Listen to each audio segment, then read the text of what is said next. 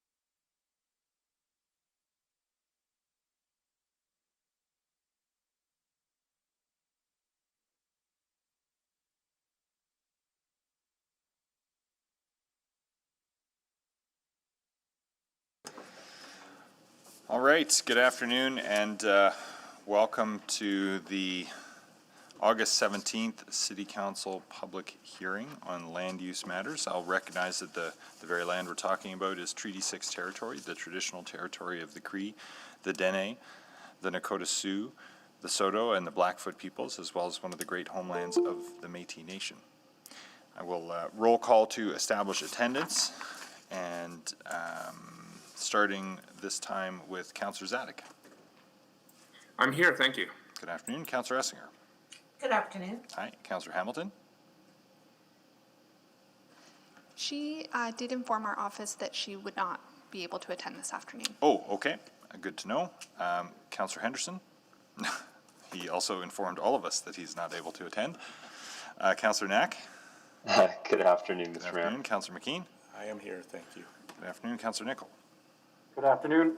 Good afternoon. Councillor Paquette. Good afternoon. Good afternoon. Councillor Walters. Hello. I can see live and on deck. Councillor Banga. Hello. Councillor Banga. I am here. There you are. Good afternoon. And Councillor Cartmel. Good afternoon. Good afternoon. And Councillor Katarina.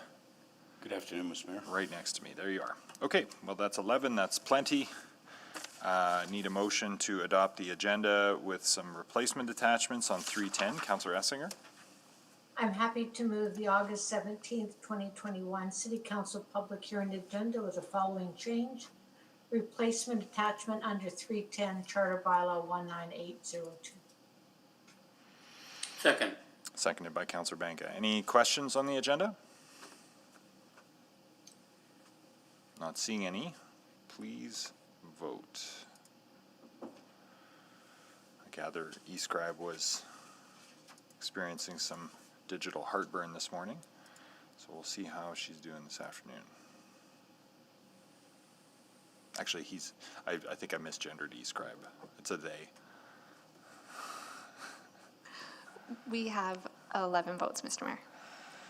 Display the vote. And they have informed us that it has passed 11-0. That's good. Protocol items, I don't think we have any for today, do we? Okay. Then let's run through the procedures for today's hearing. The clerk will call out the bylaws to be dealt with, and I will call out the names of the people registered to speak to each bylaw. Next, council members will select the bylaws that they may wish to discuss and vote on any bylaws that have not been selected for discussion. Council will then deal with each of the bylaws that were selected for discussion and debate. And for each item, administration will first provide an overview of the bylaw. Members of the public who have registered to speak will then be invited to make their presentations. Those in favor will speak first, followed by those opposed. Each person will have 5 minutes to make their comments, The clerk will run the official timer here in council chambers. The timer lights on the podiums will be green for the first 4 minutes and then turn yellow when there is 1 minute remaining and flash red when the 5 minutes are up. If you are participating virtually, you may wish to use a timer of your own. When you finished your presentation, though, please stay at the podium or unmuted, as council may have questions for you.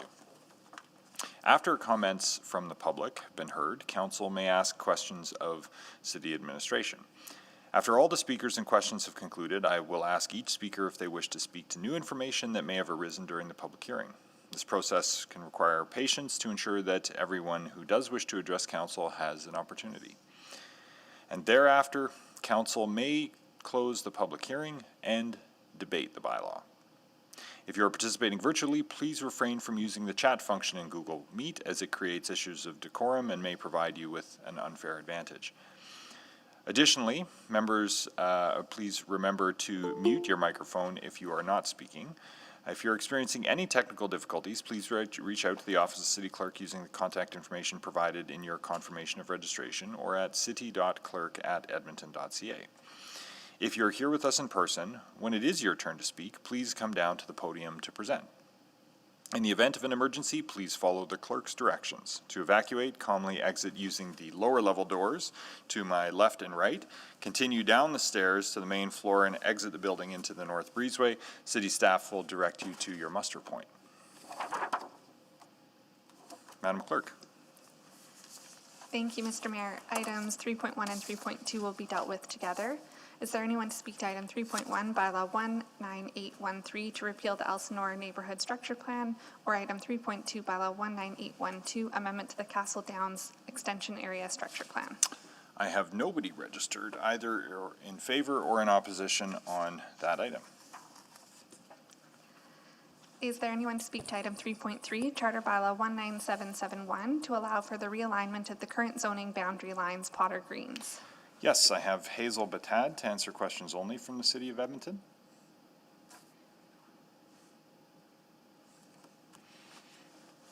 Hazel, are you there? Hi, yes, I am here. Good afternoon. I have Brad Smid to answer questions only from the City of Edmonton. Yes, I'm here. Good afternoon. Excellent. Welcome. I have Tyler Olson to answer questions only from ISL Engineering. Good afternoon, I'm present. Excellent. And David Schur to answer questions only, also from ISL. Good afternoon, Council Administration. I'm here to answer questions. Excellent. And I have no one in opposition on the Potter Greens item. Is there anyone to speak to item 3.4, Charter Bylaw 19729, to allow for the use of public land for active and passive recreational uses downtown? Yes, I have Trent Portugal to answer questions only from the City of Edmonton. Good afternoon. Good afternoon. And no one in opposition. Items 3.5 and 3.6 will be dealt with together. Is there anyone to speak to item 3.5, Bylaw 19836, Sky Rattler's surplus school site, proposed MR designation, or item 3.6, Charter Bylaw 19791, to allow for existing and planned park uses, Sky Rattler? Yes, I have Tim Battle from the Sky Rattler Neighborhood Association, who I understand is for questions only. And Neil Osadiak, Tim, are you there? Just to double check. Yes, I'm here. Good day. And Neil Osadiak to answer questions only from the City of Edmonton. Good afternoon. Good afternoon. And no one in opposition. Next. Is there anyone to speak to item 3.7, Charter Bylaw 19704, to allow for businesses that require a location with good visibility and accessibility along major public roadways, Ritchie? Yes, I have Chuck McNutt to answer questions only from WSP Canada. Yes, good afternoon. Good afternoon. And Johanna Haley to answer questions only from Liquor Stores Limited Partnership by, it says Buy It GP Liquor Stores GP Inc. I'm here. Good afternoon. And no one in opposition. Is there anyone to speak to item 3.8, Charter Bylaw 19792, to allow for a mid-rise residential building with opportunities for ground floor commercial uses, Ritchie? Yes, I have Michelle Boulette to answer questions only from Latitude Consulting Limited.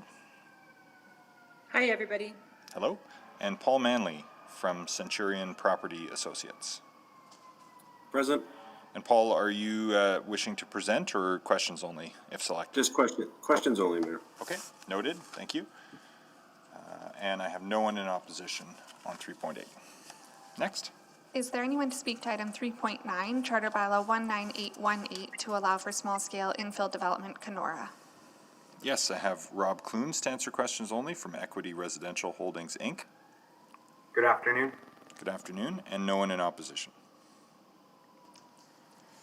Is there anyone to speak to item 310, Charter Bylaw 19802, to allow for a low-rise mixed-use building that is compatible with adjacent land uses and supports pedestrian-friendly streetscape, Glengarry? Yes, I have Leah Mantica to answer questions only from Cron Engineering. Hi, good afternoon, everybody. Good afternoon, and no one in opposition. Is there anyone to speak to item 311, Charter Bylaw 19794, to allow for low-density residential uses, Secord? Yes, I have Sarah Sherman to answer questions only from IBI Group. Hello. Hello, and PJ Pescott to answer questions only from Melcor. Good afternoon. Good afternoon, and no one in opposition. Items 312 and 313 will be dealt with together. Is there anyone to speak to item 312, Bylaw 19808, Amendment to Maple Ridge Industrial Area Structure Plan, or item 313, Charter Bylaw 19809, to allow for industrial and commercial businesses and a stormwater management facility, Southeast Industrial? I have Nick Price to answer questions only from V3 Companies of Canada. Good afternoon, Council Mayor. Good afternoon, and Mark Edwards to answer questions only from Panattoni. Good afternoon. Good afternoon, and no one in opposition. Is there anyone to speak to item 314, Charter Bylaw 19811, to allow for a mixed-use development containing a range of medical, commercial, and residential uses, Kamiosek? Yes, I have Russell Dock to answer questions only from Rohit. Good afternoon. Good afternoon. I have Charles Gushati to answer questions only from Covenant Health. Good afternoon. Good afternoon. I have Keith Shillington to answer questions only from Stantec. Good afternoon, Mr. Mayor. I'm here. Good afternoon. I have Catherine Oberg to answer questions only from Bunt Engineering. Good afternoon, I'm here. Good afternoon. I have Yolanda Liu to answer questions only from Stantec. Good afternoon. Good afternoon. And Alauddin Morali to answer questions only from Covenant Health. Good afternoon. Good afternoon. And I have no one in opposition. Is there anyone to speak to item 315, Charter Bylaw 19814, to allow for a range of low-density residential uses, Crystalina Narrow West? Yes, I have Bladen Dibben to answer questions only from Select Engineering Consultants. Good afternoon. Good afternoon. And Shane Lepke to answer questions only from Genstar Developments. Good afternoon. Good afternoon. And no one in opposition. Is there anyone to speak to item 316, Charter Bylaw 19793, to allow for a multi-unit row housing, Rosenthal? Yes, I have Chris Nicholas to answer questions only from MLC. Good day. Good day. And Elise Shillington to answer questions only from Stantec. Good afternoon. Good afternoon. And no one registered in opposition. Items 317 and 318 will be dealt with together. Is there anyone to speak to item 317, Charter Bylaw 19796, to allow for low-density residential uses, multi-unit housing, commercial uses, park uses, and public utility uses, Marquee? Or item 318, Charter Bylaw 19797, to allow for site-specific multi-unit row housing, Marquee? I have Om Joshi to answer questions only from WSP Canada. Oh, there he is. And no one in opposition. Is there anyone to speak to item 319, Charter Bylaw 19801, to allow for small-scale infill development, Glenwood? Yes, I have Marcelo Figuera to answer questions only from Green Space Alliance. Good afternoon, I'm here. Good afternoon, and no one in opposition. Is there anyone to speak to item 320, Charter Bylaw 19819, to allow for additional commercial opportunities and appropriate signage regulations to support a high-density, mixed-use, transit-oriented development, Boyle Street? Yes, I have Heather Chisholm to answer questions only from BNA Planning Group. Present. Good afternoon. Good afternoon. And Russell Dock, again from Rohit, who we heard from earlier. Hello. Hello. And in opposition, I have Cecily Mills, who is here in person, I believe. Good afternoon. Okay, next. Items 321 and 322 will be dealt with together. Is there anyone to speak to item 321, Bylaw 19773, Amendment to the Horse Hill Area Structure Plan, or item 322, Charter Bylaw 19774, Adoption of Neighborhood 1A Neighborhood Structure Plan? Yes, I have Om Joshi from WSP again to speak, who's here in person. I have Patrick Shaver to answer questions only from Villa Developments. Hello, here in person. I have Michael Shankowski to answer questions only, also from WSP. Welcome. And Carolyn Sherstone to answer questions from WSP, who is by remote. Carolyn, are you there? Yeah, I'm here. Hi. Welcome. And then in opposition, I have Daniel Morin. Good afternoon, President. Good afternoon. Donna Dost. Yes, here, thank you. Welcome. Bertram Dost, No, not right now. but still joining us later is the intention? Hopefully, yes. Okay, understood, thank you. Dana Thomas, She's currently not here, but she has told me she'll be joining shortly. okay, thank you. Ryan Height, Present. welcome. And George Pinkney. George, are you there?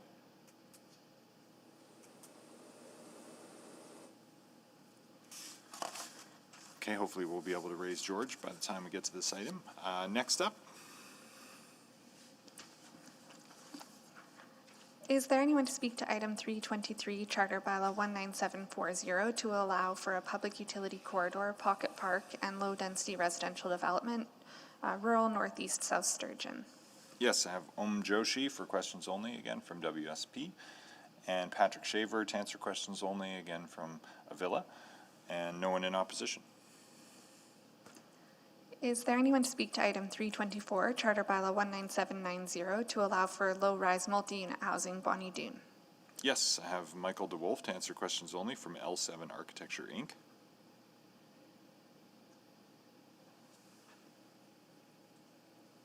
Michael, are you there? Good afternoon, everyone. Good afternoon. And Pat Gray to answer questions only from Gray Properties, Inc. Present. Welcome. And, Thank you. And I have no one in opposition on the Bonnie Doon item. Items 325 and 326 will be dealt with together. Is there anyone to speak to item 325, Bylaw 19788, to amend the Garneau Area Redevelopment Plan, or item 326, Charter Bylaw 19789, to preserve the Cecil Burgess residence as a designated municipal historic resource while allowing for a garden suite with limited accessory non-residential uses at the rear of the site, Garneau? I have Jesse Soniff. Hello, I'm present. Welcome. Rachel Lee. I'm present. Welcome. And Kevin Cooper. Kevin Cooper. Also present. Welcome. All to speak. And then in opposition, I have David Buchanan. David? Are you there? Yeah, also present. David Buchanan?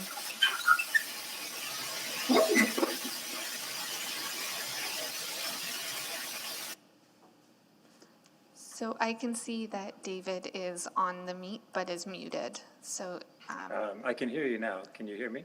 Yes, perfect. Thank you. Yeah, present, thank you. Great. Okay, thank you. items 327 and 328 will be dealt with together. Is there anyone to speak to item 327, Bylaw 19786, to amend the 109 Street Corridor Area Redevelopment Plan, or item 328, Charter Bylaw 19787, to allow for medium-rise multi-unit housing, Garneau? Yes, I have Ram Chada to answer questions only. Yeah, good afternoon. Good afternoon. And Tina Kakar to answer questions only as well. Present. Welcome, and no one in opposition.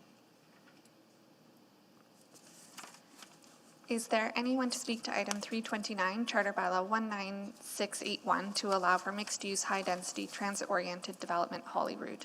Yes, I have Raj Dana to answer questions only from Regency Developments. Present, Mr. Mayor. Welcome. And then in opposition, I have Jamie Forster from Holyrood Development Community.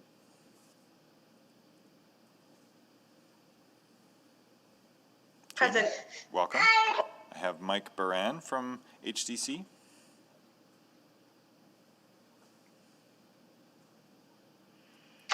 Forgive me, I believe he's at work at the moment, but should be checking in after. Okay. Mark Harden from HDC.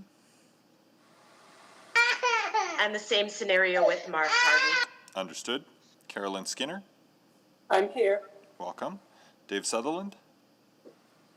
Dave Sutherland is actually hoping to speak in person, so he didn't have a meeting link to check in. He's tuned in and we'll head down closer to the time. Okay. That may be sooner than you may have been expecting, because it's depending on how the rest of the agenda goes here, just as a fair heads up to folks organizing timing for the Holyrood item. So next up is Margaret Russell. Good afternoon. Good afternoon. Sherry Shorten. Sherry, are you there?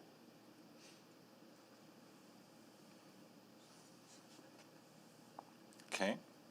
Alan Winter.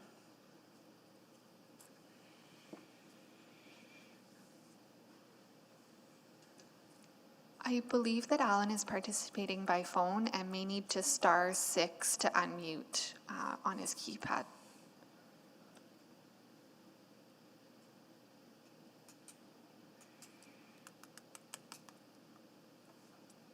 Mr. Winter.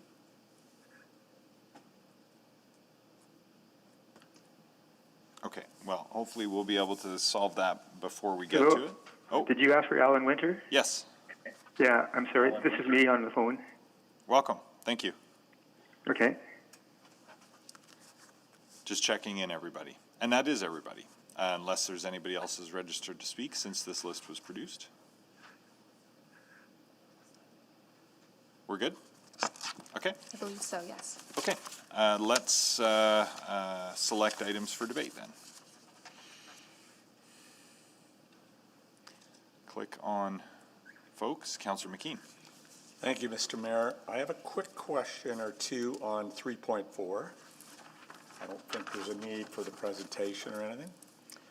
And I am then on 320, Boyle Street. We have a speaker in opposition. Yep. 326 and 329, I will channel my colleague Ben Henderson. If you didn't, I would, so thanks for grabbing those. Try my best. Thank you. You're most welcome. Any other selections this afternoon? Councillor Paquette? Yeah, thank you, Mr. Mayor. Also select items 321, well, just, and 322 as they're dealt with together. Yes. Thanks. Thanks, Councillor. Got him. Any other selections? Apologies, just for clarification, Councillor McKean selected item 326, but it's to be dealt with item 325. If you 25 want and to 6 together. Yeah, so it's both. Selected as well. No, good catch. Thank you. Apologies. Yep. Councillor Walters, did you have one?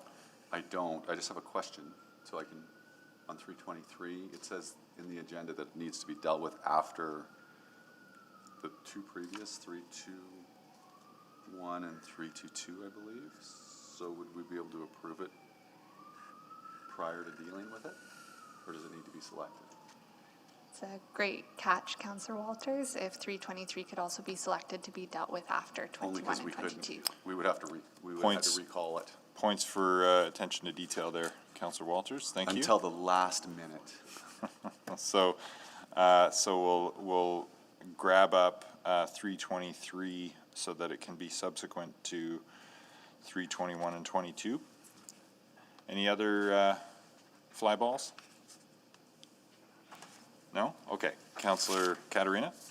Mr. Mayor, I'll move the closure of bylaws, will be known as the Omnibus after this, 3.1 to 3.3, 3.5 to 3.19, and 3.24, 327, 328. Second. Seconded by Councillor Banga. Please vote on closure of the public hearings on those omnibus items.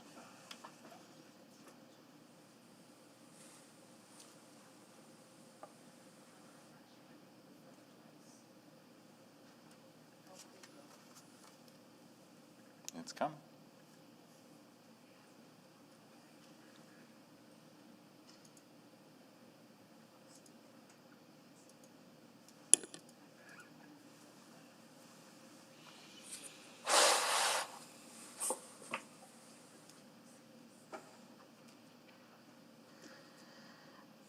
We're just missing a couple of votes, Councillor Nickel and Councillor McKean. Yes. Thank you. Yes. Thank you. We have 11 votes, Mr. Mayor. Display the vote, please. Carried unanimously. Mr. Mayor, I'll move first reading of the omnibus as stated. Second. Please vote on first reading of the omnibus bylaws not selected for debate. Yes. Thank you, Councillor Nickel.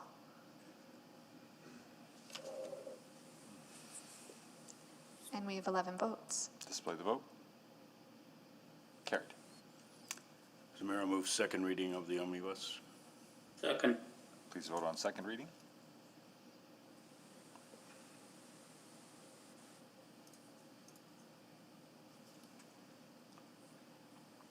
Yes. Thank you, Councillor Nickel.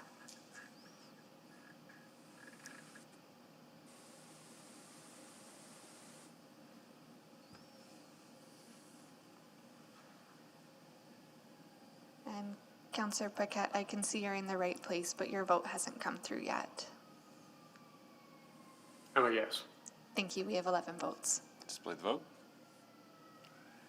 Mr. Mayor, I'll move closure of, or consideration for third reading on the omnibus as stated. Second. To allow third reading to proceed, please vote. Yes. Thank you, Councillor Nickel.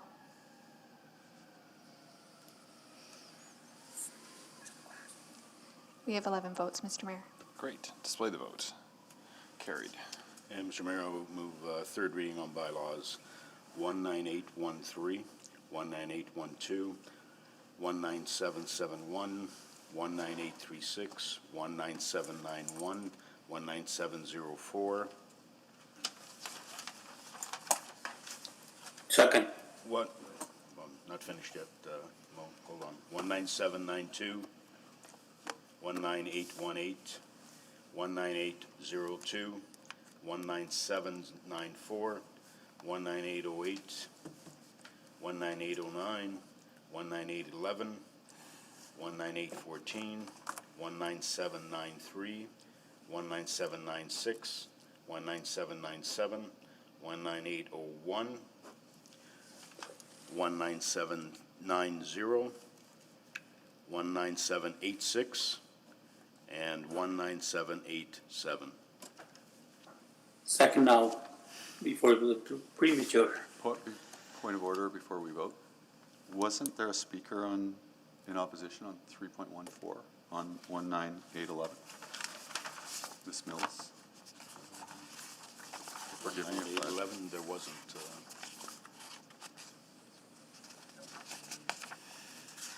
I didn't have any speakers in opposition on any of the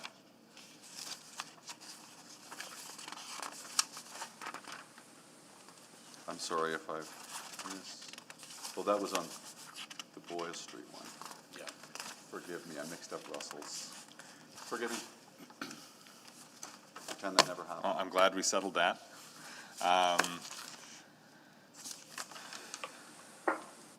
Please vote. Yes. Thank you, Councillor Nickel.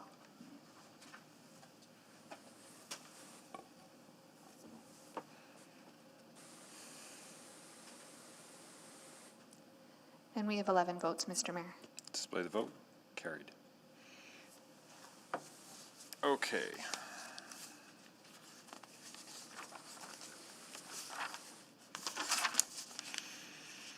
So let's start with 3.4, and you're content to go straight to questions, Councillor McKean? Please, Mr. Mayor, I just have a couple of questions for clarity. I just wonder, why is this, what is the history and why is this before us? Is this just a technical rewriting, or in plain language, could you explain it? It's a cleanup of today's existing zone, which allows for large buildings, and it's zoning to a park zone, which only allows parks, to ensure that it's parks moving forward. So it's actually, yeah, I wondered if there were any consequences that I couldn't see, but in fact, the consequence is that this will sort of write it down as a park. Correct. No other use. Correct. Whereas before, it's possible it could have been used for something else. It could have. It was still under city control, or it still is under city control, but with the zoning permissions, it could have been used for something else. Well, this is good news then, and I appreciate it, and thanks for answering those questions. Mr. Mayor, I'm happy to move it if... Second. Let me just check for new information. Any new information? Okay, not hearing any. I'll accept the motion to close public hearing. That's exactly what I was moving. Great. Second. Okay, please vote.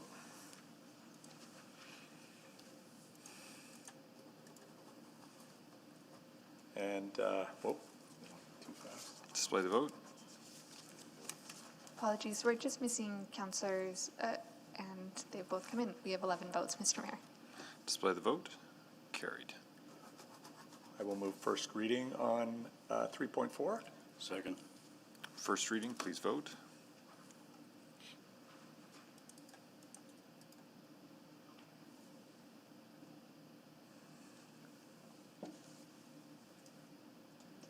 We have 11 votes. Display the vote, please. Carried.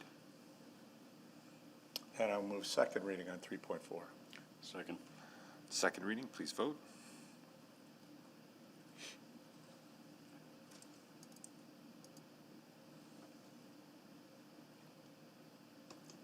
We have 11 votes. Display the vote. Carried. I will move consideration of third reading on 3.4. Seconder. Second. Thank you, Councillor Caterina. Please vote to allow third reading to proceed.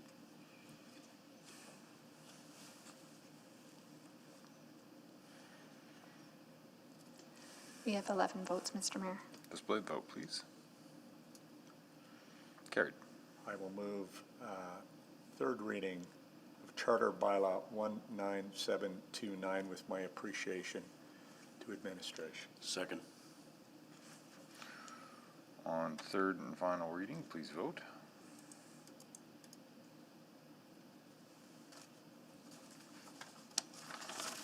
And we have 11 votes, Mr. Mayor. Display the vote. Carried. Okay.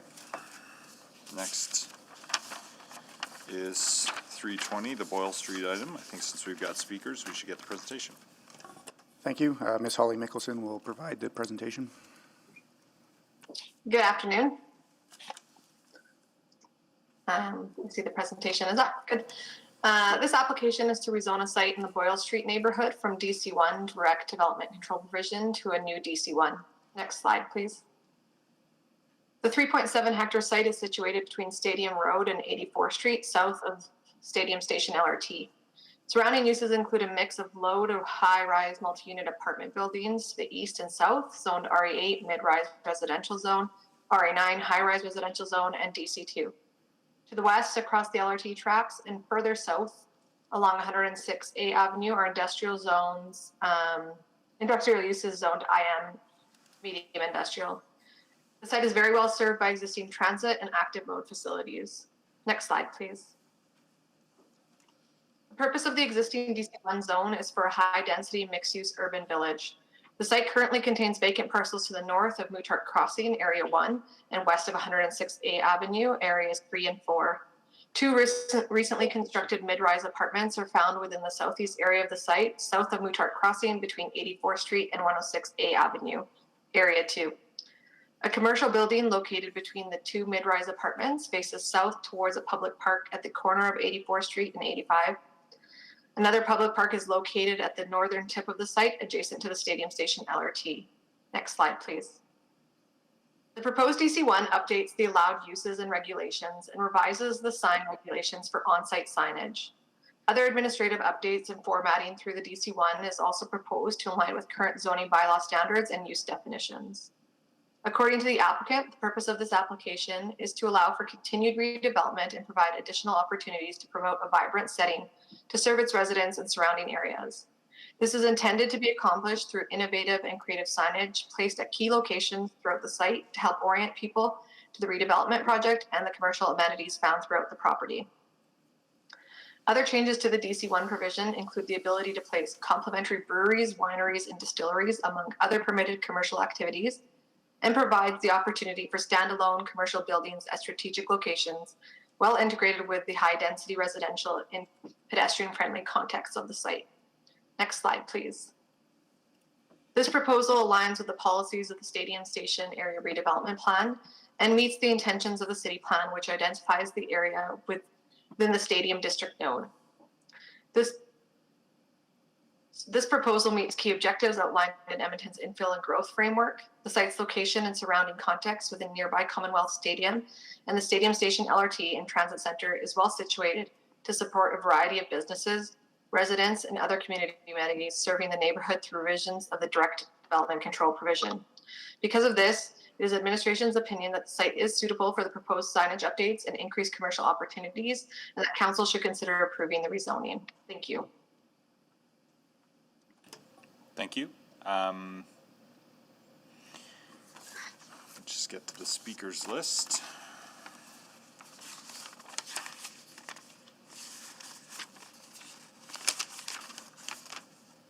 Okay, so are there any questions for Ms. Chisholm, the applicant planner? Yeah, Councillor McKean, go ahead. Yeah, thank you. I just want to get some clarity on what is being proposed here, modern signage and the opportunity for craft breweries and their ilk, yes? Correct. And I'm trying to anticipate the speaker in opposition, which I can't, but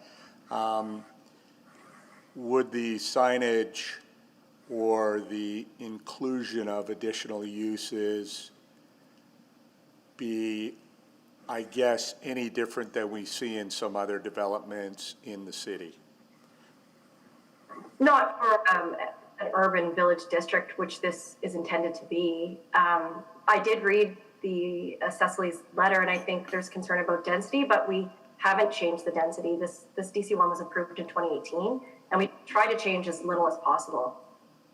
Why was this not anticipated earlier? What has happened that is having the applicant come in with these proposed changes? Is it something about the market or what is it? I'm not sure if Russ wants to take that, but basically, I'll start, and Russ, please feel free to jump in if he's allowed. The signage schedule that was proposed in the DC1 that was approved was more for a multi-use site or sort of a suburban site. So we opened up the DC1 to propose signage schedule 59E, which we felt was appropriate for main streets and urban villages, which Stadium Yards is intended to become. And in looking at having to rezone to allow for an updated sign schedule, we decided to look at the whole DC1 and see what else maybe we could modernize or update just to be in alignment with the existing zoning bylaw. And so that's what we did. And we figured microbreweries were a complementary use for this type of urban village, which we're trying to create. Okay, thank you very much. Thank you. Any questions for Mr. Dock? Yeah, I guess my question to you is the same I asked Ms. Chisholm, and that is, what has happened since your original DC that has you coming back with this application? Why are you here? We, Rohit Group, has acquired 3 of the 4 sites for development from Brookfield. The original DC was crafted with Brookfield Developments and the City of Edmonton working together. We've since acquired them and started with the development. And I think what happened was there was a lot of great things about this DC district put together, a lot of great opportunity for mixed use on the site. But as you get into the operational details, we found one area that was maybe a little bit of oversight from the original zoning, and that was on the signage provisions, that the signage provisions really did not allow for a scale of signage or whatever for us to be able to be visible from either Jasper Avenue or for Stadium Road and to draw the traffic in. So the commercial is somewhat located in smaller and tighter, and we're just looking for more of an urban district signage. So that was one area of amendment. We also, as Heather indicated, cleaning up a couple of other things. One is related to standalone commercial buildings. The zoning envisioned commercial at ground floor, and what we're doing is bringing on specific certain locations the building out from underneath the residential, so it allows for greater glazing, higher ceilings, more dynamic commercial space that's more likely to be attractive to a tenant. And so it's just an innovative way of looking at things. And then cleaning up the use, there's definition change on liquor stores that was in the past. And then the other one, we looked at the commercial here and trying to replicate some of the success of things like Ritchie Market. Then you look at off 104th, 105th Avenue in that area, you have, or 105th Street, you have Campio Brewery. So you have a number of places now that are small breweries and distilleries blended into a restaurant setting.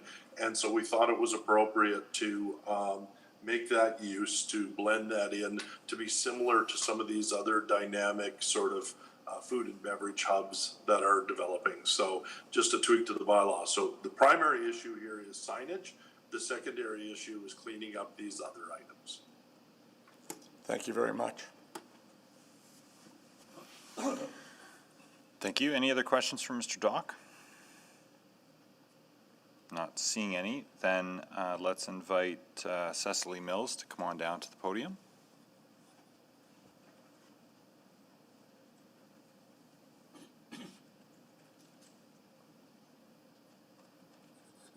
Welcome.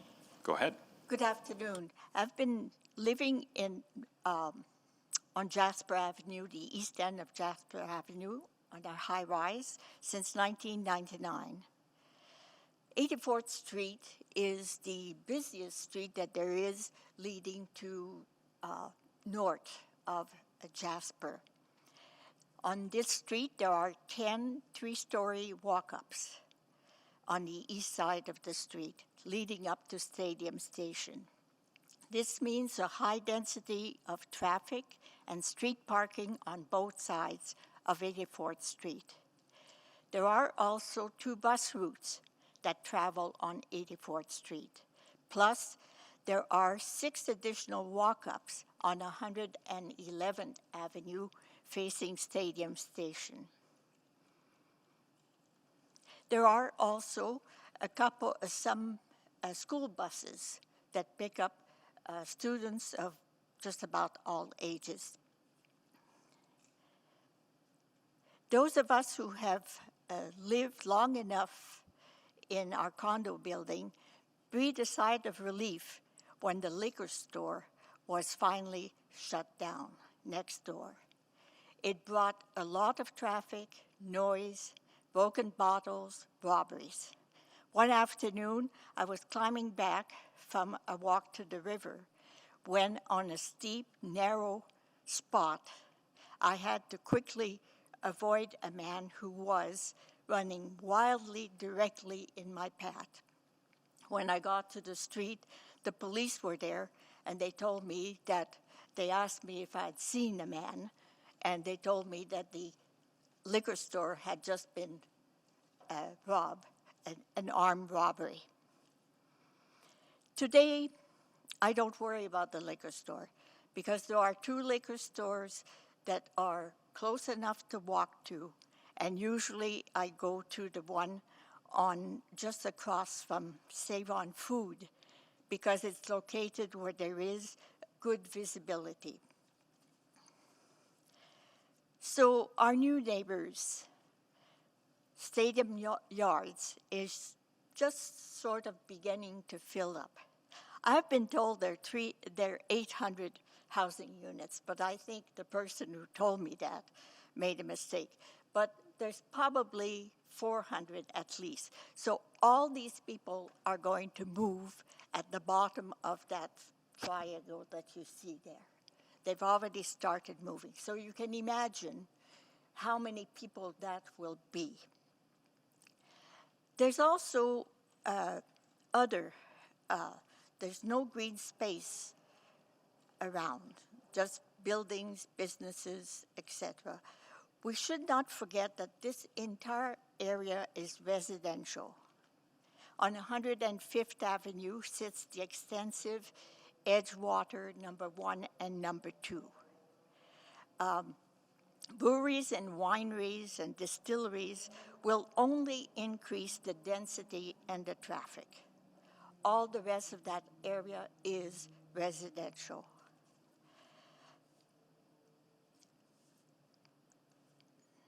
I'm catching up here.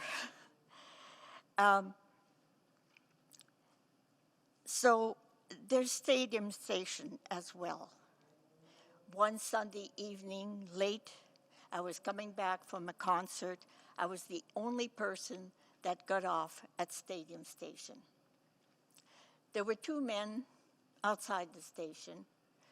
I kept walking towards Jasper Avenue. I heard some steps, but then nothing. And all of a sudden, I found myself on the ground. My purse had twisted around my arm, and the person was pulling on the purse. So he ran off with the purse. I cried. A neighbor came and helped me. By the way, I always keep my keys not in my purse, so I could get home.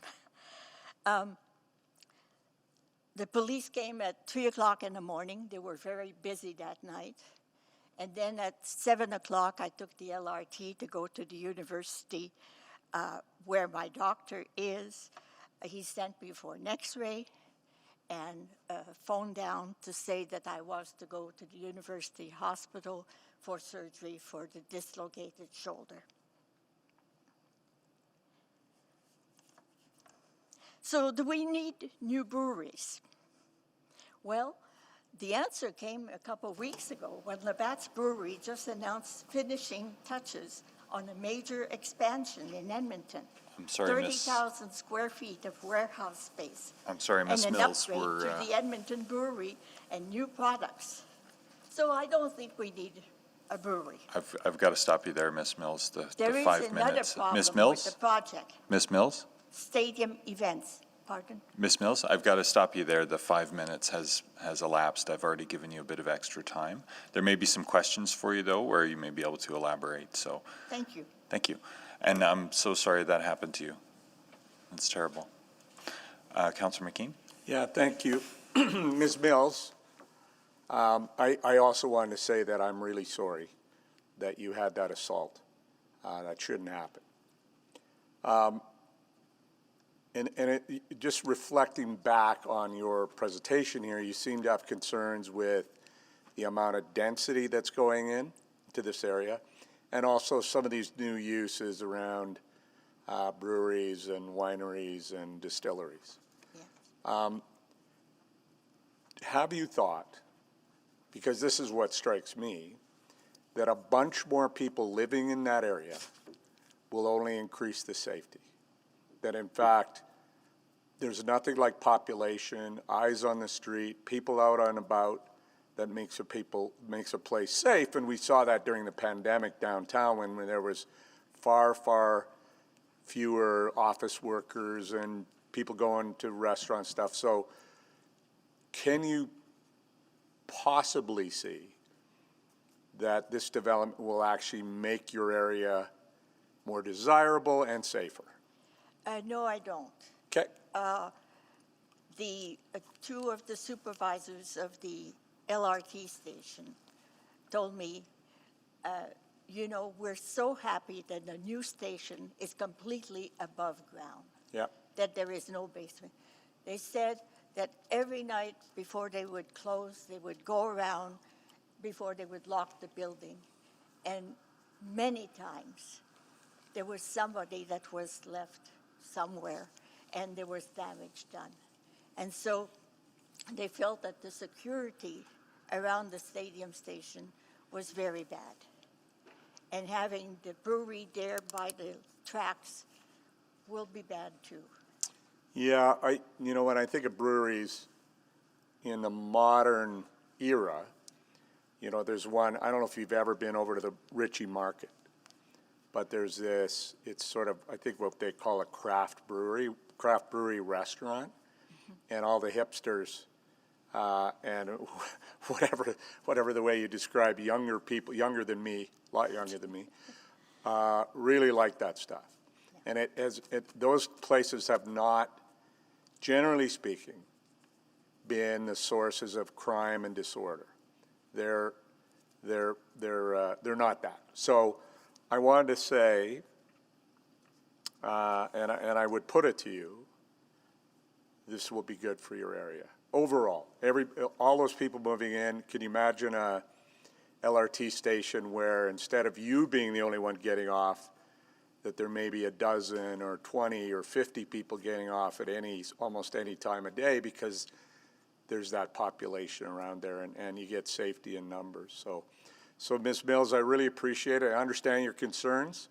I hope that the developers and the development can prove you wrong, and you'll find safety and comfort in that area.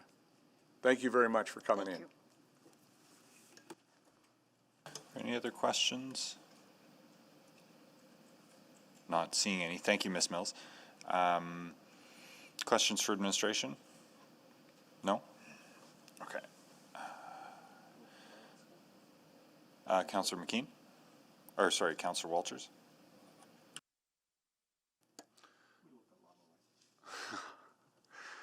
So I guess maybe Mr. Pollock, just generally to Ms. Mills' concerns about safety and whether or not, the little debate that ensued about whether this will actually make the area safer, generally from, planning practice and theory, what do these kinds of investments mean for community safety and for people like Ms. Mills who, have lived there a long time and have seen the neighborhood stagnate a little bit, and then it's, through some good work through the local councillor and the developers, we got this new life. So maybe just talk about the safety aspect as a result of these kinds of investments.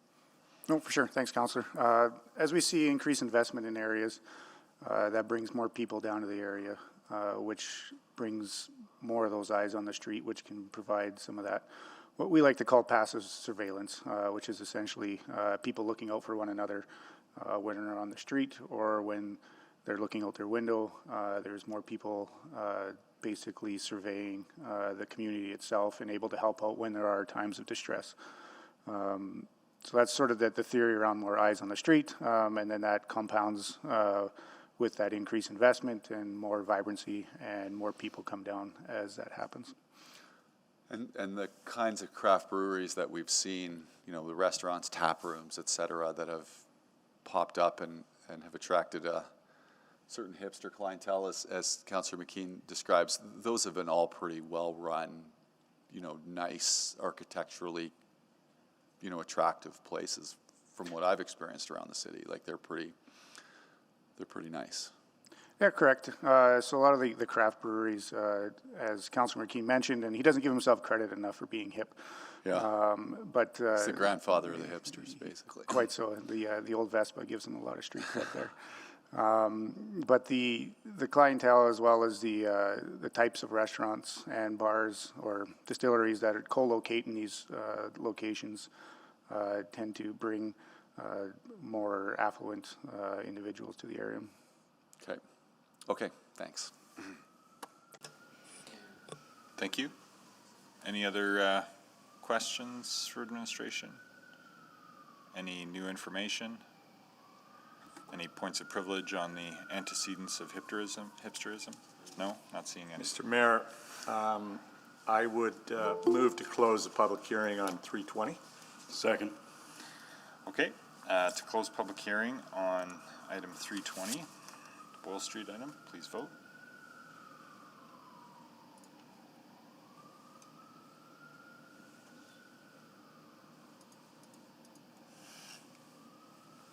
Yes. Yes. Thank you, Councillors Zadek and Nickel.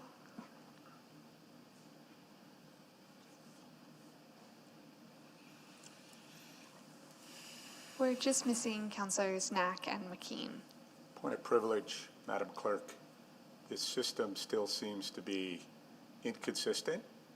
Like I get the vote come up sometimes and I didn't get it this time. Just FYI. Yes, But thank I'm a you. yes. And just Also, for everyone. point of privilege, Mr. Mayor, is similar thing. I find myself having to reset fairly often, so it's coming up, but I'm resetting regularly right now. Yeah, yesterday reloading the page was working for me to, when the vote was called and it didn't come up, then it would pop up right away. So you may be able to hack it a little bit there, but understanding this is not helpful to the flow. So your points are well taken. Would that it were in my power to adjust it. That's my only pro tip, is just refreshing the page. So.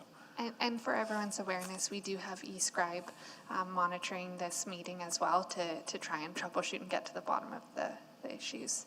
That's good to know. Thank you. And we do have 11 votes. Okay, let's display then. That's carried unanimously. Let's Mr. try Mayor, first. I'll move first reading of 320 and speak briefly. Second. Speaking to first reading, go ahead. Thank you, and I wanted to thank Ms. Mills again for coming out, and I hear you. And I think unfortunately sometimes what we're attempting to do, we don't communicate that very well. And I think what we're trying to do with this particular development is open up a part of the city that has not had a lot of development. And I think it will, and I think it's going to be a very interesting and popular place to live, what with, you know, the Commonwealth Stadium Recreation Center right across the street, and with the LRT right there. And yes, there will be some what we call urban experiences in that area. But what we've seen in modern times of breweries, wineries, distilleries is that they're kind of these small places where entrepreneurs and experts create their own concoctions. And that's how they're trying to get the market. But they're not, it's not sort of lowest common denominator sale of cheap beer or cheap wine. It's in fact a bit more upmarket. And so what would perhaps then start to happen is people start to take the LRT to come to that area and visit. And we would see a lot more people on the street. And many of them will be, I use that term hipsters, but which are younger people who love original, authentic experiences. And just for the record, I was once deemed the OG hipster, the original, which I cannot claim to be. I was just called that. But so I tend to like those people because they're really into the city of Edmonton. They're really into finding out places like this where they'll discover new urban experiences. I'm hoping that what you're worried about turns into the exact opposite, a place that you'll love to visit and that you'll feel very safe. And I think as we open up that part of the city, it's going to be really great. A part of the city that has been perhaps ignored for far, far too long. And as I do this, I got to throw a little bit. I have to channel Ben Henderson later.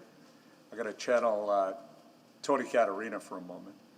And he has fought really hard to get that LRT station upgraded, which it's being now to make it much safer. So credit to him. And credit to the, to administration. I think it's going to be a really neat area. And we're updating some signs, we're updating some modern uses, which to me makes me happy because it may have been sort of originally a bit of a suburban style development. And it sounds like the effort here is to make it hipster cool in a modern context. So I hope you're going to love it. I think you will. And I'm happy to support this, and I hope others will too. Thank you. Well, thank you, Councillor McKean. And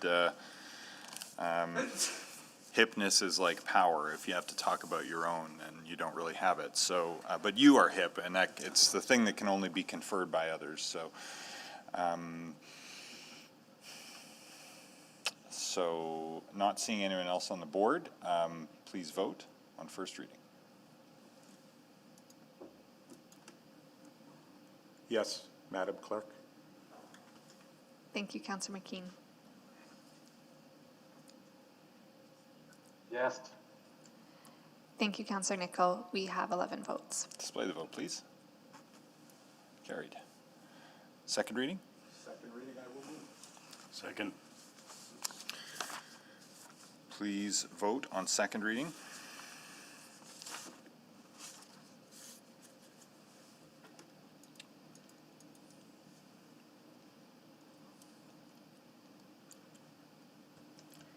And just missing your vote, Councillor Nichol. And we have 11 votes, Mr. Mayor. Display the vote. Carried. Quick refresh does seem to work. Thank you, and I'll move consideration of third reading on 320. Second.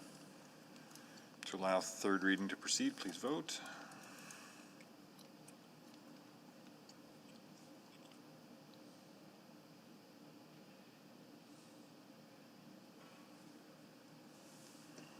And we have 11 votes. Display the vote. Carried. Mr. Mayor, I will move third reading of Charter Bylaw 19819.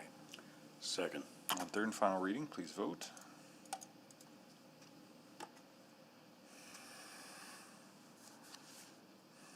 And we have 11 votes, Mr. Mayor. Display the vote. Carried. All right. Next is the Horse Hill Area Structure Plan and NSP. Let's get the presentation on that. Thank you. Ms. Laurie Moulton will provide the presentation for administration.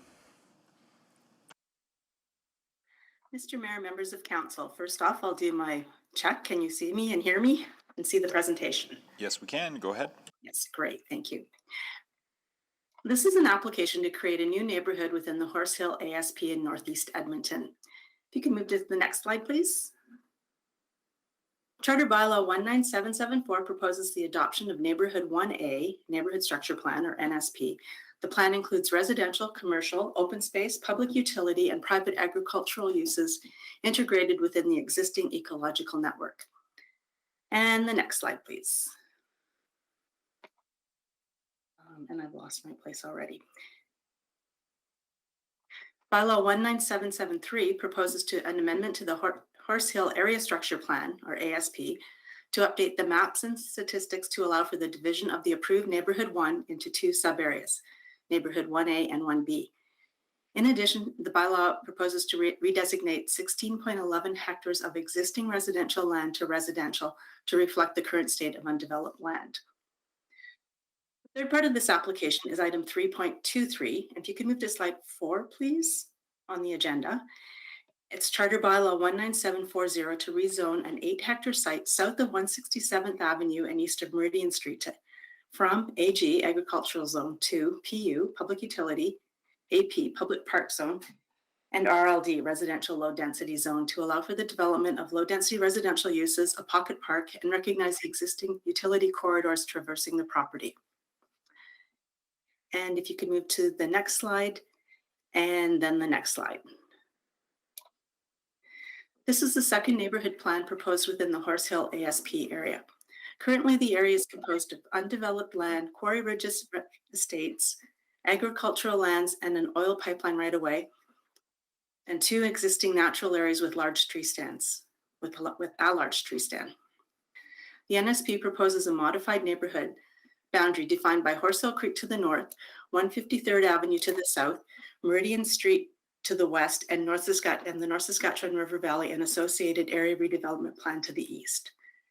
Land to the north of Horse Hills Creek is the approved Marquee neighborhood, which is currently in the early stages of development. South of 153rd Avenue is the Ravencrest Golf and Country Club.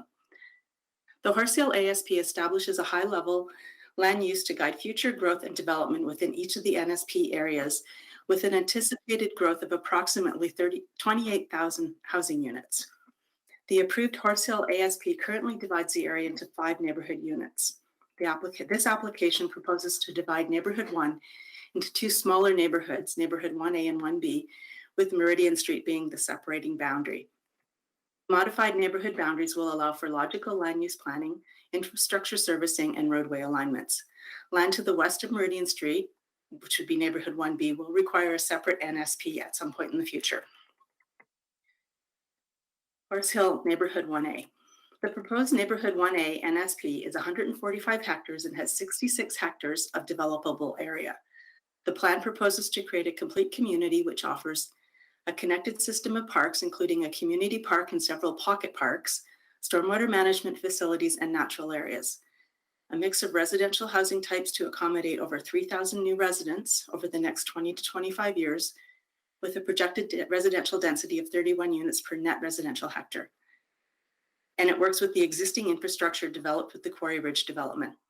There will be a neighborhood business/commercial site adjacent to the arterial and collector roadway to allow for high visibility and multimodal access, a transportation network that accommodates diverse modes, a roadway and infrastructure network designed to facilitate the logical phasing of development and the preservation of land designated for private agriculture. This application supports several policies and directions in the city plan, including supporting development in a priority growth area of which Neighborhood 1A is identified, providing opportunities for people to access, enjoy, and connect to open space and the river valley and ravine system, and facilitating urban agricultural activities and protecting agricultural operations. A number of technical reports were submitted with this new NSP and the associated proposed ASP amendment. As landowners decide to proceed with the development on their property, additional technical studies and/or updates will be required at rezoning and/or subdivision stages to confirm details of their development. While a number of technical studies are considered in the review and the report, I will focus on the transportation and the IIMP. A transportation impact assessment was submitted with the application and supports the roadway network hierarchy proposed in the NSP. The arterial road network, The arterial road network recommended by the TIA generally aligns with the requirements established in the ASP stage, or at the ASP stage. The active modes network in Neighborhood 1A includes a continuous network of sidewalks, shared use paths, bike facilities, and mid-block and multimodal priority crossings. The proposed network is well connected to parks, commercial land use, and top-of-bank trails, and provides opportunities for integration with the existing Quarry Ridge development. The NSP promotes connectivity and accessibility within the community by designing a safe and attractive pedestrian-oriented environment. The proposed roadway design includes various traffic calming techniques to discourage shortcutting and speeding while enhancing pedestrian safety at key intersections. Roadways in the NSP area will be designed in accordance with the Complete Street Guidelines and offer safe and convenient access throughout the neighborhood. Along the western edge of the NSP is Meridian Street. Meridian Street is currently a 2-lane rural road from 153rd Avenue to Manning Drive that provides access to Quarry Ridge and Evergreen residential developments, the Quarry Ridge Golf Course, other rural residential developments, farms, greenhouses, nurseries, and various other businesses. The primary concerns related to the existing state of Meridian Street are safety, the roadway condition, and pedestrian connectivity to the surrounding area. Additional development in the Horse Hill triggers the need to upgrade Meridian Street to accommodate increased traffic and address safety concerns. Meridian Street is planned to be a minimum 4-lane urban arterial roadway. There are challenges and constraints, including pipeline crossings and the acquisition of land for roadway expansion that will have to be addressed in order to upgrade Meridian Street. Transit service is currently available to Evergreen neighborhood, which is within 1 kilometer of the west edge of the neighbor NSP area. Transit service will be provided to neighborhood 1A in accordance with the transit system guidelines and demands. The proposed network of collector roadways will accommodate transit service and will be accessible to all areas of the neighborhood. The Integrated Infrastructure Management Planning Report for Horse Hill Neighborhood 1A has been completed in conjunction with the administration. Advance notice of this application was sent to surrounding property owners, 3 community leagues, and 2 area councils. Over 900 people were sent advance notice and notification of the online engagement. Second notification about the online engagement was sent when we realized there was a typing mistake on the website on the first notice. Both online engagement sessions were open for viewing for 3 weeks, with the first session getting the majority of visitors. As part of the online engagement, there were 713 visits to the site, 19 engaged visitors, 60 informed, and 555 aware visitors. If you could move back to the previous slide for the plan. Concerns flagged through the notification and engagement included proposed density and smaller lots, impact on property values, preservation of prime agricultural land, loss of wildlife habitat and tree canopy, negative human and environmental impacts. Transportation-related issues included limited access to the area, lack of transit in the area, increased traffic and upgrades to roads required, lack of parking near the trailhead. Not enough capacity at Horse Hill School to support the increase in residents to the area, and concerns about lack of police, fire rescue, and emergency medical services in the plan area. Policy issues included appropriateness given the city plan, lack of detail in the NSP, adjustment to the boundary of the NSP, development proximity to pipelines. There were others as well. Administration is in support of these applications because they facilitate the development of a new neighborhood by establishing the land use framework and infrastructure requirements to service this portion of the Horse Hill area, establishes a comprehensive framework for contiguous development and infrastructure servicing, and it will preserve and enhance the ecological network with the connected open space, and it conforms to the relevant City of Edmonton's plans, policies, and guidelines. Thank you, and that is my presentation. Thank you. So Mr. Joshi is registered to speak. Come on down.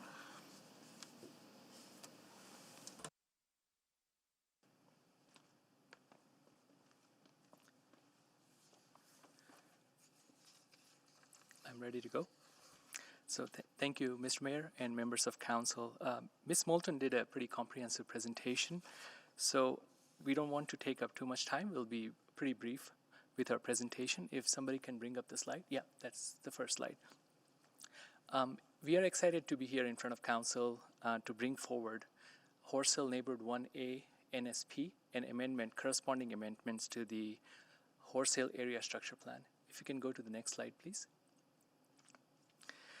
Council members, as you may remember, we were in front of you in July of last year, where we had brought forward a rezoning application for the parcel shown on the right to rezone to residential uses at that time. During the public hearing debate, council had expressed several concerns regarding uncertainty regarding overall density for the neighborhood. There were lots of questions about upgrades and timing of Meridian Street, how the servicing was going to work for the entire neighborhood. And mainly, I mean, all these concerns stem from a lack of NSP. So over the past several months, we have worked closely with administration and come forward with an NSP, which is in front of you today. And we believe that we have addressed all the concerns that were raised previously. If you can go to the next slide, please. So we have here, shown on the right, a development concept for Horse Hill Neighborhood 1A. What we have done essentially is to create a logical and practical planning area. We are proposing to split Neighborhood 1, shown in Horse Hill Area Structure Plan, into 2 parts, Neighborhood 1A and 1B, primarily to sort of also address some of the fragmented ownership issues that we had raised at the time of previous public hearing. We believe it's a logical planning area that creates an overall land use and servicing framework for the neighborhood because we have all owners are non-participating, we are basically creating a framework for the NSP. And the idea is that as other owners come forward to rezone and develop their lands, they will need to commission additional studies and fine-tune the servicing requirements or land uses based on their individual ownership needs. We would also like to reiterate that this meets the density requirements set out by the EMRB as well as the Horse Hill Area Structure Plan. And this plan also provides appropriate transition with the existing residential uses. If we can go to the next slide, please. And this slide just shows a snapshot of the proposed active modes network for the entire area. It's a pretty extensive network of primary and secondary bike networks. It's a mix of shared use paths internal to the neighborhood utilizing the public utility lots and along the top of bank. It includes pedestrian connections as well as traffic calming along key intersections. When the collector streets will be developed, they'll be done in accordance with the complete street guidelines. And this neighborhood also allows for logical and staged upgrades to Meridian Street as development progresses. That concludes our presentation. Thank you. Thank you. Any questions for Mr. Joshi? Going once, going twice. Councillor Paquette, go ahead. Yeah, thank you. I just wanted to clarify one of the things that you'd said, that individual non-participating landowners had opted to not participate in this development, understanding that they're going to bear a future individual cost. That's our understanding, Councillor Paquette. That we currently do not have any participating owners, but there are certain aspects. I hope I'm answering your question. You can tell me later. But there are certain aspects to this neighborhood. So we have created an overall framework for the neighborhood, but there will be certain aspects that are ownership specific that will need to be dealt with prior to rezoning. And the NSP makes all those things explicit within the policy framework. Right. Okay. So the plan that you brought forward, though, any future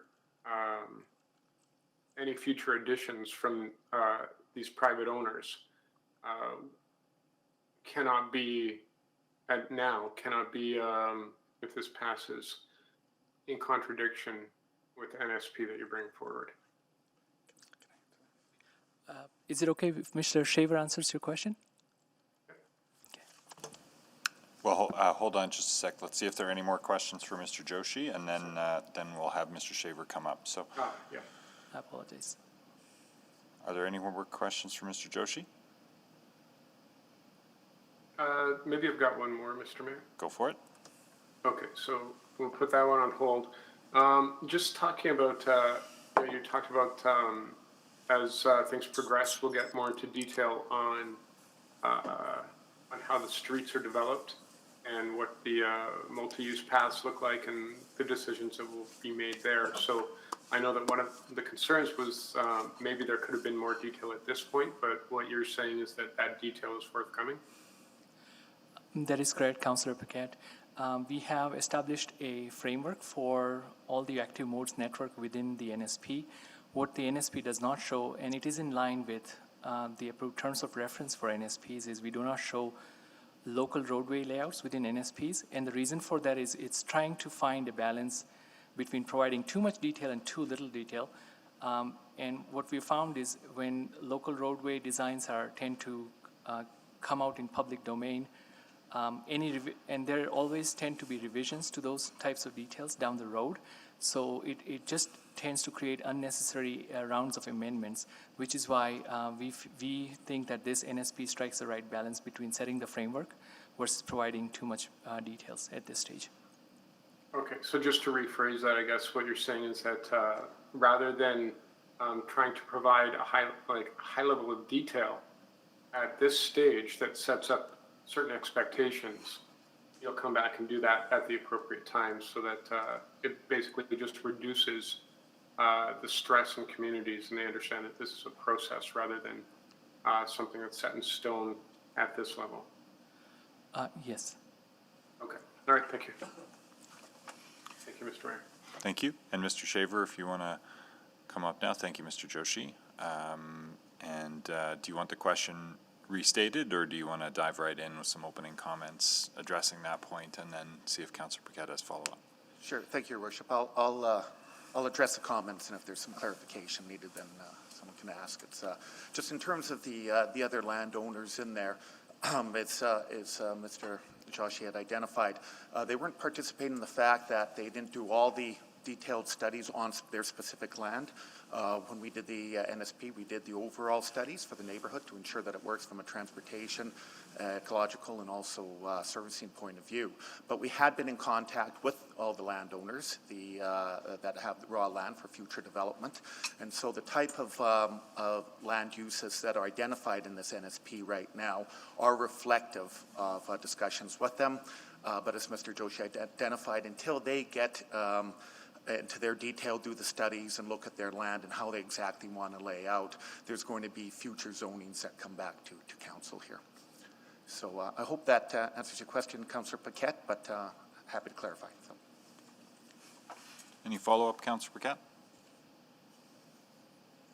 Yeah, and okay, so basically, this is the overall plan, but the parts that are fractionated, you know, my concern is that they may say, you know, we want to go another way, we're going to spend the money.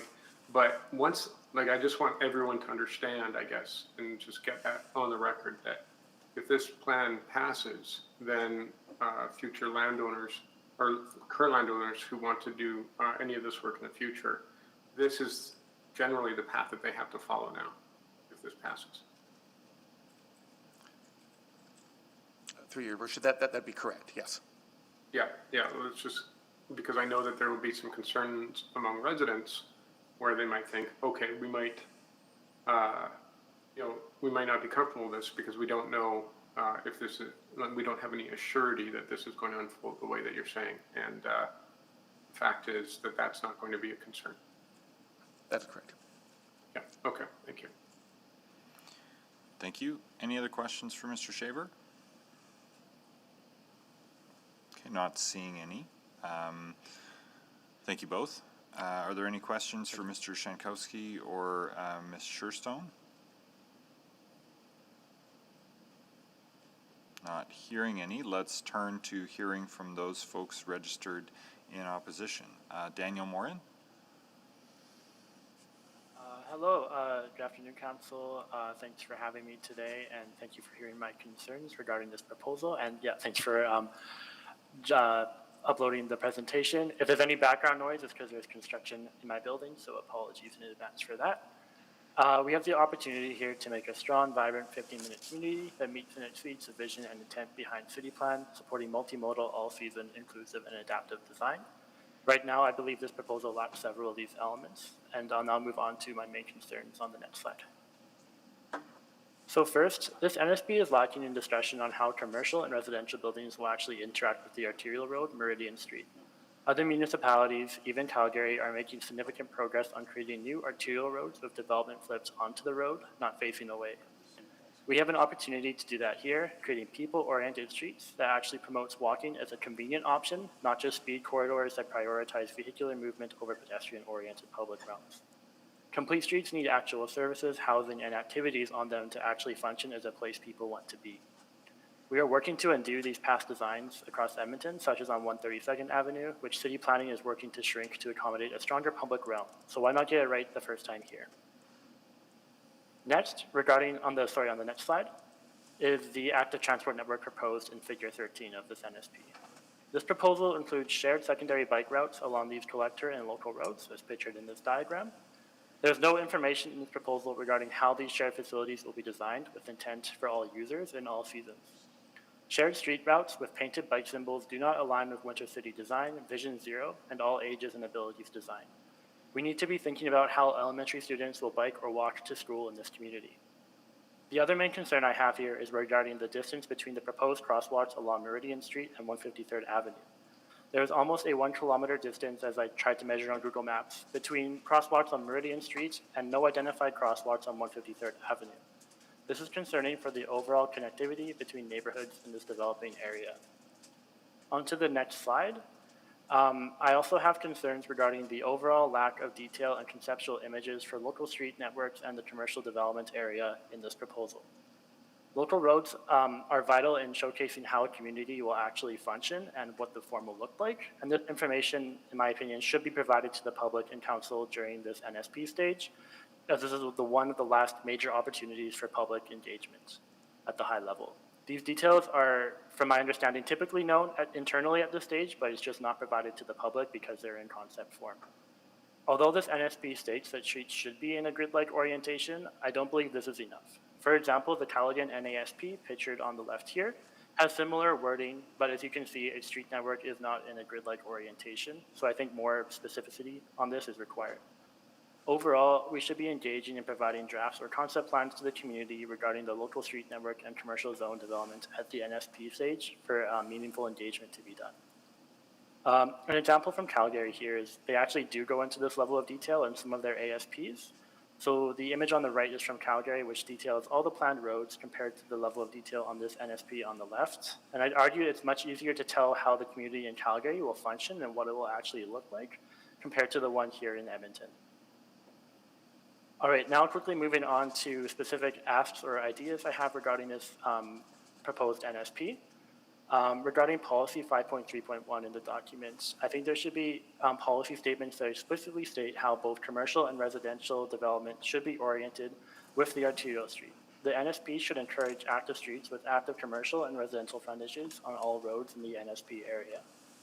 Regarding policy 8.2.1, I think it's vital that we remove the secondary bike network facility classification and require all bike network facilities to be separated from vehicular traffic, or at least ensure that more detail regarding how secondary bike facilities will be designed for all seasons and abilities is included.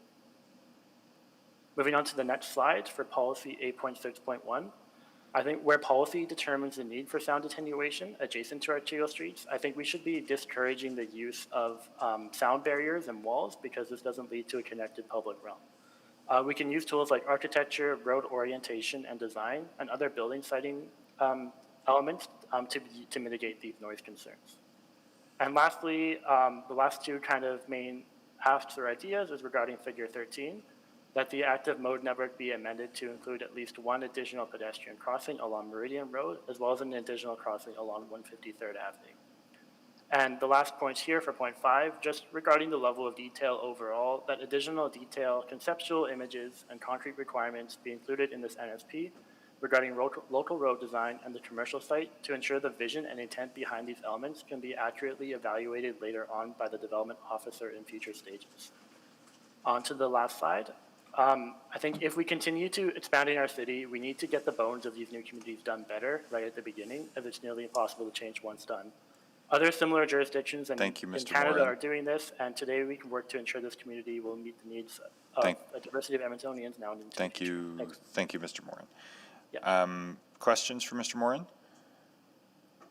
Councillor Paquette, go ahead. And I'm just going to hand the chair off to Councillor McKean for a moment here too to steer, if you'd be so kind. The chair. Thank you. Okay, thanks. Thank you, Mr. Mayor. And thank you, Mr. Chair. Okay, so Mr. Moore, thank you for your presentation. I was curious to, as you used the Calgary example. So that was, I think what you were showing was sort of a transparent, semi-transparent overlay on the land of what the potential development could look like when it goes forward. Is that right? Yeah, correct. And I believe it was at the ASP stage in Calgary. At the ASP stage. So, and then when development actually happened, did it follow that sort of superimposed image? That part I'm not 100% sure on, just because of Calgary does have a slightly different process, and this is one of their newer ASPs, so a lot of this is currently underway. But I do think that it is significant that their policies, at least at this level, do have that sort of discussion regarding it. So just sort of a visualization, knowing that that changes over time. Yeah, like it's totally understandable that local networks will change over time, but I think we're doing a disservice to the public in not at least showing what the concept is right now. because it really would paint a different picture if you have like a gridded collector and arterial road, but then the local roads are still cul-de-sacs, or they're still very hard to navigate, or they're very curvilinear in orientation. Yeah. It really changes how the community will look and function and how it will redevelop in the future. Okay, yeah, that makes sense. So we've got a Horse Hill area structure plan. And as you noticed, even in this meeting, there were some changes, for example, in Marquee, where they kind of moved some density around, because as they're moving forward, they're learning, better ideas of how to distribute all of this. So if they had done that sort of super imposition of what a plan would be, back when the ASP was approved, it would actually look quite different from what the plan is now. But the guidelines or the spirit of the ASP are still intact. So is there a chance that the public might feel like, if we followed the Calgary example, my concern is that the public would say, that's not what was in the presentation. I think that's always a risk with public engagement in general, is that things can potentially change. I think, and from my understanding, the original ASP here wasn't adopted while city plan was in place, and while we have some of our newer policies that we're trying to use to guide the development of the city. So I do also I do understand that concern, but I also think it's vital that we do start looking at these types of details because of what's discussed in city plan and the overall vision for the city. Yeah, and I like the idea personally. I just, there are some potential drawbacks to it as well. So the next question I have for you is, so this is a unique community, the Quarry Ridge one, because it really, like by kilometers, leapfrogged the rest of the city, and has become sort of this sort of island of development that hasn't followed normal development patterns. So this is a sort of a unique situation, bringing the NSP now. We already put the cart before the horse, and now we're trying to catch up. So some people might say, yeah, okay, I like your ideas about multi-use paths or separated lanes, but this is sort of like an area that doesn't connect to anything. Are we going to be putting an investment here that's not going to be realized for at least another 10 years or more? And I think that is a fair point. It is a relatively isolated community, especially right now. But I also think it's important to consider how this area is being developed now in this initial phase. But future parts and future, decades from now, there will be likely some sort of redevelopment occurring in this area, depending on the real estate and market needs. So I think it is important to have that longer vision in terms of maybe one day this neighborhood will have more residents, or there'll be more people looking to move here. How can you ensure that this neighborhood, at least the planning right now, doesn't inhibit some of those things from occurring, or at least ensuring that there is the infrastructure in place to support that regeneration and change over time? Yeah, and to finally, your point about crosswalks, well taken. Just on Manning Street, where there's the Manning Town Center, I think you've got one crosswalk, and then for kilometers after, there's nothing. And it's very hard for people to get around. But the last question is about the sound attenuation. What we're hearing is like maybe a road diet or design that's going to cut down on speed, and that'll cut down on the sound. So that's the sort of idea that you have in mind, more creative ways to reduce sound. Yeah, exactly. Like, I think if we start designing our arterial streets to have development facing onto it, as done as other jurisdictions, it aligns with a lot of our policies, and it will make it where it is harder to speed, which will in turn reduce the speeds. And I also don't believe this street is identified as like a major truck thoroughfare or anything like that. Okay. All right. Thank you very much. Thank you both. Does anybody else have questions for Mr. Morin? Doesn't look like it. Mr. Morin, thank you very much for your presentation. Next up would be Donna Dost. Are you there, Donna? Hello, yes. Can you hear me? We can hear you. You have 5 minutes. Okay, sounds good. Thank you.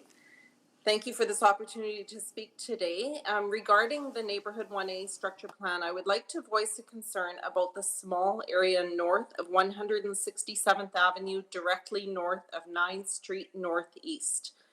We live on 9th Street Northeast, and even though this probably isn't going to be developed right away, we feel we need to make our city council aware of concerns already in this area, which is primarily parking.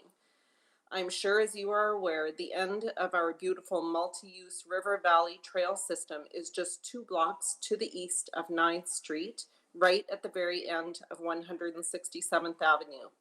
In the time we have lived here, we have seen the usage and visitors to this area explode since the trail system was finished a few years ago. Very often on spring, summer, and fall, nice Saturdays and Sundays, there are cars parked to nearly 9th Street Northeast along 167th Ave. Presently, at the end of 167 Ave, there are 7 allotted parking spaces, which are always full. Then, as I'm sure you're all aware, there is a proposal that a pedestrian bridge will be built across the river at exactly this spot to connect the East Trail system of Edmonton to Strathcona. It's interesting that none of this is included in the plan that I see here. This is a beautiful idea, but nowhere in their plans is there any more parking spaces designated. We have attended all of the public engagement sessions as well as many of our Quarry Ridge community have voiced concerns about this and are being told at this time there is no plan in their plan for additional parking. Then here we are today with another proposal of a low-rise, medium-density housing development right along 167 Ave on 9th Street. After speaking with Luc Cormier from the city, even more concerning that with recent zoning bylaw changes, it will be up to the potential developer whether they want to provide parking on site or not. In our opinion, all of this is a recipe for disaster, and we foresee our street, our home, to always be full of vehicles parked to either be living or visiting in this housing development or attempting to use the River Valley Trail system. I find it concerning too that just today in Lori's presentation, that she did not mention anywhere about any additional parking. This is a beautiful, beautiful area, and we are thankful every day to be living here. However, it would be good if a whole big picture can be considered when obviously a lot of planning and thought is going into these neighborhood structure plans. I urge you to please consider changing that low-rise, medium-density area to single-family residential housing, or to actually put in place some parking. Of course, just an additional thing I'd like to mention is our concern of Meridian Street, which is, it's been mentioned here already, but it really is not good. So that's the end of my presentation. Thank you all for your time and hard work that you do for our city. Thank you, Ms. Dost. Mr. Mayor, I'll return the chair. Thank you very much. Questions for Ms. Dost? Yes, Mr. Mayor, a couple of quick ones. Go ahead. Thank you. Okay, so your point about parking is well taken, and I'll be asking administration about that. So thank you for coming to present today to bring up that concern. Thank you.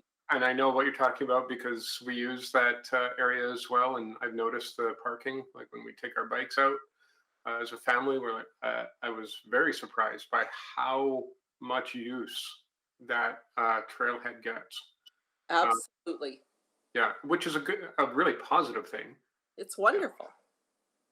Yeah. So, and, but your point is well taken. And one of the things that I was wondering about, as far as like visiting and things like that. So in the area that you live, there's no space for visitor parking along the sides of the streets, or you're just imagining if there's overflow into your neighborhood, then that sort of eats it all up. Yes, exactly. Especially considering this low-rise medium development that will be just right across the street, basically, from us. Yeah. Yeah. And this is where it sort of overlaps, you know, we're talking about residential development, but we're also talking about River Valley use. And there's definitely a conversation to be had there, considering the incredible popularity of that spot, and the fact, as you rightly point out, it's only going to get more interest once the footbridge is in. Yeah. Absolutely. Thank you for recognizing that. That's Yeah. exactly our problem. Yes. Okay. So, and then last, you mentioned Meridian Street, and the good news, everything is relative, but the good news is that as development goes into the area, that unlocks funds to pave Meridian Street finally. At this point, we don't have the density required to put in a permanent structure there the way that we'd like to see it. So this is the route to actually solving the Meridian Street puzzle, and that everyone's been living with for a very long time. So that might be a good news. But the other thing that I'm wondering is you've probably noticed that Quarry Ridge doesn't have bus service. That's right, it doesn't, which is also a concern with that development, this low-rise medium density, that there is no service out here for anything, for anyone. Yeah. So, but what we did here at least is that once this is approved, and we start getting more folks in the area, we can now serve Quarry Ridge with a bus connection, which would be fantastic. So there's a lot to like and a lot to have open eyes about when we approach this. And so I want to thank you for raising those points. Thank you so much. All right, thanks, Donna. See no further questions from Ms. Dost. Was Bertram able to join us? He is not. No, this is happening much earlier than we expected from the agenda, so he won't be here, but he says what I say. Understood. Next is Dana Thomas.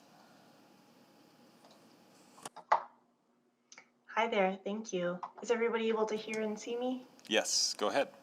Perfect. So my name is Dana Thomas, and I am a current resident of Quarry Ridge for just over 6 years. And I want to say thank you to the council for allowing me to speak. So I'm currently in what I hope is my forever home and raising my kids here, and I am invested in this community and the surrounding neighborhood. So although I love this area and I'm so happy to live here, I'm sure I know the council is already aware of many issues that currently exist in the Horse Hills area. And my concern is that this proposed development will only magnify these issues.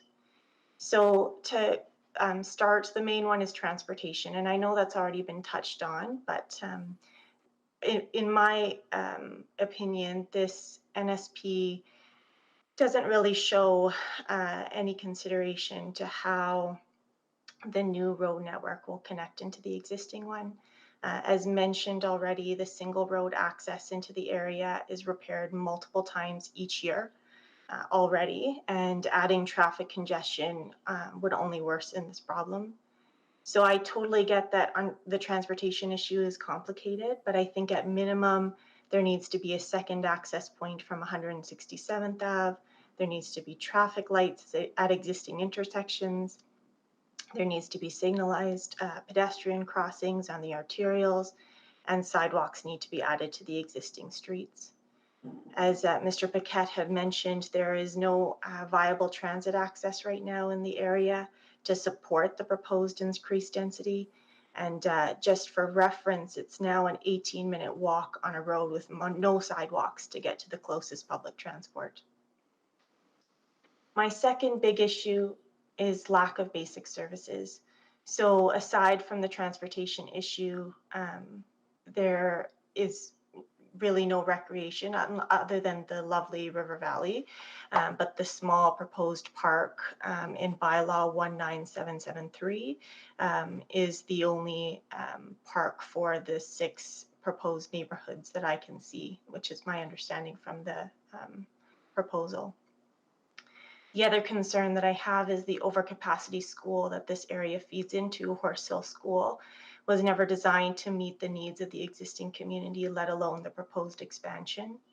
And many of the community residents, including myself, have chosen to send our kids elsewhere because the school is overburdened. Lastly, I would like to address the city's commitment to greener as we grow, as a commitment to use growth as a catalyst for good design and conscientious decisions. So when I look at this proposal, it's pretty clear to me that the nod to agriculture is pretty tokenistic. The area that is stated to, in quotes, retain existing agricultural uses is actually Sunstar Nurseries, which is a private tree nursery, and it's not agriculture. So this proposal actually eliminates all usable grade A agricultural land and is in clear opposition to the zoning bylaw changes allowing for more urban agriculture and local food production as of February 2106. And then I understand, with all of this being said, that it could be construed as hypocritical for me to be opposed to the development, as we currently live in this community, and by buying a place here, we contributed to urban sprawl. However, I do argue that this development should have never really been allowed in the first place, due to multiple reasons stated above, including, but I'm looking to the council to not make another mistake because one was allowed in the past. So my opinion is that the proposed bylaw, especially 19773 amendment, should be delayed until either development to the west is extended closer, or a more well thought out and detailed NSP is provided, as there's too much that is vague in this NSP and too much is left up for future private owners. Thank you. Thank you. Questions? Go ahead, Yes, Councilor Mr. Mayor. Paquette. Go ahead. Okay, thank you. Thank you, Dana. I really take to heart your concerns about agriculture and food security. I'm right there with you. One of the challenges we have, and I'd like to run this by, is that the land that we're talking about in this area is privately owned. We don't own it, and an area structure plan was put in place before we got a regional agricultural master plan agreement in place, which was just very, very recent. So the agriculture aspect going forward, we have a little bit more say on, thanks to work with our regional partners. But the land that's in the city proper is owned by individuals, and they are free to rezone as they wish. And in that area, it's the same. It's no different. So I'm just wondering your thoughts about that.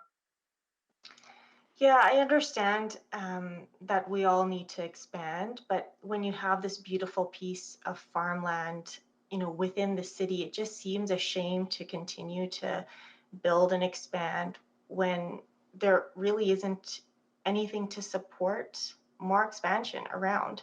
So why are we just rushing to destroy a nice piece of farmland when we haven't thought through all the rest of the bigger picture?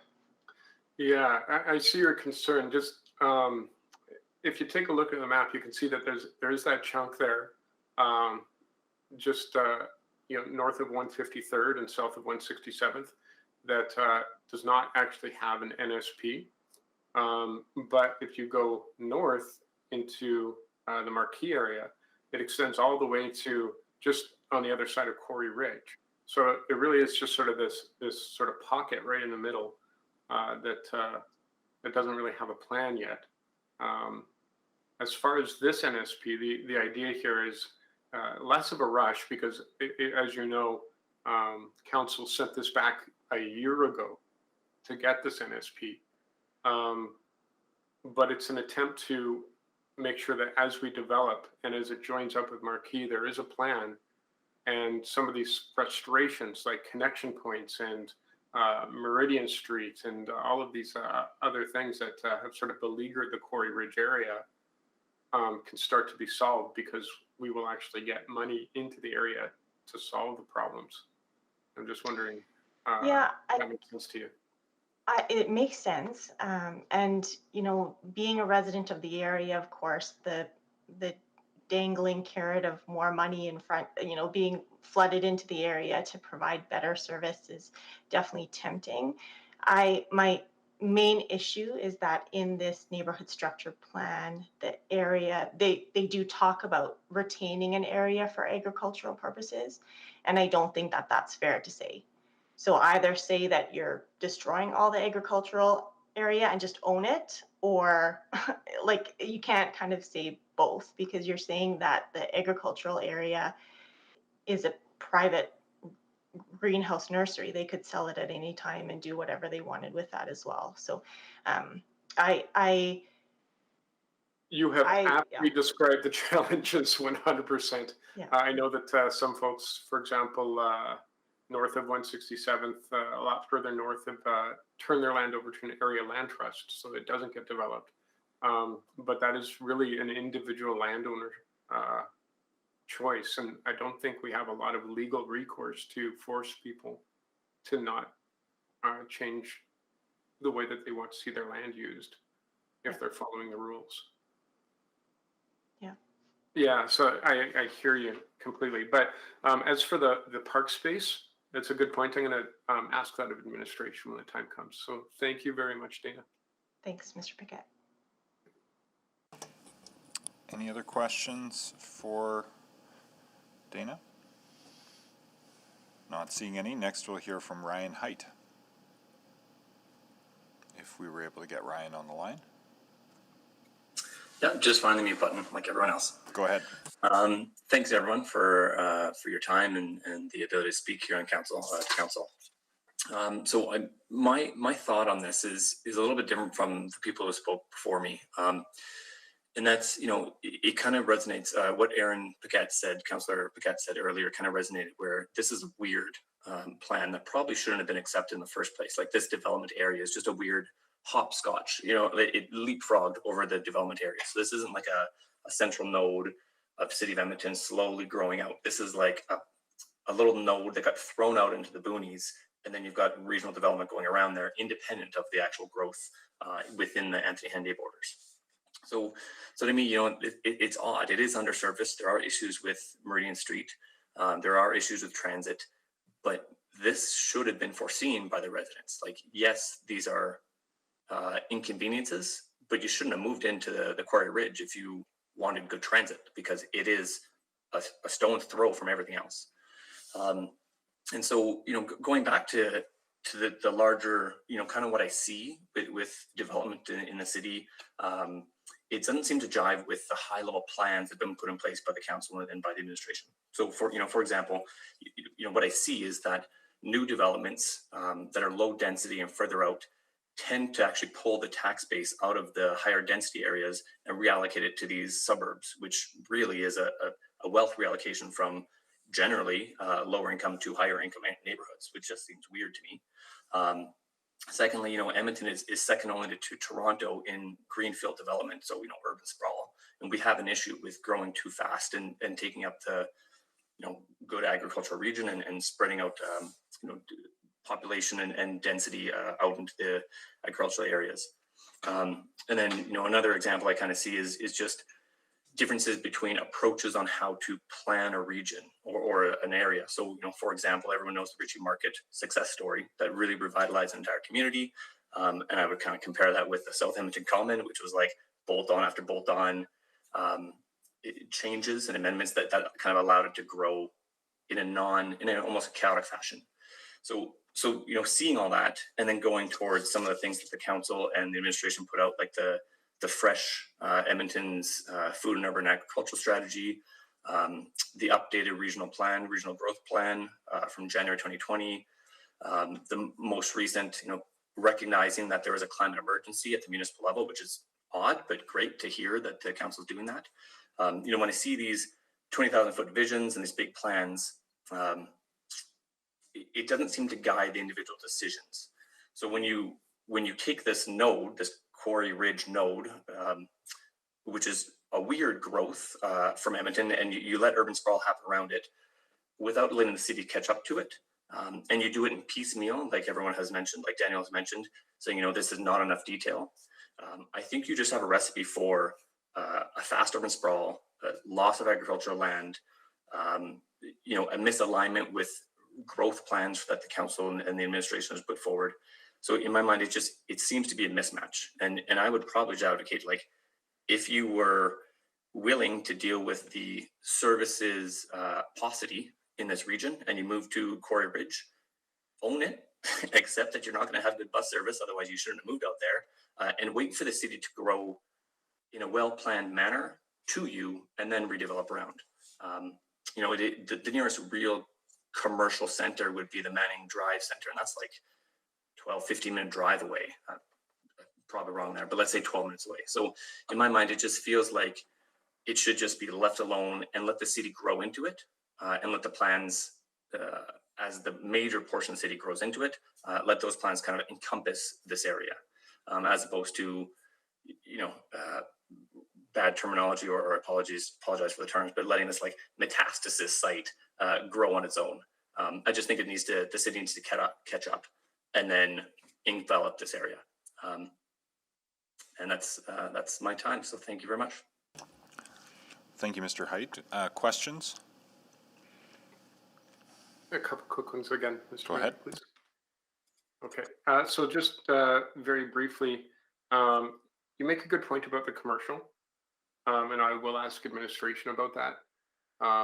Your point about Ritchie Market is well taken. It's a community that was developed a long time ago, and it's a great community, and someone reinvested into their community and made it even better. So it's a well taken point.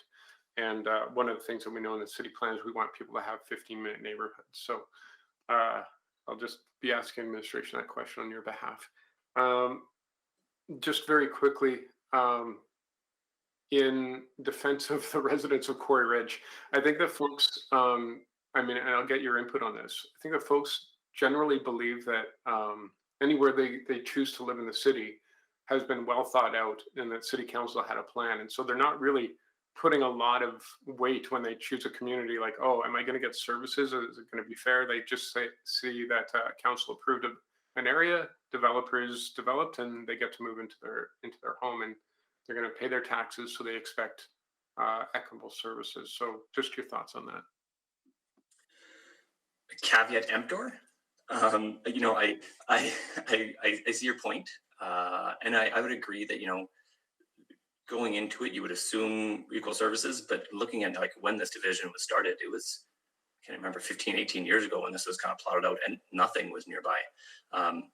So I think realistically, I agree with your point. There should be an expectation of services, but realistically, I don't think you can look at a map and see how far out Quarry Ridge is and expect to have a good transit service. I agree it should be there, but then I don't think it should have been this metastatic site so far removed anyway. Yeah, no, that's a good point. No, the other thing, just quickly, is that as I explained earlier or shared earlier with I think it was Dana, that Marquee is already fairly set, and it is developing. And in fact, it's developing now just north of Quarry Ridge, and all along 167th, we're going to see that development quite rapidly. And so the idea of this, Quarry Ridge standing alone, in a very few years, that won't be the case anymore. So I'm just wondering how that now, when you think about it that way, how the neighborhood structure plan looks as maybe a necessity now because the development is happening. Yeah, no, I don't argue that development needs to happen. Like the cities grow, it has to grow. But I would argue that it should be progressive. Like, we can hold off on this until we actually see, like you mentioned, I think it was you that I mentioned, when you were questioning Daniel, that, the plan and what actually is built is different. So, to have a plan put in place here when the marquee is not actually built yet, and you don't know how it's really going to fill the gaps that are met by the marquee or created by the marquee development, it seems a little premature. I would love to see the marquee actually built up and then reassess this in a year or two. Right. Well, the problem is that it develops as we go, right? As more information comes into play, or because, you may be 5 or 10 years out from completion, new technologies and new ways of thinking emerge that make a community better. So adjustments are made before you get to that point. So it is a tricky one to sort of say 10 years in advance, this is what it's going to look like, and then just stick to that, as you can imagine. Now, And last question is thoughts on the fact that with our city plan, our boundaries now are it. That's it. This is our footprint.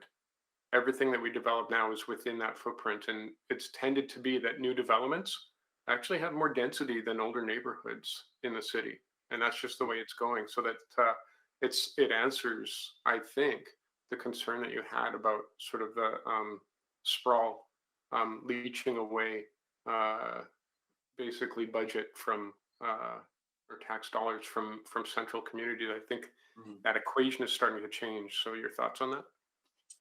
Yeah, no, I mean, if it's going to be developed, I actually support higher density development. Whether it's farm or a house, I might be a minority here, but whether it's farm or residential, I would prefer the higher density residential. But you know, I just don't think. My main point is that I think the city needs to grow to this area before you can really plan this area well. Otherwise, just it's a bolt-on solution that is inevitably going to have a mismatch. And I think that because of Marquee, that's actually exactly what's starting to happen. Yeah. Okay. I'm out of time. Good conversation. Thank you. No, thank you. Any other questions for Mr. Height? Not seeing any. Were we able to get George Pinkney back? George, are you there? Yes, can you hear me? Yes, go ahead. Okay. So yeah, I think for me, there's two main points. So first is the city talking about the 15-minute districts. So, you know, effectively small towns within a big city, transportation from into this area is a concern, and it's been addressed, I think, countless times. So I don't know if I need to add to that. The piece to me that is the big disconnect, though, is that to use a quick analogy, my son asked if he could go out with his friends. And I said, you got to clean your room first. And he said, okay. And then 20 minutes, 30 minutes later, he came and said, can I go out with my friends? And I said, did you clean your room first? And he said, no, but I have a plan to clean my room. And when I get back, I'll share that with you. And he actually did this just a few days ago.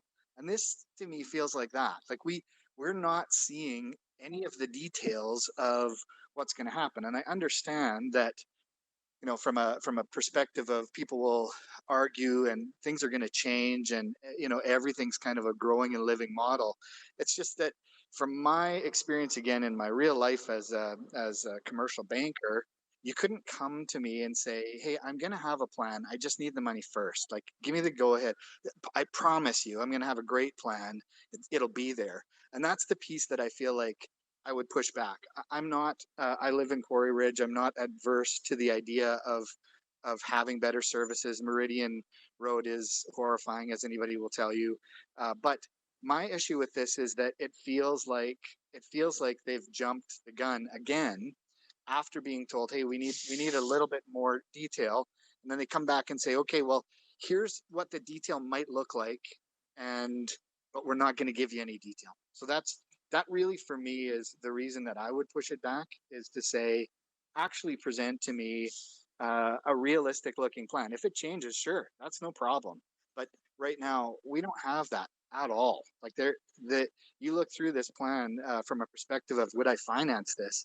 I couldn't. I simply couldn't, because there are so many issues that haven't even been taken a shot at addressing. So that's my piece. Thank you. Questions? Yeah. Councillor Paquette, go ahead. Mr. Mayor. Okay. So just for clarification, which issues do you feel like addressed?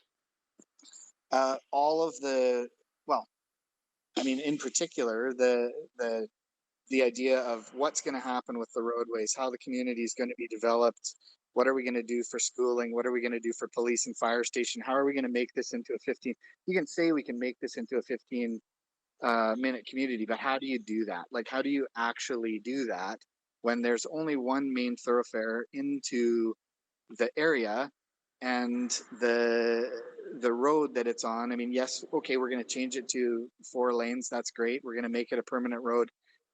But none of that even was in there. Like, there really is very, very little about connecting the community together and connecting the community back into Edmonton. Okay, so I'm hearing policing and fire, connections, and maybe you would have preferred a little more street level detail on Right. possible developments. Okay, so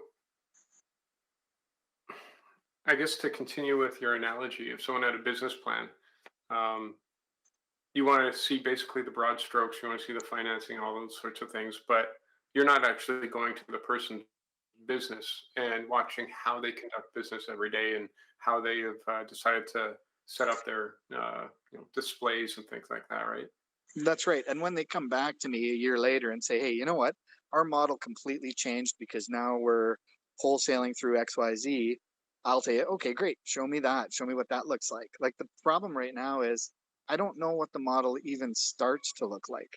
So from a perspective of trying to gather information and decide where I'd contribute to say, hey, you know what, here's something that like I thought it was brilliant. All the contributions so far have been wonderful. But the truth is they're sort of contributions that are picked out of the sky and said, well, if this happens, then this might happen. I think the problem is I've got no grid, I've got no framework to build on to say, here's some ideas because I don't know what the ideas started as. Right. Okay. So in your mind, how does this compare to other NSPs?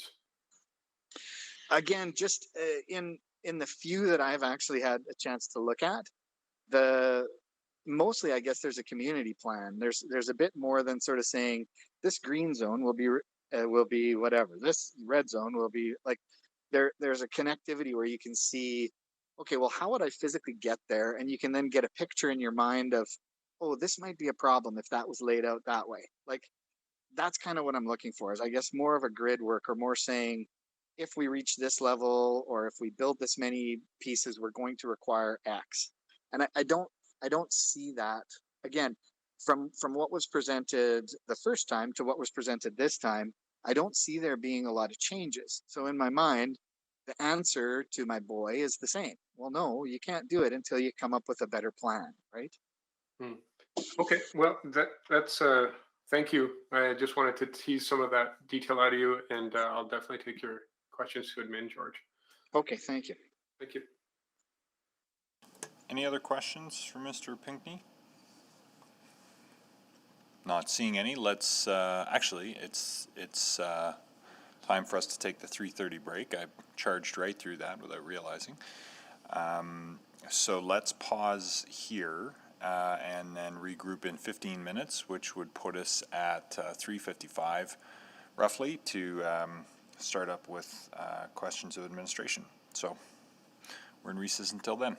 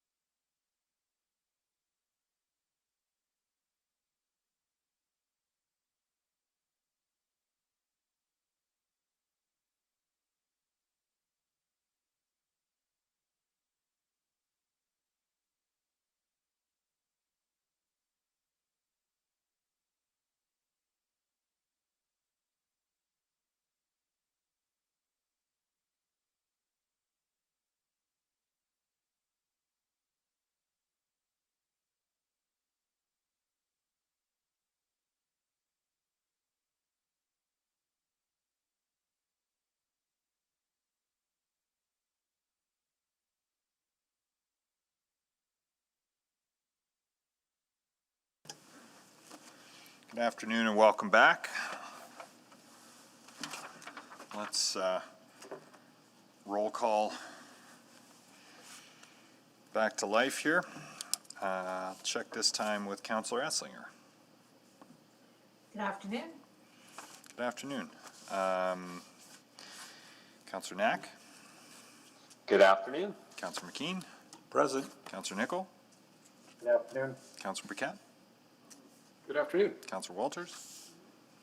Hello. Councillor Banga. Hello. Councillor Carmel. Good afternoon. Councillor Katarina. Good afternoon. Councillor Zadig. Good afternoon. And we're still short Councillor Hamilton? Okay, understood. Then let's start with questions of administration on this Horse Hills item. Councillor Paquette, you'd selected this, so go ahead. Yes, thank you. And thank you for your presentation earlier. I'm sure you've heard all the concerns from residents and folks with an interest in this area. So I'll just list a few of these things because I'm sure you've prepared some answers. So, you know, we've got the parasitic parking concern, got concern about accessibility to parks, and concerns about level of detail in an NSP, and about pedestrian connections, noise attenuation, and roads. I think those are the major ones. So, in any order you'd like to respond. Okay, so I'll begin with the parking, and I'll turn my camera on here. So the bridge is being prepared as part of a joint effort between the River Valley Alliance, the City of Edmonton, and the County of Strathcona. I believe the Alliance is leading the bridge project. From the information we have, the parking component is being considered at preliminary or concept and preliminary design. Right now we are between concept and preliminary, is my understanding. It will be defined. I think the intent is actually to look into it further once the bridge is built, and when they see what the use is, because as with other bridges in the city, such as the Fort Edmonton footbridge, they don't actually have a parking or a trailhead right there. And people will get to it, whether they bike to the site or whatever. So they want to see what the actual need is for parking and how that goes forward, how it goes forward, how they can best address it. It's still early in the process to give the actual, to go build a big parking lot, understanding the residents' concerns for sure, but it is worked into the process and how they go forward with it, looking at what happens with the bridge. Okay, and potential solutions for parasitic parking if that happens, just so the residents understand? I will turn that over to Mr. Saeed from Transportation if he has any thoughts on that one. So in terms of any parking overflow, as part of this pedestrian bridge project, a parking memo was completed both on the city side and Strathcona side to take a look at what is available and what are the risks involved if we don't provide parking at the beginning of the project. The parking, there are 7 parking stalls that was rightfully identified that they are utilized most of the time. But then there is on-street parking available along 167 Avenue. So just to give you an idea, within a 400 meters, we have about 50 parking stalls available through on-street parking. A similar situation exists on the Strathcona side as well, where the Range Road is used for parking purposes. So it is identified. It has been looked at as part of the public consultation process for the pedestrian bridge project. And the project team has identified that they will look into it once the bridge is up and operational to basically make a decision more on the data that reflects the amount of demand available. In the imminent, there is still opportunity to continue to use on-street parking along 167 Avenue.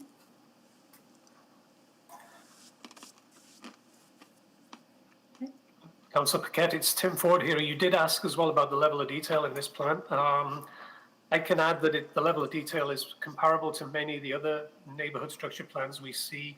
It is a very small area to start with, as you're aware, and it does follow on the level of detail that we see coming out of an area structure plan, which the Horse Hill one was done in about 2012, 2013, had a lot of detail and a lot of work put into that plan. So this one follows it off the detail and the direction of that plan, and is very similar in terms of objectives and policies that we see in all of our plans today. Okay, and then there's the question about like street level detail. Is that something that's normal practice? It's not. If we put that level of detail in, we get hamstrung with subsequent rezonings, and anytime something deviates a little from that plan, it's a huge time and expense to have to go through a plan amendment every time you want to do a rezoning. For this level of plan, it's a very small one. The land uses are, there aren't a great number of them in this plan, given the scope of it and its location. So this is quite normal. Again, there are construction standards that are ever changing, and we work in more detail, I think, when we get to the subdivision design level. That's when that comes in.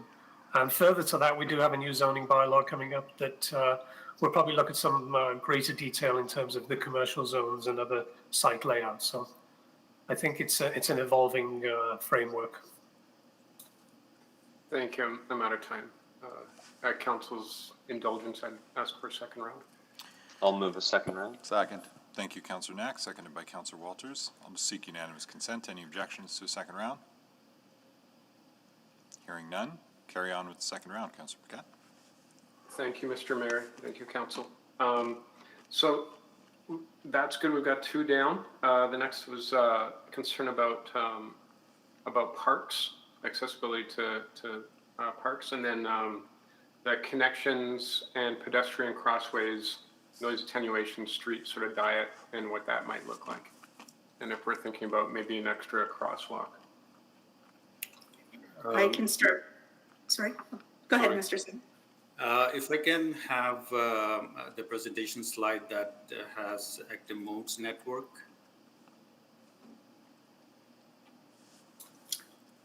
The next slide. If you're pulling that up, I'll just remind you that one of the concerns was that maybe we just already invest in sort of a separated path for seniors and families and things like that, rather than just sort of a painted path or a conceptual path.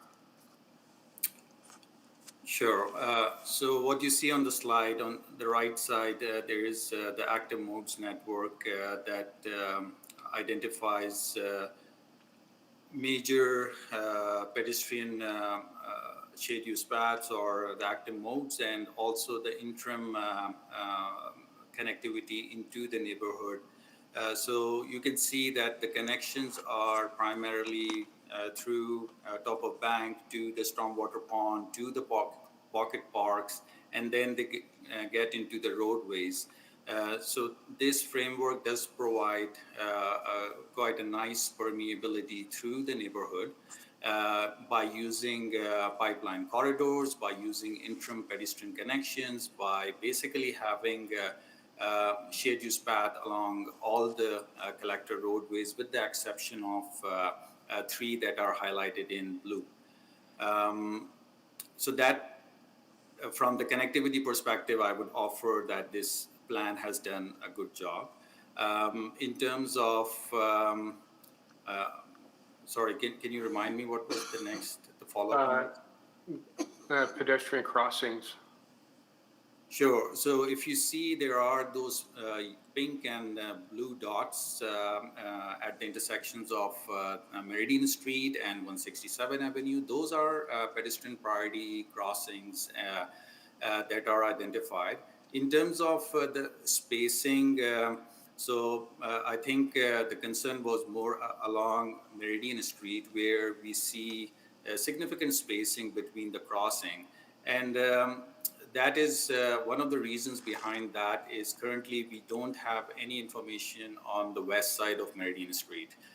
So as that neighborhood comes forward, there will be additional opportunities to look at how the road network pans out for that neighborhood. But in the interim, like as you can see, whatever intersections are coming through this neighborhood, they are identified as enhanced in terms of pedestrian accommodation and generally active modes accommodation. Yeah, and presumably traffic signals, things like that develop as the neighborhood develops. Yeah? Yes. Yeah, okay. And so I think that answers everything. And the last question that we had was about preservation of agricultural land and how that aligns with city plan and community development. When the Horse Hill plan was developed, it was recognized generally the land was in private ownership, not the city, as I believe you mentioned earlier. We did acknowledge that this was an agricultural area and give people the opportunity, if they chose to retain their agricultural land use, we certainly would not stop them from doing that. It's entirely up to the landowner should they choose to keep their agricultural or similar type land use going. And we have recognized the agricultural use on the plan. So if they do go ahead to change, if they do proceed to change it, then that would be a change to the plan going forward at some point in time.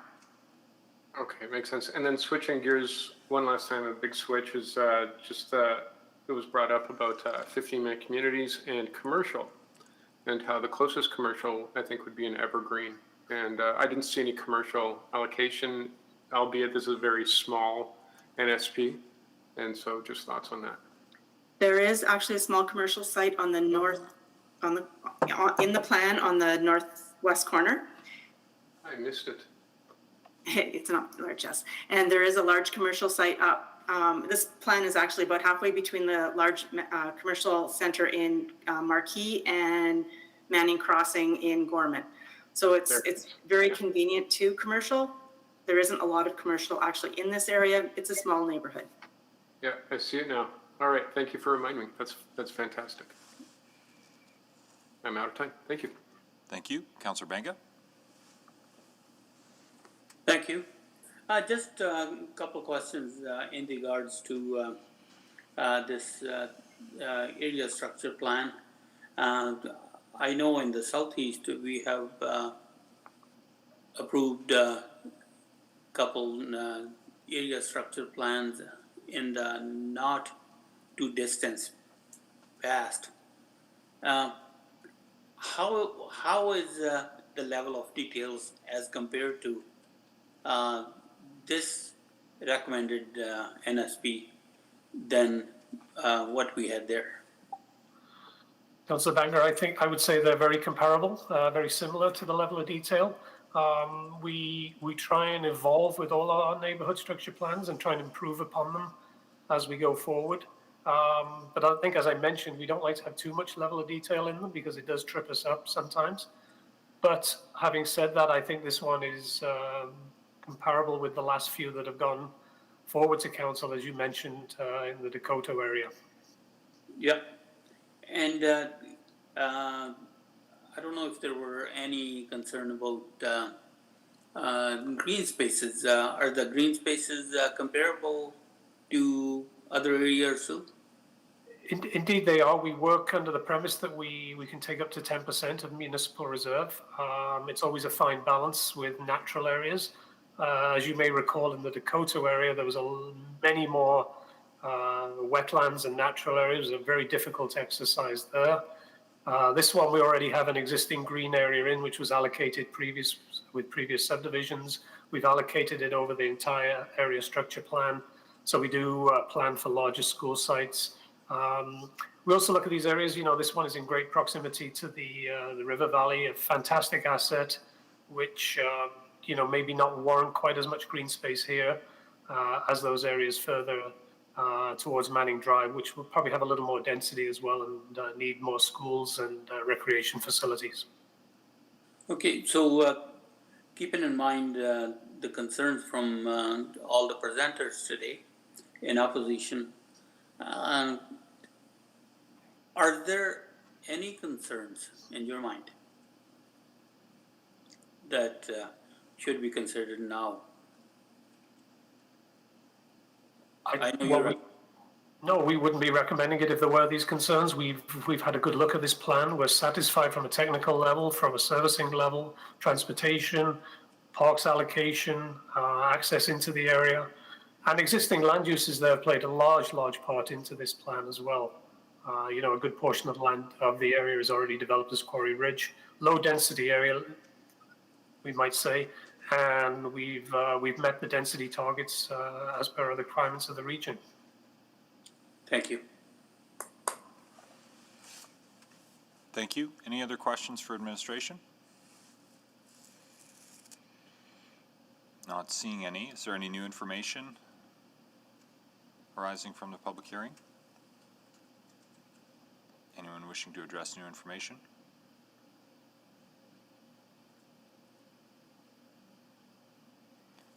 Not hearing any. Then are we ready to close the public hearing? If there's no further questions or new information, I'm happy to move the closure of public hearing for Bylaw 19773 and Charter Bylaw 19774. Second. Seconded by Councillor Caterina. Okay, on closure of the public hearing, please vote. Yes. Thank you, yes. Councillor Zadek. And Councillor Walters.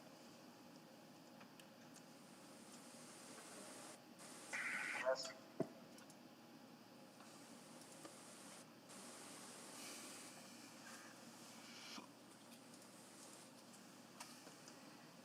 And we're just missing Councillor Nichols' vote. I did say yes, so yes. Display the vote, please. Carried. First reading. Yeah, I would be pleased to move first reading of item 3.21 and item 3.22. Second. Did you want to speak to it? I would, please, thank you. Go ahead. Just very briefly, I just want to thank all the residents who came out to express their concerns and also folks who are interested in seeing the development of the city.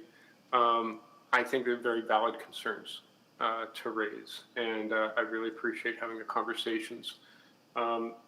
If these bylaws pass today and we've got a neighborhood structure plan, what I would like to assure residents of is that in the years going forward, more detail emerges. It's very difficult to have a high level of detail to the degree where you know exactly where things are going and when in a neighborhood structure plan. You know, and of course, NSPs can vary, as we've seen from the Calgary example. So some of those suggestions, I think, have been taken to heart, definitely by myself, and administration has certainly heard some of those concerns about how to offer a greater level of clarity when we come to the public with a neighborhood structure plan.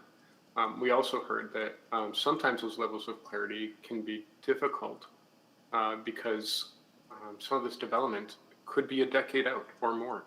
And a lot of things change when we think of just what our practices were 10 years ago or even 20 years ago. You know, it hasn't even been that long since Quarry Ridge was first developed, and we know that things have changed quite a bit. If this goes through, though, what it means is that Meridian Street finally gets paved. It means that there may be a solution forthcoming, especially with the RVA, the River Valley Alliance, and how they develop the footbridge and what that means for parking. There will be commercial going into the area and multi-use pathways so that people can get around a little more safely in their own community. There is development coming on the north side of 167th past the creek, and that's already starting to begin. And that will mean further paving of Meridian Street on the north side, plus a number of residential developments. And that will extend all the way to the west to Fort Road and the freeway. So what we've got in between all of that is a large space that does not yet have an NSP. the land is fractionated, there's multiple owners with multiple desires what to do. If the will of the community is to try to preserve some of the agricultural land, I would urge you to talk to the owners of that land to see if that's something they've given thought to. As we heard from administration, there would be absolutely no objections to that whatsoever.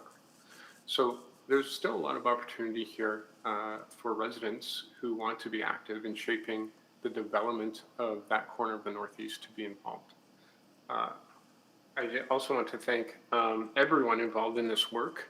You know, a proposal was brought before council a year ago, and council sent that work back to the NSP that we have today. And that will develop. We will get greater detail as it goes forward, and residents have every right to be a part of the development of that detail and to have their voices heard. And I have no doubt that that's exactly what's going to happen. But as this goes forward, it means that Quarry Ridge will no longer be sort of this island looking for services. It will be much easier to bring services to the neighborhoods and to the people in a way that they expect. And that's another thing that I want to touch on, is that the city plan means that we won't have these kinds of developments anymore. Because when people move into an area, they expect that their council has already determined how this best fits into the development of the city. So they should get their services, they should get fire, they should get rescue services, they get transit, all of those things that everyone else gets. And this makes it a lot easier to ensure those things going forward. And it's about time. So I hope council supports this. I hope the residents can find ways to support this because I am in support. I believe that all the concerns raised, we can answer those concerns, and we will as we go forward. And I would also urge residents to please continue the conversation with me so that we can make sure that nothing falls off the side of the table. And with that, thank you very much. Thank you. Anyone else wishing to speak to first reading? Not seeing anyone, please vote.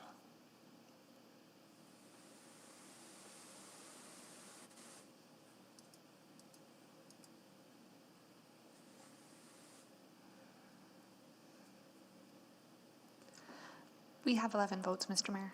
Display the vote. Carried. Okay, Mr. Mayor, I will move second reading of item 3.21 and item 3.22. Second. Second reading, please vote.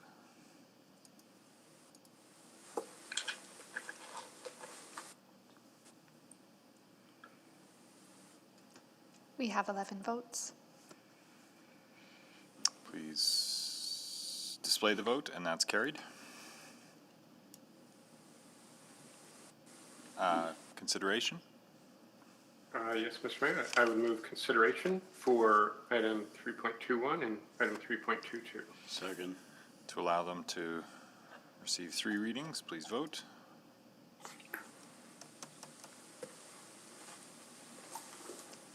And we have 11 votes, Mr. Mayor. Display the vote.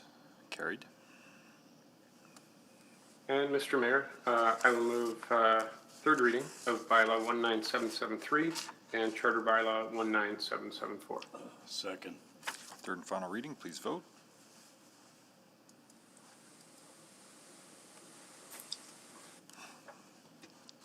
And we have 11 votes. Display the vote. Carried. So that leaves 323, which was held over until after the Horse Hill items. Mr. Mayor, I'll move 3.23. Closure of the public hearing on it. Yeah, closure First. of public, okay, closure of the public hearing on 3.23. Seconder? Second. Councillor McKean's got the second on that one. So on 323, please vote to close the public hearing.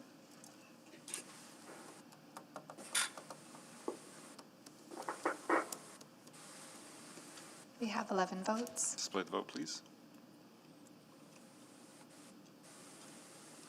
Carried. Mr. Mayor, I'll move first reading of 3.23. Second. First reading, please vote.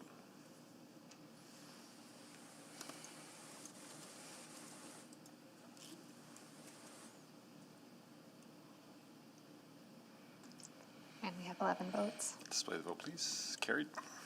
Mayor, I'll move second reading of 3.23. Second. Second reading, please vote.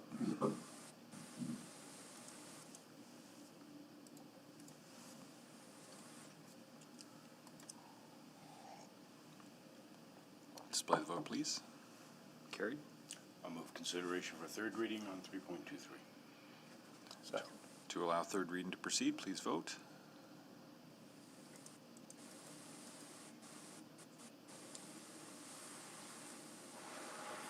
Display the vote, please. Oh, Mr. Mayor, Hmm? just 15 seconds if that's okay, to speak to this. You can speak to third reading.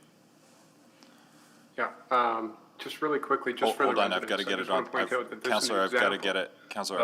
Councillor, I've got to get it on the floor first. Oh, sorry. No, that's okay. Mr. Mayor, I'll move a third reading of Bylaw 19740. Second. Okay, go ahead, speaking to third reading. Yeah, just very quickly to residents. So the neighborhood structure plan passed, and now this is an example of how, as it goes along, we get into further detail. And I just want to point out that that is what's going to happen all along the way. And that's why there will be many checkpoints for your voice to be heard again. Thank you very much, Mr. Mayor. Thank you. Please vote on third reading.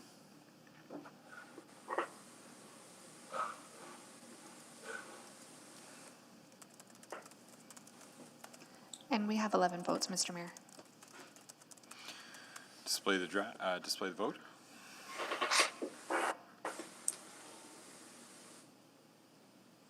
Carried. Okay, next is one of the Garneau items that was selected. So since we have speakers on it, we should get the presentation. Good afternoon.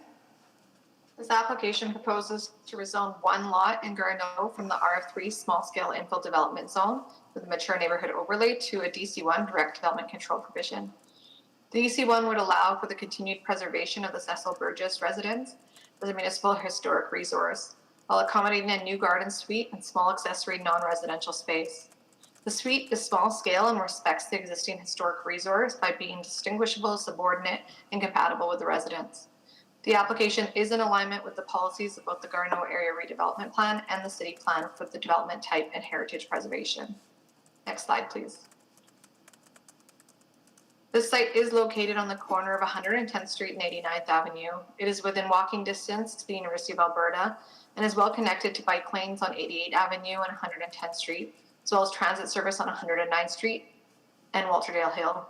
Next slide, please. Built in 1912, the Cecil Burgess residence is significant for its architecture and its association with a number of significant former residents. The Cecil Burgess residence is also significant because of its architecture, which is an excellent example of the craftsman style. The proposed DC1 requires the exterior alterations and additions to be sympathetic to and compatible with the historic facades of the Cecil Burgess residence. Next slide, please. The proposed change in zoning does not significantly impact the development intensity on the site or its surrounding area. Generally, the current RF3 zone and proposed DC1 both allow a house and a garden suite. The DC1 has regulations that adapt to the location and size of the historic building and to allow for a slightly larger garden suite than what would normally be allowed in the low-density residential zone. The DC1 would allow a garden suite that is 1 meter taller and 0.6 meters closer to the interior shared lot line than the RF3 zone. Next slide, please. This slide compares the potential site layout between the current and the proposed zoning. The proposed DC1 would have smaller rear and side setbacks. In terms of uses, the proposed DC1 allows more non-residential uses than the current RF3 zone. For example, specialty food services, creation and production establishments, and/or professional support services. It is common for direct controlled zoning that designates historic residences to have a wider variety of non-residential uses. This supports the ongoing viability of the site which in turn increases the likelihood of occupation and care for the historic building. Due to the small scale of both the existing house and the proposed new garden suite, it is not anticipated that any of the uses proposed by the DC1 provision will create problematic offsite impacts on surrounding properties. Next slide, please. The Garneau area redevelopment plan intends for the site to maintain its heritage and for low-density residential with no more than 4 dwellings. The proposed DC1 provision will allow up to 3 dwellings in a manner that preserves the historical older home and therefore complies with the objectives of the ARP. In the city plan, the University Garneau area is identified as a major node. And while major nodes are intended to handle larger mid-rise and high-rise buildings, the city plan also recognizes the importance of preserving Edmonton's history. One of the 6 guiding values of the city plan is to preserve what matters most, which states an intention that Edmonton protects and enhances its image and identity through heritage. This application supports this intent and it continues to preserve an important historic resource. Next slide, please. Administration is in support of this application because it encourages the ongoing use and viability of the historic Cecil Burgess residence and proposed garden suite with non-residential uses in small scale, and the proposal conforms with policies of the Garneau Area Redevelopment Plan, the City Plan, and the standards and guidelines of conservation of historic places in Canada. That concludes my presentation. Thank you. Thank you. We'll now hear from Jesse Sonef. Hello, thank you for hearing from me today. Go ahead. So, as you said, my name is Jesse Sonef. My wife and I have lived here in Garneau for 9 years. We really love it here, and we actively participate in our community. We've chosen to raise our 2 children here, and we've started to form some wonderful relationships with our neighbors. I bike past this site every day, and I am speaking today on behalf of 8 of the neighbors that I've discussed this with. We are in favor of the rezoning and the development of a garden suite on this site because we feel it balances infill development really well with the heritage of Garneau. It's really important in Garneau to respect the heritage, but also to have new infill development, and this is a wonderful opportunity. As identified in the new city plan, this project is on a major node, as was mentioned, and this aligns with the new city plan to increase density by 50% while protecting an important historical resource. If they choose to pursue a commercial component to this, the homeowners that is, then it would also contribute to the 15-minute district aspect of the new city plan, both of which I think are a huge benefit. We are excited to welcome changes that make our area more accessible, more walkable, and are socially and environmentally responsible. Heritage preservation can be very expensive, and if you have an enthusiastic community member, as we do have 2 of, who are willing to take on this responsibility and this burden, I think it's really important that our community works with them rather than against them. The design complements the neighborhood by being in beautiful contrast to the existing structure. I think that's one of the things that makes Garneau so cool is we have a huge variation in building types, and this new design would celebrate that. We know that Kevin and Rachel, who own this building, they share the same kind of mentality that I've described here, because they are actively contributing to the Garneau Community League. They hold board positions, and they have actively engaged with residents surrounding their project, including myself. I first heard about this project from Kevin about 2 years ago. So I think they've done a very good job of soliciting feedback from their neighbors. To rezone this property will allow a minimal size increase to the garden suite, and we think that, sorry, I've misplaced my reading here. Yeah, right. So it'll allow a minimal size increase, as Holly mentioned, and we think that having a size increase that small will not impact the city or the neighborhood negatively. But we don't really see how we could achieve this city's new plan, or this new city plan density increase without providing this type of accommodation, especially where it's appropriate. And not every lot in Garneau and in major nodes would be appropriate, but this one certainly would be, as it's a stone's throw from the university. and it's on a unique corner lot. So yeah, that's all. Thanks. Thank you. Any questions for Mr. Sonif? Not seeing any, or comments speak for themselves then. Thank you, sir. Next will be Rachel Lee.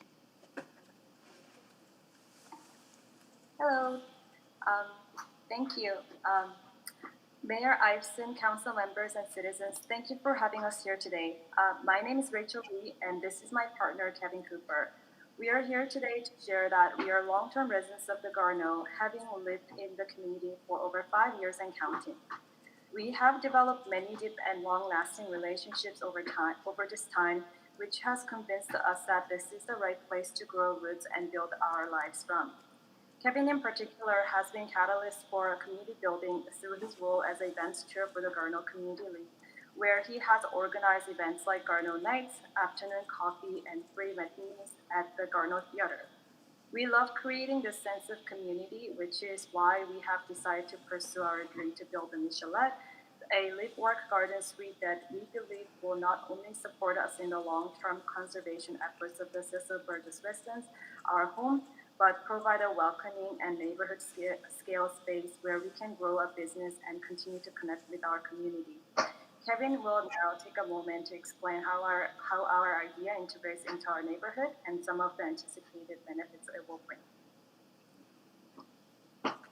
Sorry, we've got to take you one at a time. So I just want to double check. Do you have more to add, Ms. Lee?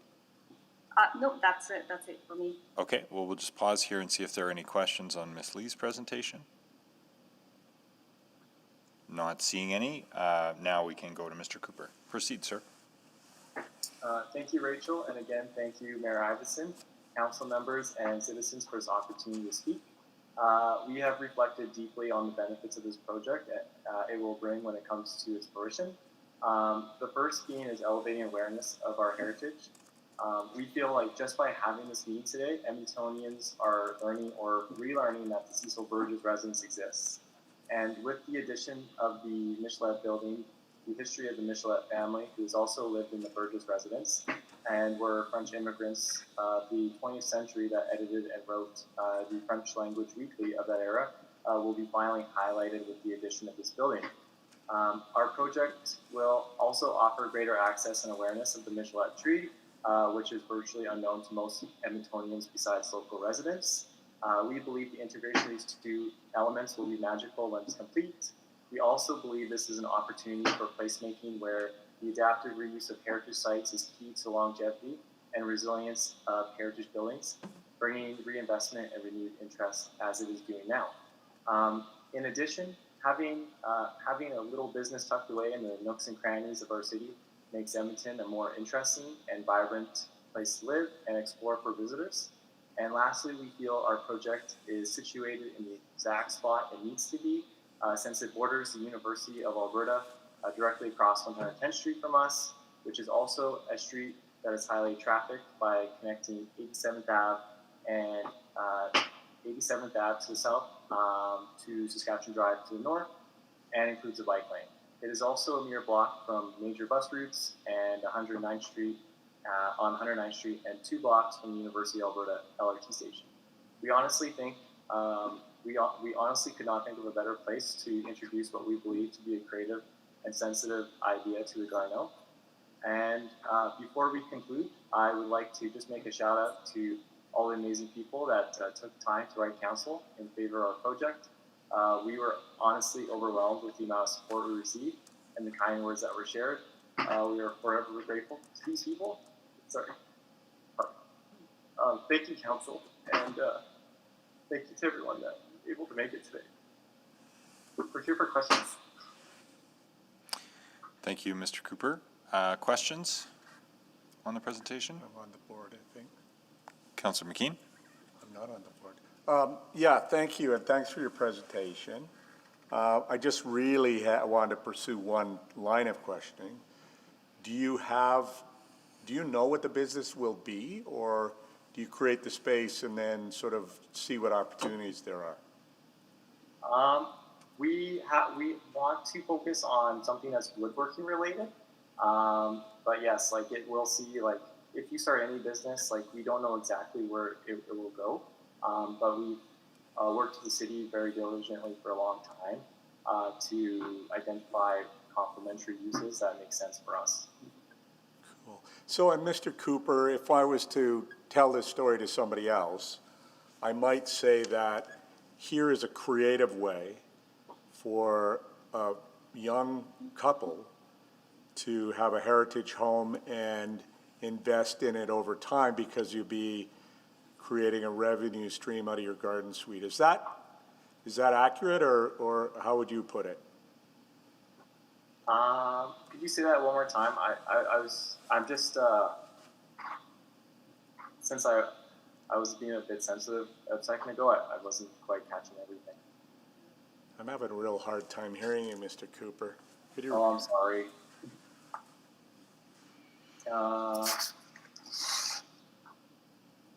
Could you just repeat that? Yeah, so the question is, you want you want this opportunity for this business suite on your property to create a revenue stream to help you upgrade the heritage home. Is that essentially the narrative?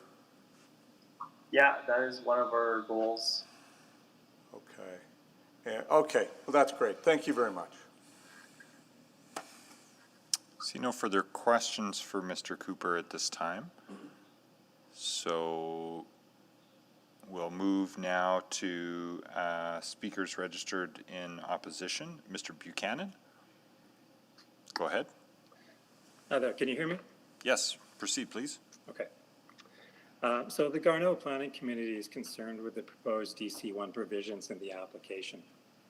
In short, we find that the use of the proposed DC1 provisions are inappropriate to both the site and the intended uses.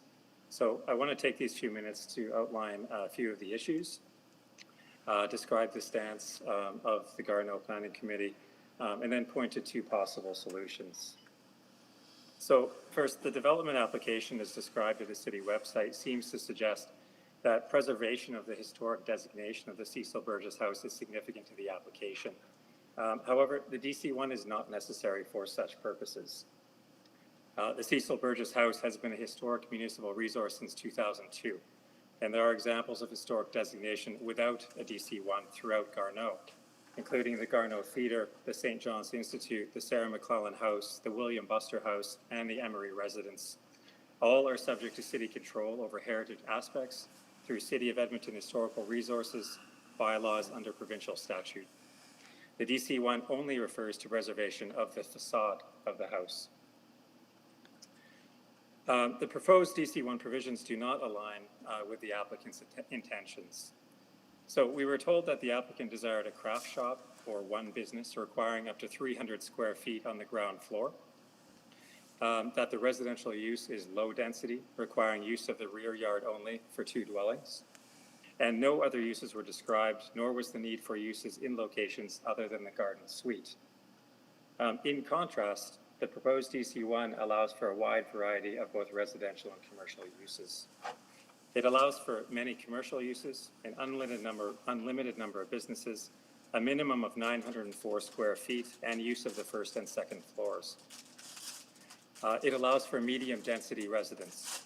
The proposed non-heritage uses include a second single detached house with an additional secondary suite in the backyard, or 3 or more row houses with 3 or more secondary suites, or 3 or more apartment buildings, or a supportive housing development, or a lodging house, all in the Cecil Burgess House's backyard.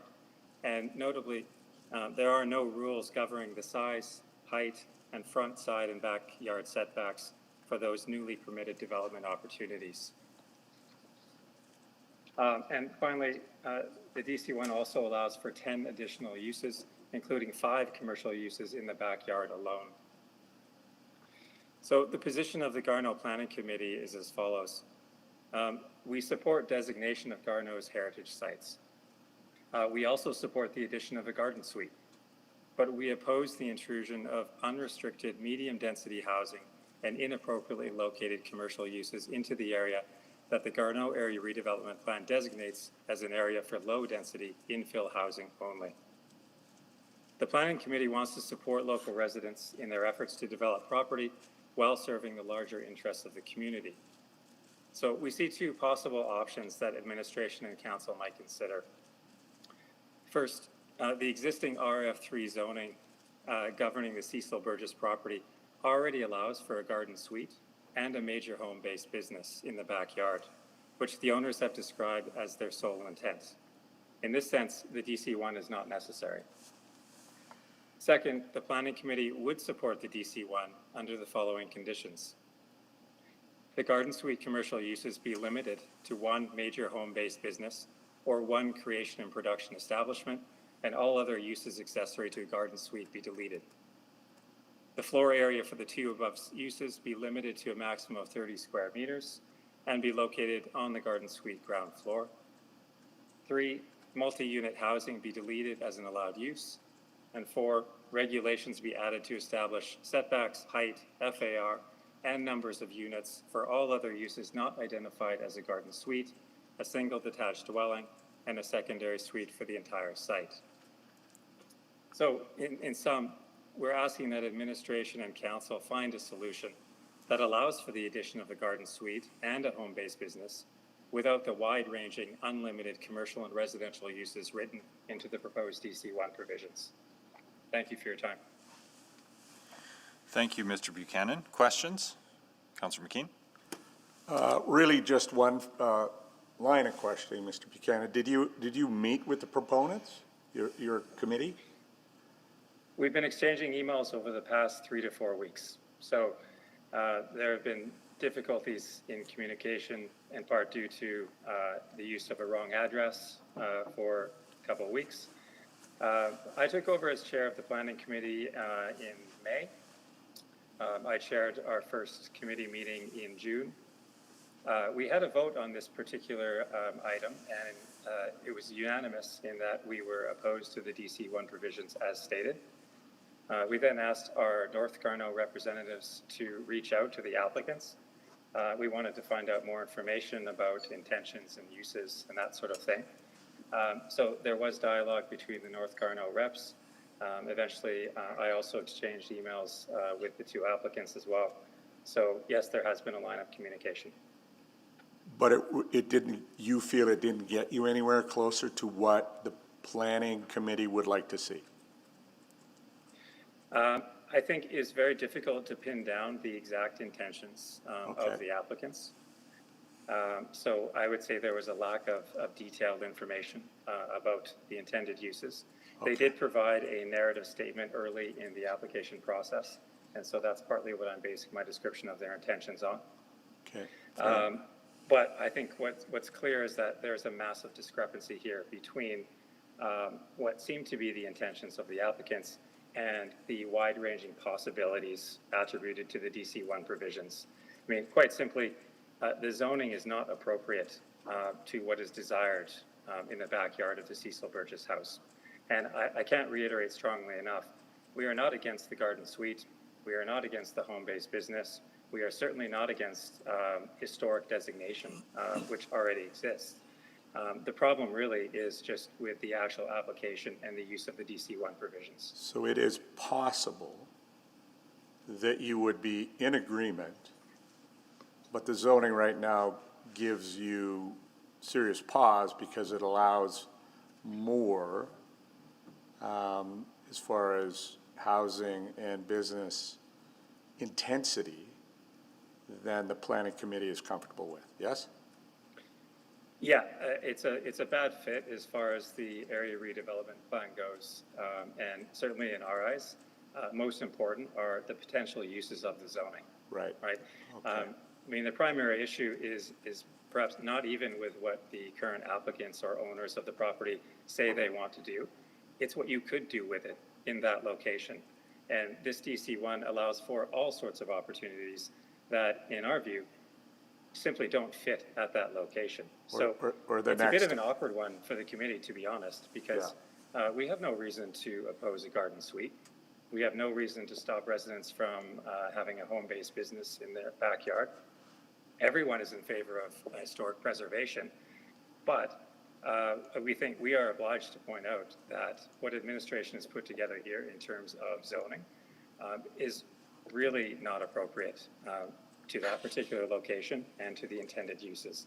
And that's why we've taken the extra steps here to point to possible options for ways to revise in order so that really the city will get their historic preservation and garden and suite, increased density and so on. The applicants should be allowed to do what they want to do with their property. And the community will be far more satisfied with zoning that is appropriate to those uses. Mr. Buchanan, thanks. I'll ask those questions of administration. Appreciate your input. Councillor McCain, if you could take the chair. Take the chair. Mr. Buchanan, which of the additional uses above and beyond what would normally be allowed, or just of any of the uses that are listed, can you specify which ones are the most of concern for you and the committee? Are you talking about commercial uses? Yes. Okay. Well, so part of the issue here is that when you look at the DC1 provisions at the city website, there's a list of 20 possible uses. And I believe the division of those possible uses are more particular to whether they can occur in the Cecil Burgess house or simply in the garden suite. But they range from convenience retail stores, childcare services, creation and production establishments, live work units, general retail stores. It seems like basically anything and everything would possibly be allowed at that particular site. My tendency these days is to not bring up the Garneau area redevelopment plan too much because it doesn't seem to get us too far. But one of the things in that plan is that we don't put commercial activities, particularly such wide-ranging ones, in the middle of a low-density residential area, particularly when there are ample opportunities for commercial activities on arterial roads all around North Garneau, as well as other parts of Garneau. So, but let me know if that answers your question or not. It does, and it anticipates the second one, which is, so what? What is the concern about those uses in that particular location? And I think I understand that GARP has not prioritized mixed use within the neighborhood. One could argue that this is in an edge condition because adjacent to the university and a lot of permeability to pedestrians coming both from the sort of high-level bridge side and the Saskatchewan Drive kind of area, as well as through over into campus and the housing that's there. All to say, it may not be as busy or as pivotal as the Sugar Bowl or other uses over there, but what would be the harm of some commercial activity occurring in that location? Well, actually, we're not arguing against some commercial activity. We support the applicants in their desire to have a home-based business, which is what they say their intentions are. What we are against are the wide-ranging possibilities written into the DC1 provisions.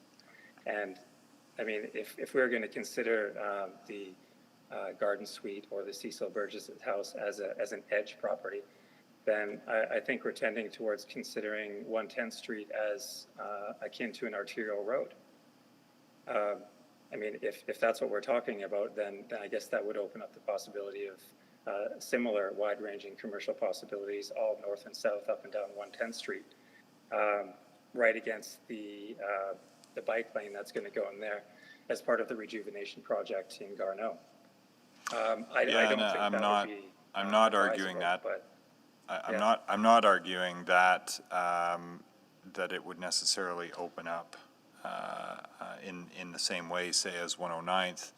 I think there are different kinds of edge conditions, but I understand the sort of slippery slope or precedent concern that tends to arise if you make dispensation for one property on the basis of an edge condition. Others might argue the same thing. So I hear where you're coming from on that.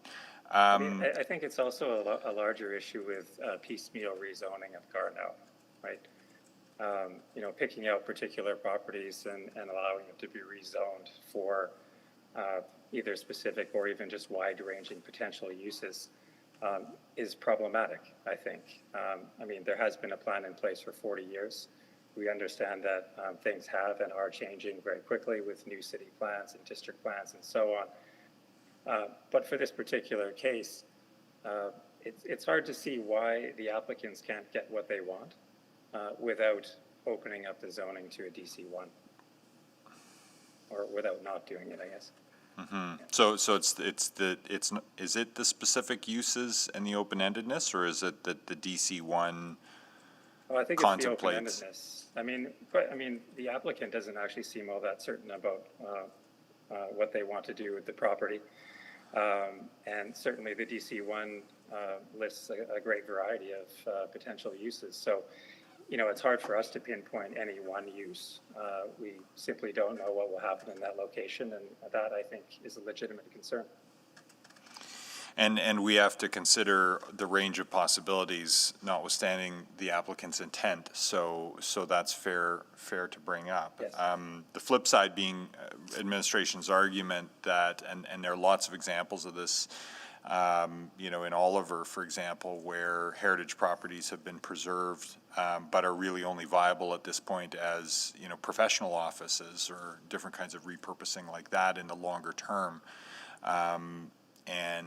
So I think it's a future-proofing against viability, if I understand administration's argument for offering some extra uses, and just wanted you to respond specifically to that argument from administration. I find it to be a rather searching argument. I think it suits their purposes, but it's one that can't really be substantiated. You might be able to point to examples in Garneau or in Oliver, but of course there are other examples of historic municipal resources that don't depend on secondary suites or home-based businesses or other such things. And certainly they don't depend on a DC1 of this sort in order to improve their viability. And I don't dispute the fact that what you're pointing to in Oliver is a legitimate example. I have no doubt that it is. I just think it's a fairly weak argument in this particular case for the particular DC1 in question. Thank you. I'm out of time, so I'll take the chair back. Chair? Any other questions for Mr. Buchanan? Okay, then let's turn to questions of administration. Councillor McKean. Mr. Pollock, is this yours? Ms. Mickelson will take the first round. Thanks. Ms. Mickelson, so the argument for Mr. Buchanan is they don't need a DC. They could have a home-based business and they could have a garden suite. Please give me the rationale for this DC from administration's perspective. Sure. First of all, the heritage bylaw designation does require that this get rezoned to DC1. It doesn't always happen because it is applicant driven, but the designation does require that the site be rezoned to DC1. Secondly, what you're seeing as additional uses are specific to the garden suite. So the convenience retail stores, creation and production establishments, general retail stores, professional financial office support services, and specialty food services are only allowed in the garden suite. The other uses that appear to be non-residential are taken from the RF3 list of permitted and discretionary uses. The RF3 zone does allow single detached house and does allow garden suites. What the applicant is seeking is some relaxations of setbacks, additional height, and those additional uses in the garden suite, which does, as you say, future-proof the site or allow for additional opportunities at the site to make things like heritage preservation more viable. So I think Mr. Buchanan raised the potential for row housing or lodging houses. So that would be just the RF3 zone allows that. Is that what you're saying, Ms. Mickelson? That's correct. So the RF3 zone allows for multi-unit housing, which could be in the form of row housing. And the RF3 zone allows for lodging houses as a discretionary use. So a lodging house could go into the heritage home, yes? It could potentially. But to put row housing in there, you'd have to demolish something, yes? You would have to do a significant alteration to the building. Right, right. Is it designated? It is. It is designated, so they couldn't demolish it for row housing? No, they could not. Okay. So the businesses are restricted to the garden suite? That's correct. And the size of the overall floor area for the garden suite is quite small. You would see smaller businesses in that location as expected of a garden suite. So this wouldn't allow a law office or an architect's office to go into the heritage home itself? You could have a major or minor home-based business in the primary residence. As well as a business in the garden suite? Yes. Okay. I wonder, I guess my one thought as I was listening to Mr. Buchanan is there maybe hasn't been much communication and the opportunity, it would be council's discretion, but to send this back and have administration work with the Garneau Planning Committee as well as the applicants and see if we could narrow this down to reduce some of the concerns that the Planning Committee raised, which may be unrealistic. Like the applicant may be able to, and maybe the DC's tightened up a little bit to assuage those concerns. Any thoughts on that, Ms. Mickelson? Based on the advance notice that we did send on the application and the responses we received, we didn't feel that additional engagement was necessary. And based on our review of the application and the typical application of Heritage DC1s, as administration, we feel that the uses that are being applied and the regulations that are being applied here are reasonable. I'm not sure if a referral for more conversation would yield any changes. Ultimately, that is up to council. Yeah, I get that. And just about engagement, were there any, were you hamstrung at all by, which I know we have been over the past 16 months or so, hamstrung by COVID? Are we confident that the engagement was significant enough? I guess that would be my other concern. We base a lot of our decision on further engagement on that notice of the application that we sent out, or sent out in general. And when we sent this one out, we didn't receive any communication back. Later in the process, we did hear from the Garneau Planning Committee, but prior to that, we didn't. So we didn't host an Engaged Edmonton webpage, and likely if this wasn't COVID times, we wouldn't have held an in-person event for an application like this.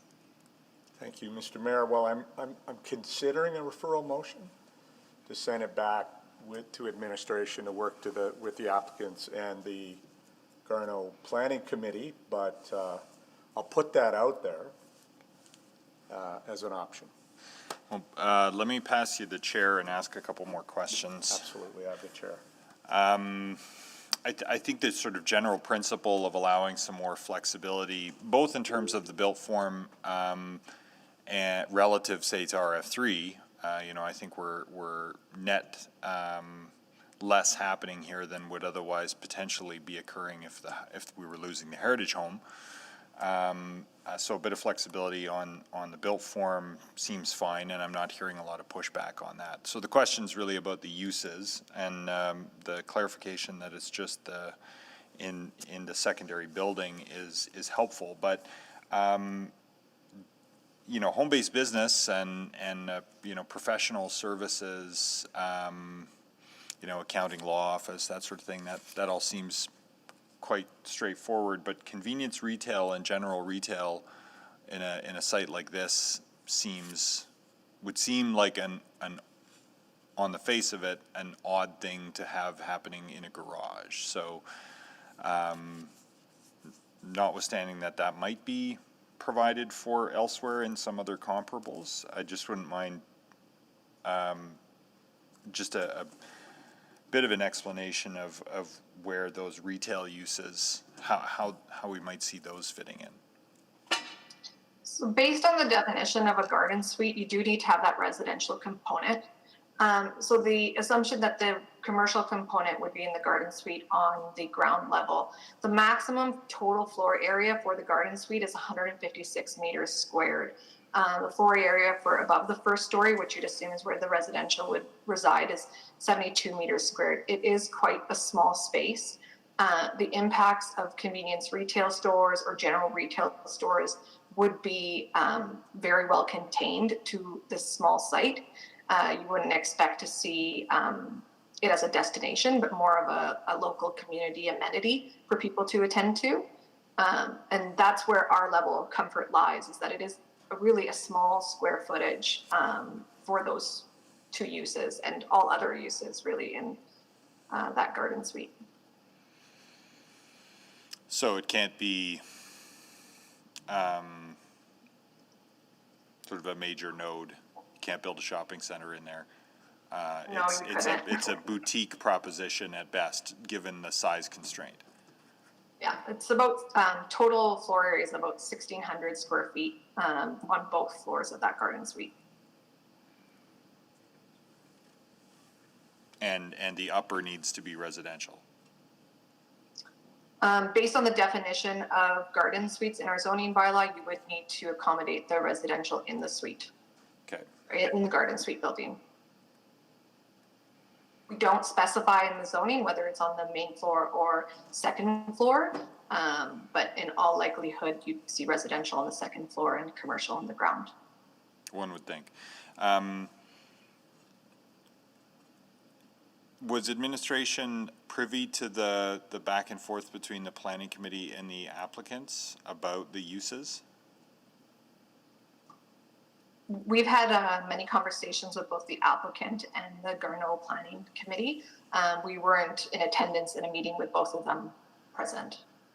Okay, so you wouldn't be able to advise on if there were, if there was any flexibility on the uses or rationalization of them, because to Councillor McKean's point, sending it back over all of that versus a DC that can be amended, uses can be limited or eliminated in the form of an amendment here today without having to re-advertise. So perhaps under new information, the applicants can speak to their rationale for those uses and whether there's any flexibility around those given what's been raised here today, and then perhaps that there might be a pathway for us to deal with that today without a full bore referral. So don't you think? Mayor, if I may add, what we're dealing with today is a one-lot rezoning of a heritage building. And it's a rezoning that allows a heritage building to continue and to be reinvested in through the different uses allowed in the garden suite. And a garden suite with commercial uses that are severely constrained, not only by size, but by basically function and location. The garden suite has very similar setbacks and floor area as would be required in any garden suite today, but just adding those additional commercial uses, which would have to be somewhere around 750 square feet, are pretty much, I would say, has virtually zero impact. Is it even feasible would be the other question on that basis. And so to what end is it included is where my mind goes. But perhaps I'm not thinking laterally enough, but I'm out of time, so I'll take the chair back. Return the chair. And perhaps we could call for a little new information now, unless there are any other questions of the planners. Not seeing any. Is there any new information from those registered in favor on the topics that have been raised? Yeah, I would just say that at least one of the people that I represent is actually on the planning committee, and felt that their ideas were dismissed because they weren't in keeping with some of the other members. So I would challenge David's assessment that he is representing all of the Garneau Planning Committee. I think he's representing a small group.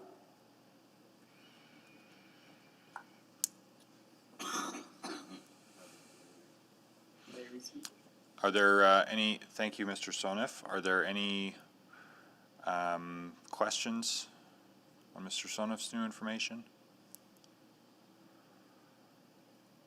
Okay, not seeing any. Ms. Lee, did you have any new information? We just wanted to mention about those two specific uses that were raised about retail stores. So when we presented our idea to the city, and we had a very extensive conversation with the city planners as well as our neighbors, and then community league at the time, we have been engaging throughout our whole thought process here, and we've come up with those uses that we believe that it is that supports our vision and also has not created negative impacts for our neighbors, because there has been a previous discussion here, the uses that are presented are specific to a garden suite, and the space that we're presenting is a very, very small space. So we don't anticipate that we will have millions of cars driven into our neighborhood to create an offsite impact. So that's the rationale behind all those other 5 additional commercial uses that's presented that are supporting our vision that what we're trying to achieve here. Thank you. Thank you. Any questions for Ms. Lee? Go ahead, Councillor McKean. Yeah, Ms. Lee, thank you for that. So I think one of the things that gave some pause to the planning committee was convenience retail. And I'm not sure what our definition exactly is of that, but it might, it might encompass a lot of things. But I think, people start to think of a 7-Eleven, very small 7-Eleven. Can you help us at all with what your vision is? Or is it broad and wide open right now? It's not really a broad and wide open per se, because our vision, like we mentioned, we are trying to open up a small home office / woodworking studio. So creation and production establishment or general retail, those kind of uses, we thought it will be very accessory. That's what we're trying to do. Convenience retail store, I do agree, it may not be fit perfectly into our vision. So if that's a triggering point, then we are willing to eliminate the use from this through amendments. Yeah.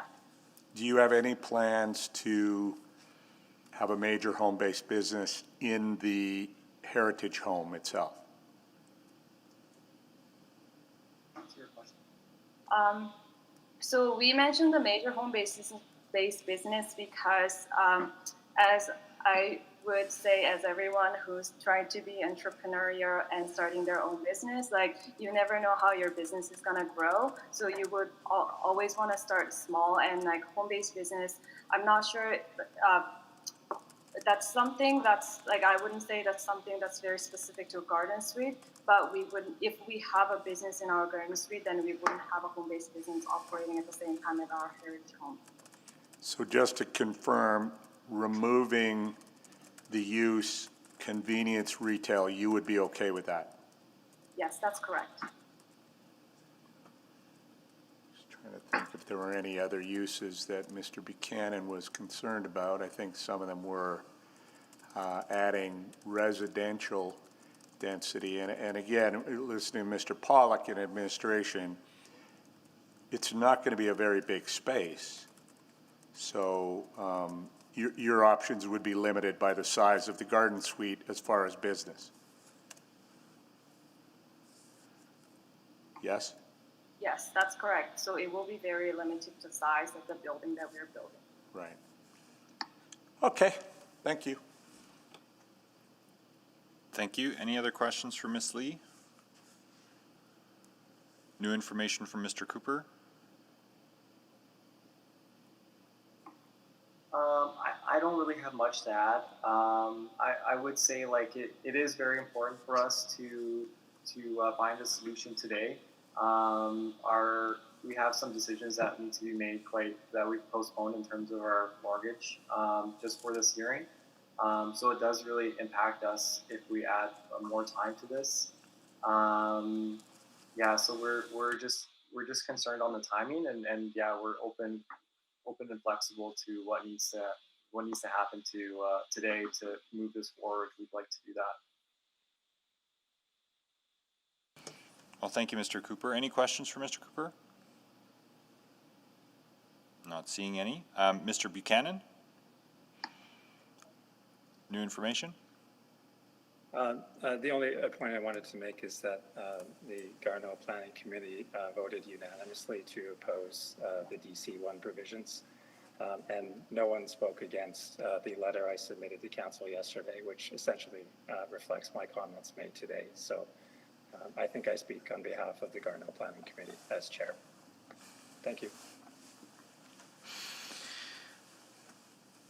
Understood. Thank you, Mr. Buchanan. Councillor McKean? Yeah, I'm just on there from before. Oh, okay. So I see no questions then for Mr. Buchanan. Thank you for the new information. Councillor McKean? Yeah, I guess we're at the point where I would like to move an amendment to the DC to remove convenience retail from the uses, which the applicant said was okay by them, and I think might be one of the uses that is causing concern for the neighborhood. Okay. Seconder? Councillor Walters? Okay. So we'll just give administration a moment to Should be ready to come on over.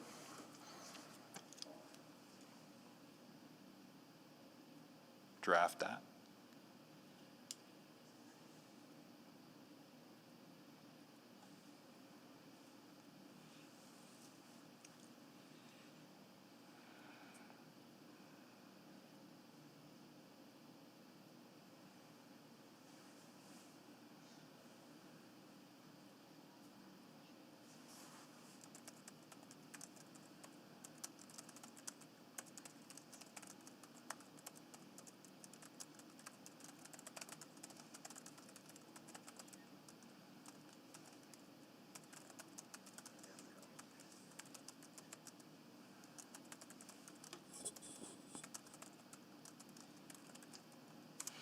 Okay. You want to read that in, Councillor? Yes, that Schedule B of Charter Bylaw 19789 be amended to delete convenience retail stores from Section 3 and remove the words convenience retail stores from Section 4.4. I'll second that.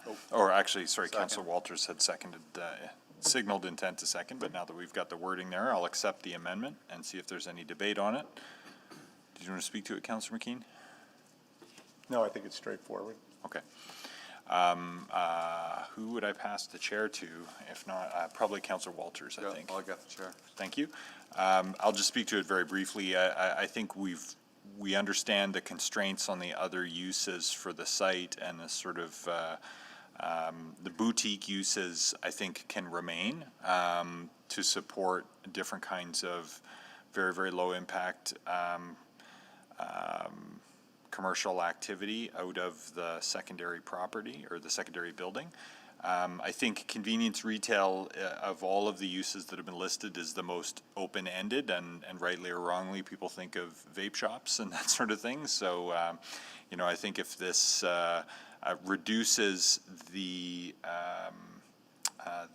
uncertainty here, and with the understanding and consent of the applicants, I think this is a good change to make, and I hope that with this change made, that we'd be able to proceed to a decision today and support moving on one way or the other. So, so I'll support this change, and absent any others or any other new information, then hopefully we'll be able to proceed. So, take chair back Return the chair.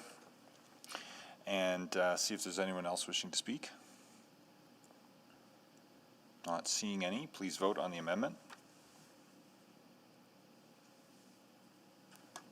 Yes, Mr. Mayor, just re-enter.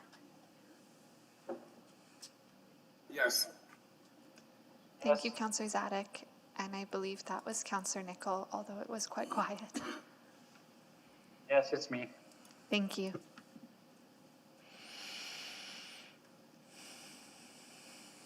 Yes, for me. Thank you, Councillor Benga, and we're just missing Councillors Esslinger and Paquette. Yes, for me. Thank you.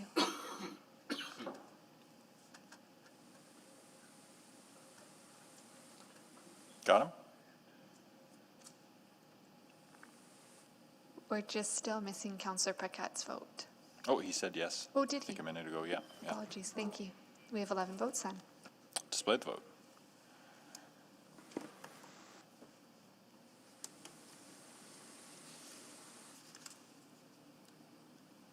If we're able to. Or you can tell me what it is and I'll trust you. It was a unanimous. Okay, so the amendment carried unanimously.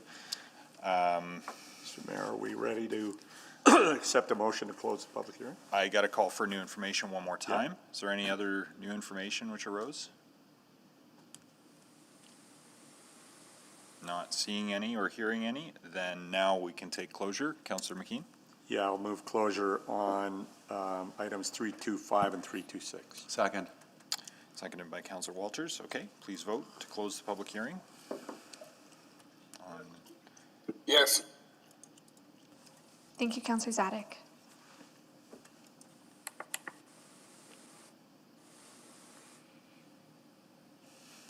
Yes. Thank you, Councillor Benga, and we're just missing Councillor Nicol. Yes.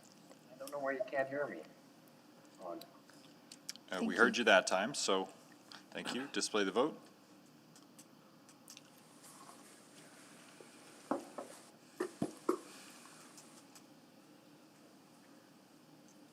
Display the vote, and that's carried unanimously. Mr. Mayor, I'll move first reading on 325 and 326 and speak to it briefly. As amended. Second. Second, moved and seconded. Go ahead, speaking to it. Yeah, I just wanted to say that, I hope we got the pain point, the major pain point satisfied for the Garneau Planning Committee. I think, and Mr. Pollock's describing the size of the garden suite kind of helped me too with the potential impact of this. But I just, we have suspended work on the Glenora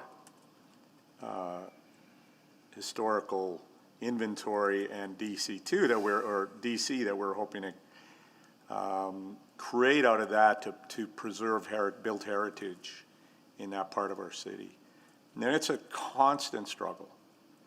Designation is attractive enough for some people, and bless them. These are labors of love when you take on a heritage home. I know that, and it can be very costly and difficult. And so when I was reading this, and again, with all due respect to the Planning Committee and their concerns, this is another way to help preserve another example of built heritage in Edmonton. So I really like the idea, and from the sounds of it, I think the two parties would actually be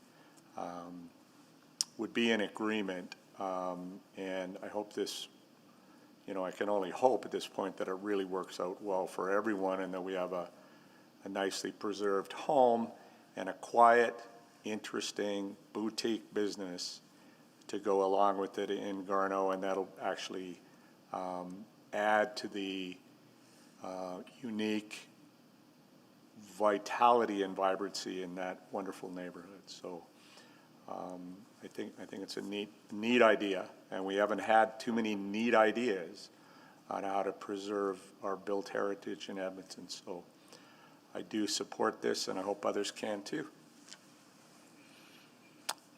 Thank you. I see no one else on the board, so please vote.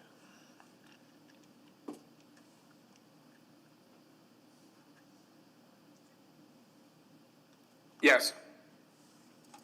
Thank you, Councillor Zadek.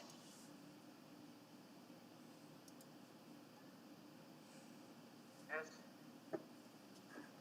Thank you, Councillor Nickel.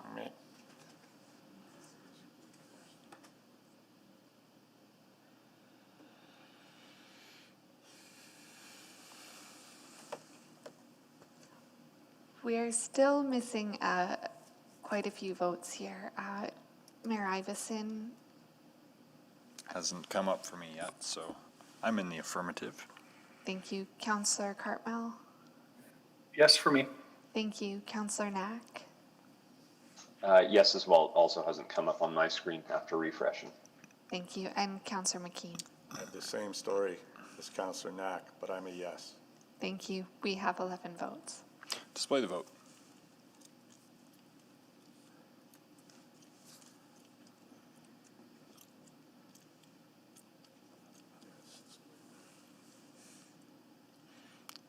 Looks like it's unanimous on Councillor Katarina's machine. It was on Ms. Orbel's as well. Excellent. Okay. First reading is carried unanimously. Yeah, and I hope eScribe is listening. I will move second reading of 325 and 326. I will second it. Please vote. Yes. Thank you, Councillor Nickel. Came up. Oh, it came up this time. I believe that was Councillor Zadek. Yep, I think so. So we have 11 votes, Mr. Mayor. Display the vote. That's carried unanimously. I will move consideration of third reading on the bylaws. Seconder? Second. To allow third reading to proceed, please vote. Yes. Yes.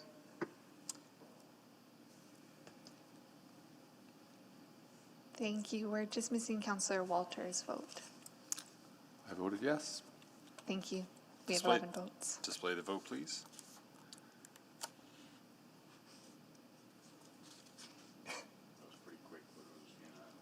Carried. Apologies, yes, it was unanimous. Okay. Mr. Mayor, I'll move third reading of bylaw 19788 and 19789. Second. On third and final reading, please vote. Hey, it popped up real quick that time. Yes. Thank you, Councillor Nickel. Yes. Thank you, Councillor Zadek. We have 11 votes. Mr. Display Mayor. the vote, please. Carried. Okay, question for council. We've got the Holyrood item to deal with yet. Default would be we would break for 90 minutes now and then start that up at 7 o'clock unless there are suggestions to do otherwise. I can move that we, well, I'd be interested to move that we can extend to finish. But There are I would 9 entertain speakers. Counter, There are 9 speakers on it, so it will take a little while to get through. So I would favor shortening the dinner break, maybe considerably, even just to a few minutes, so we can grab something. I move that we considerably shorten our dinner break. Can you be more specific, Councillor Paquette? Yeah, I mean, I don't want to put anyone out, but maybe a 45-minute break. If that's long enough, if it's not, I'm open to 60 minutes. Does Uber Eats deliver to City Hall? Yeah, can we get a pizza here in that time, is the question. Mr. Mayor, I can't make, I'll have to be back at 7, quarter after 7. Understood. So I've got a motion to shorten it by 45 minutes was the first one I heard, and then I heard some other suggestions on that. I mean, I think the saw-off is either we take sort of 10 minutes to refresh and then power through, or we take at least an hour so that those of us who are here can get something and get back in time. I think those are the real choices. Halfway in between kind of isn't enough to get food and then still keeps us here late is kind of the tension. So not sure what to suggest. I will move that we take a 10-minute break and then restart. Yeah, I withdraw my motion, Mr. Mayor. Okay. So folks, it's other than Councillor Nicol, who has an obligation over the break. I'm hearing Councillor McKean suggest a 10-minute break, and then we power through. So I need a seconder for that. Second. Councillor Paquette. Okay. Is there any debate on that? Anyone with another suggestion? Okay, well, I'm all for getting home 80 minutes earlier, so I'll support this approach. So please vote.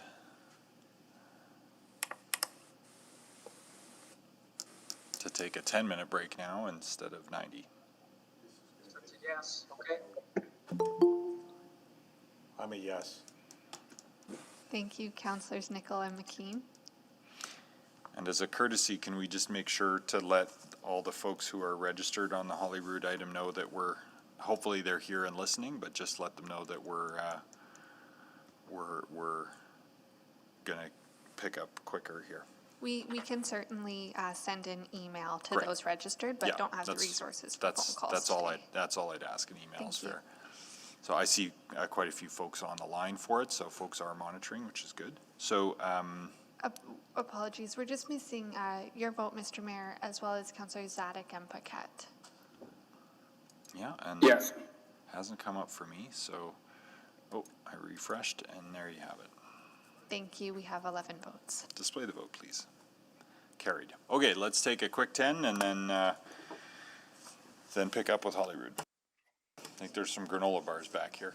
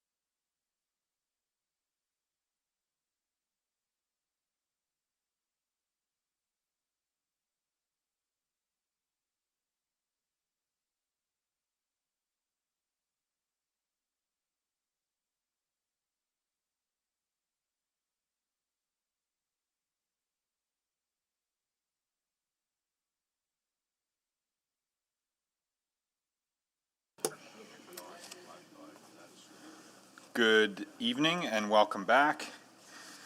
We have depleted the granola bar, the strategic granola bar supply.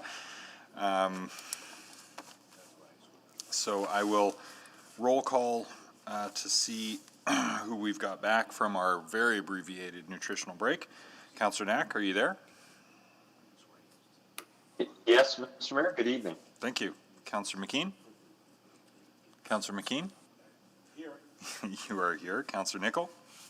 He let us know he couldn't stick around. Councillor Paquette?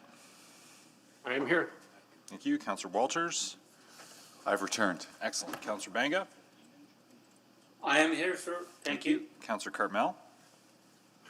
I'm here, thanks. Thank you. Councillor Katarina? I'm here, Mr. Mayor. Thank you. Councillor Zadig? Good evening. Good evening. And Councillor Essinger? I'm present. Excellent. Okay, that's 10, so that's enough to get going. Now, just to clarify, there may be a couple people still on the call from earlier wondering when we're getting to their items, and some of those are items that were passed at the very beginning of the meeting. So just to be really clear for everyone on the call, the remaining item of business to deal with tonight is item 329, which is the Holyrood item. And if you've got any process questions outside of that or something's not clear, you can write to city.clerk@edmonton.ca. But the other items have all been dealt with up to this point, so just FYI. I understand we've had one speaker withdraw on account of the timing, and which is unfortunate, but it is what it is. So, but we have the preponderance of speakers here and ready to go. So let's get the presentation from our planners on the Holyrood application here, and then we will hear from speakers. So, Mr. Pollock, go ahead. Thanks. We'll go back to Ms. Mickelson on this one. Hello, good evening. This application proposes to change the previously approved DC2 1001 Holyrood Gardens, primarily to increase the amount of dwellings on the site.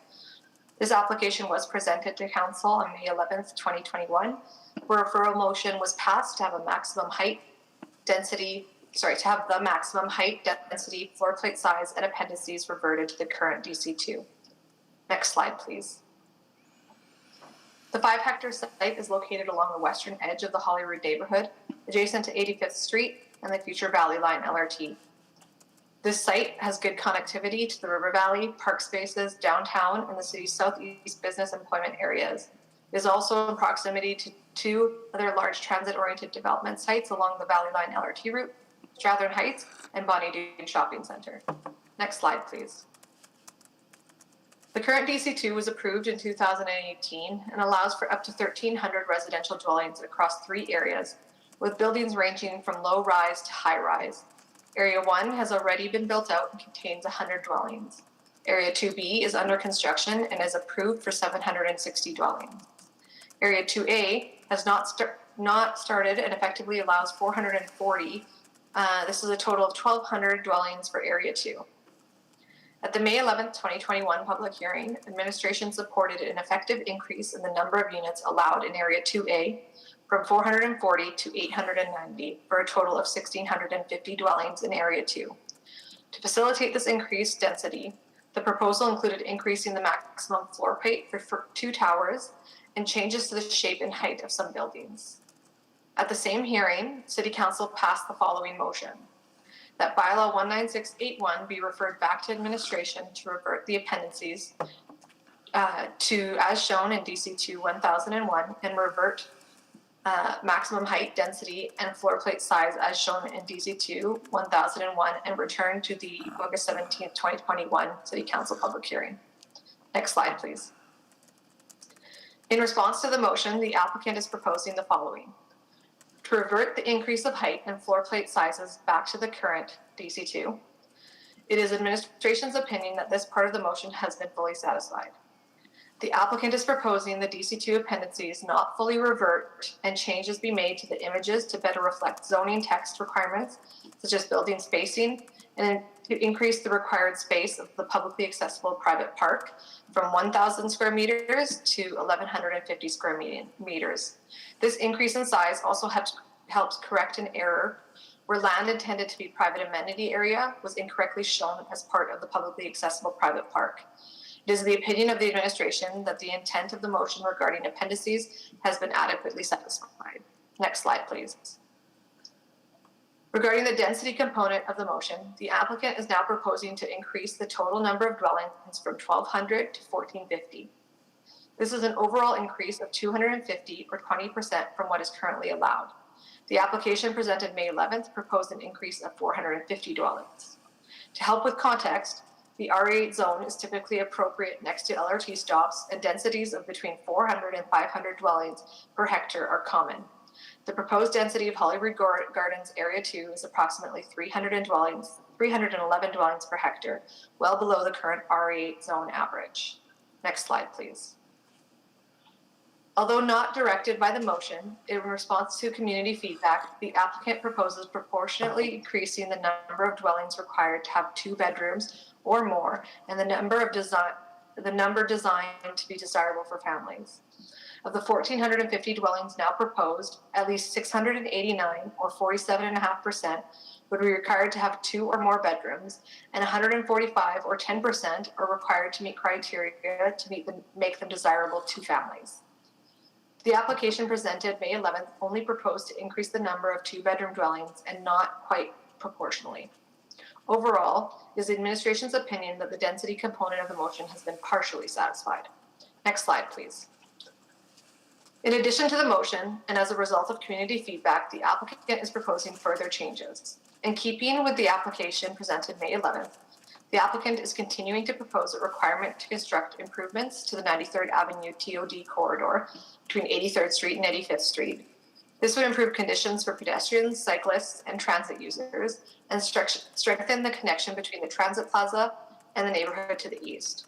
A rendering of these potential improvements is shown on the slide. In response to community feedback, the applicant is proposing to keep the maximum number of parking spaces to 1,425 for all uses, residential, visitor, and commercial combined. Effectively, this is the maximum currently allowed under the DC2 for 1,200 dwellings. Limiting the parking amount to what is already approved helps to ensure that traffic generated from the site does not increase with the proposed increase in density. The application presented May 11th proposed 1,720 parking spaces. The applicant continues to propose adjusting the west lot line setback as well as other administrative changes. Next slide, please. The current DC2 provision was approved before the city plan project commenced. In the city plan, the nearby Bonnie Doon Mall is identified as the center of the district node, and 85th Street adjacent to this site is considered a secondary corridor. Along an LRT line on the edge of a district node, the city plan recommends higher density developments, and therefore the development intensity and built form of both the current and proposed DC2 provisions are in good alignment with and support the infill objectives of the city plan. Next slide, please. Following the May 11th motion, administration sent an informal public hearing update email to those who have participated in prior public engagement sessions or have otherwise contacted the city about the application. This email informed residents about the motion passed during the May 11th public hearing and the general response provided by the applicant. While there were similar points of concern raised from previous engagement sessions, the most significant feedback we heard was that having to deal with the zoning for the site again was incredibly frustrating. Many people communicated any increase in density is still not appropriate and felt that their past effort undertaken to negotiate and compromise the current DC2 becomes somewhat wasted. On July 6th, the developer and administration met with the Hollywood Development Committee to discuss the motion and processes. Next slide, please. In conclusion, while the changes since May 11th do not fully address Council's motion, they do improve the proposal and administration supports the application. The overall intent for the site is to build a mixed-use, high-density, transit-oriented development centered around an LRT stop has not changed. The proposed DC2 would result in more developer-paid contributions to improve active mode connections and increases the minimum number of dwellings with 2 or more bedrooms. It is our position that this is the right building form and density for this location. Administration believes the proposal will contribute in a positive manner to the broader area and support citywide infill objectives and transit-oriented development in accordance with the city plan. Thank you. Thank you, Ms. Mickelson. Let's now hear from Mr. Dunna. Or actually, he's registered for questions only, I note. Questions for Mr. Dunna, starting with Councillor McKean. Yeah, thanks, Mr. Mayor. Mr. Duna, you're on the call. Yes, I am. Yeah, so I think certainly one of the pinch points here is density.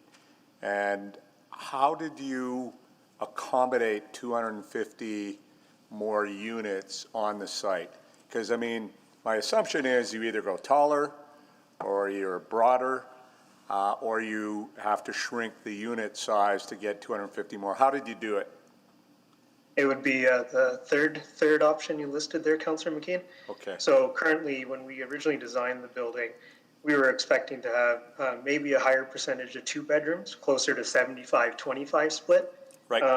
Over the past several years, we've signed kind of a more of a 50-50 split on many of our projects. And so that's where you're seeing us being able to accommodate those units. So you're still getting, you're pretty close to 50-50. You're still getting 50% 2 bedrooms. And there was, listening to Ms. Mickelson, and I apologize, but 10% would be family-oriented units? I believe it was a little bit higher, but that sounds about correct, yeah. Okay. And the park has increased in size. And if memory serves, that is a fully accessible park for anybody in Holyrood, yes? That is correct, sir. Okay. And you've also taken on some contributions to improving 93rd Avenue. Yeah, after the last council hearing, I believe we went back, we listened to the community, and we addressed 2 of the motion items. The third one, with the increase in units, is tied largely to the 93rd Ave improvements and some of the other good stuff that the community believed we had the last time. So maintaining some of this good stuff and the 93rd Ave improvements, which will cost us, we believe, over $600,000 to make these improvements. This was the unit number and density number we needed to achieve in order to keep all the original agreed upon items in the May 11th that we had presented.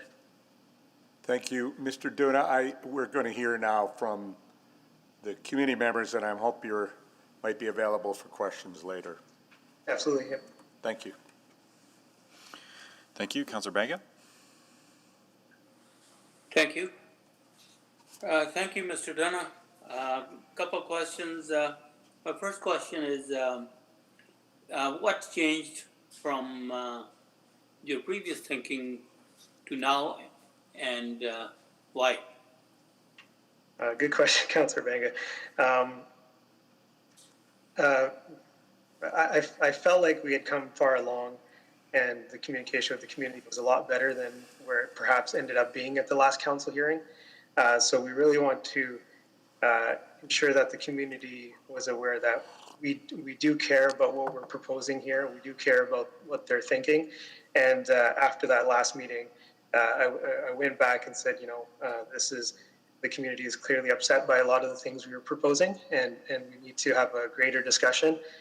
So we presented a different option. We chatted with the HDC about a month ago by virtual meeting, and we felt like this was a good compromise of what they were looking, and to keep the honesty and integrity of the past process alongside the ask to keep the good stuff from the last from our May 11 application, and our desire to continue with construction and what we need in order to get our financing arranged.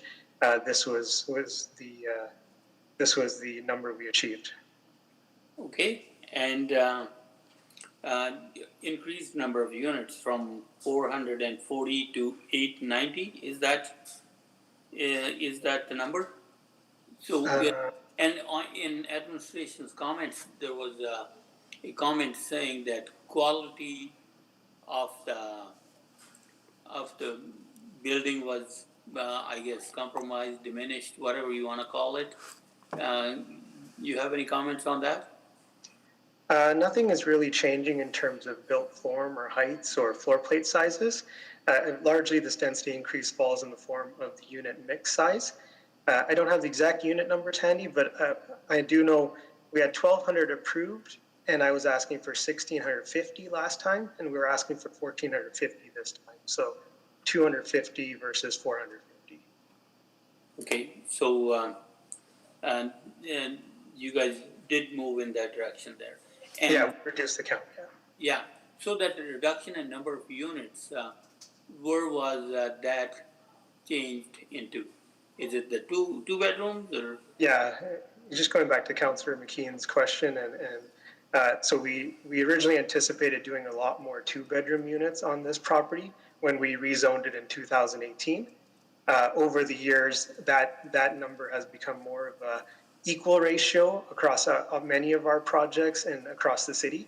So I think you're seeing a lot more 50-50, maybe a 60-40 split instead of a 75-25 split. So that's where this where we're able to accommodate this increase in units. Okay, could you remind me the amount of community contributions again, amenity contributions? So there's obviously a lot of the public spaces, the increase in the public park. Affordable housing is now different, but the 93rd Ave improvements was a big one in this specific application. So in exchange for 250 units, in addition to all the good stuff, the 93rd Ave improvements with the multimodal accesses, we anticipate with our consultants is going to be over $600,000, and that includes bike lanes and a traffic circle. I'm not sure what else they call it, but it's a traffic circle type setup and a few of those other kind of considerations. So that's where we're at. Okay, so with this, I guess increase in units from 1,200 to 1,450 is your absolute best, I guess. That's correct, Councillor Benga. We're now at a point where we believe we've come forward and brought back a revision that we can live with. It's something our lenders have told us they can live with and to finance the next part of construction. And if we're not able to achieve the 250, then basically construction won't be able to proceed. So I think we'll come back with the absolutely best we can bring back to the table at this point. And we appreciate administration's support on what we've brought back. Thank you. Thank you. Any other questions for Mr. Dona? Not seeing any. Then we'll turn to those registered to present in opposition, starting with Ms. Forster. Jamie, are you there? Sorry, I'm here. Go ahead.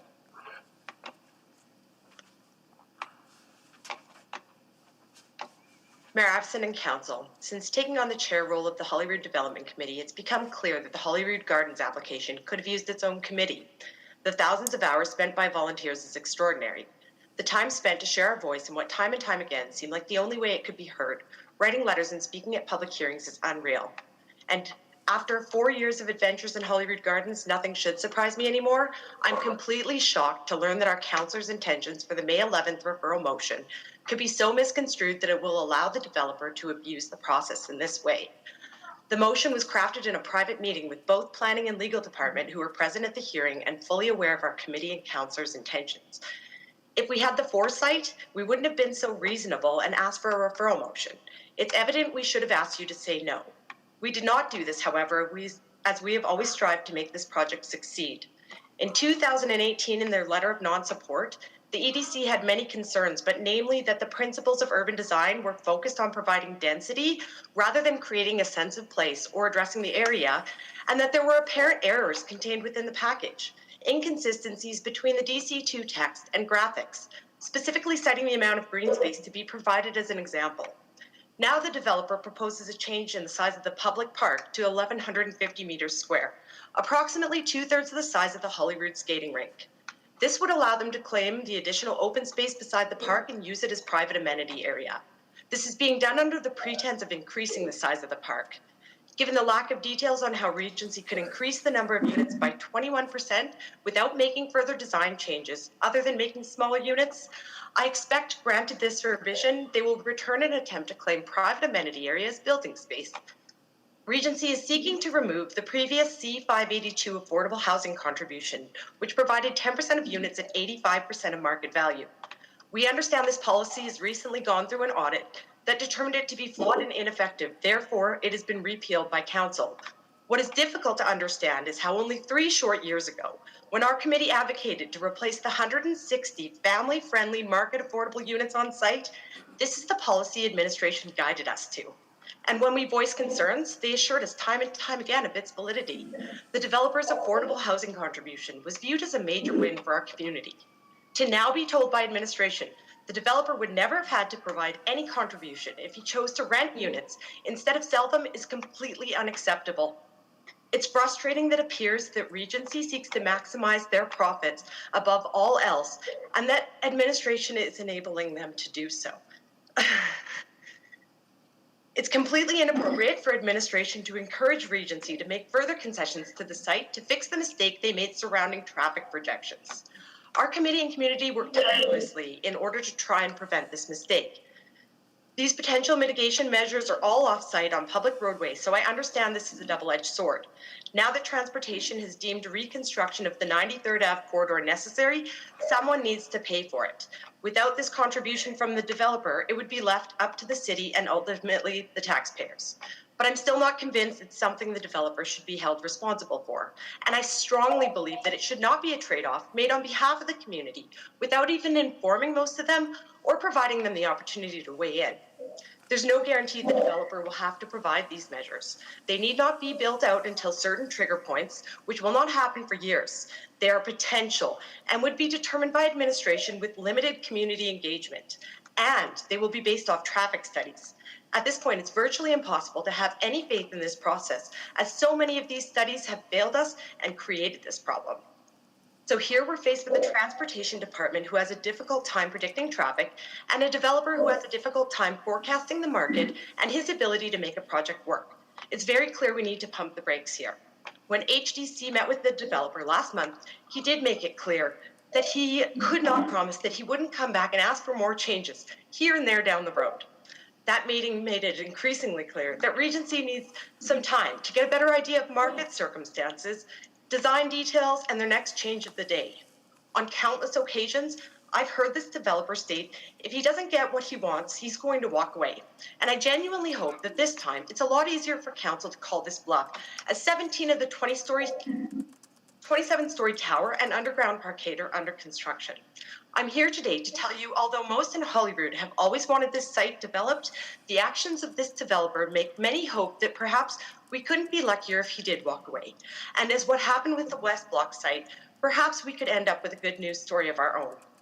Today, the onus is on you to tell the developer what is appropriate behavior and set the record straight on where communities and citizens stand as we work towards the vision of our city plan. Thank you, Ms. Forster. Questions? Councillor McKean. Thank you, Ms. Forster. Thank you for your presentation. And I'm sorry to hear of all your frustration. I mean that with all sincerity. It's a very confounding process. I know that, and I know you guys are very sincere in your concern for the community. So there's a lot of history here. And what I want to try to get at, and I'm not going to ask each and every one of you, but what are the real world impacts to this? You know, we're hearing that the major change is 250 additional units, accommodated by mostly going from 2-bedroom to 1-bedroom, or reducing the number of 2 bedrooms. So I think that's what we always have to deal with, is what are the real on the street or in the community impacts that you're concerned about? Again, so your frustration with administration, your frustration with the developer, well, we're here today, and I just want to I need something to stand on for my vote, either way, yes or no. I need to know that there's something significant here that council needs to hear. So what are the implications of this latest iteration that really concern you? There's so many things that really concern me, and I think it's the point that where we're at now. And I have a really hard time with the pretense that we're gaining more when I really felt we've lost so much over the course of this process. One of the biggest ones that I want to talk about is the removal of that policy that's been repealed by council. And it's something that I think was huge for our community. That was seen as a very major win. Our communities always sat down with good faith and tried to negotiate things that would make this development better and help to integrate it with our neighborhood. And although we weren't able to put that market affordable housing here, it was a big win for everything, for the whole project.